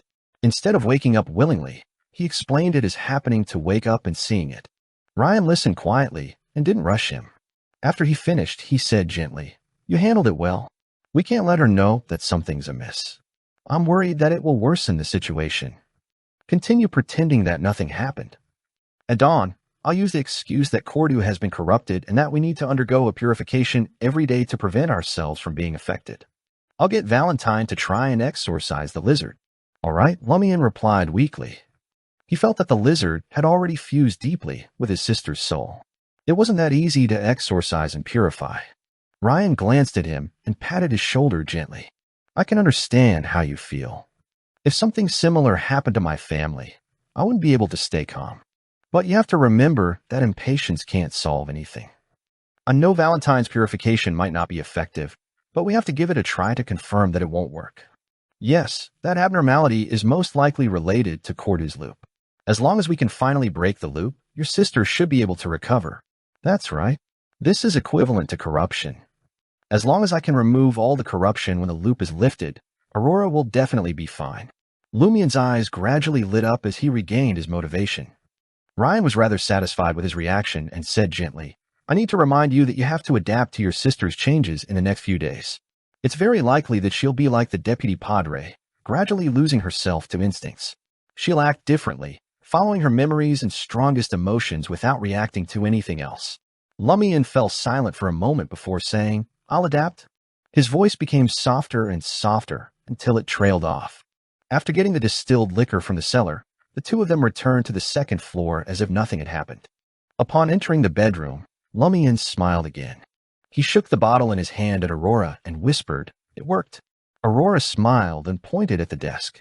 "The honeysuckle, grapevine, and fern are all there." Lumian nodded and placed the bottle on the desk. Then he lay back on the bed and closed his eyes under the pretext of trying to fall asleep and advance in his dreams as soon as possible. He couldn't fall asleep no matter what. He couldn't figure out when his sister had been corrupted and had the lizard enter her body. During this period, the two of them had been together every second. Even if Aurora went to the washroom, Leo would accompany her and vice versa. How could there be a problem? If it happened during our sleeping hours, why didn't anything happen to me? Lumian tried his best to recall, hoping to find the source. It would help resolve the abnormality. Suddenly, he remembered something. In the previous cycle, Padre Guillaume Benet had remarked that the church didn't want to kill all the adults here and harvest a ruin. He said that he had other means even if Aurora really wanted to deal with them. At that time, he was still an ordinary person. Lumian initially believed that he was relying on Shepherd Pierre Barry, but with the current situation, he had a crazy guess. Perhaps from the beginning, most people in the village had been parasitized by those strange lizard-like creatures, including Aurora. As the 12th night approached, the corresponding abnormality would become more and more obvious, and some people would show signs earlier. The reason why he was spared was because he had the bluish-black symbol on him.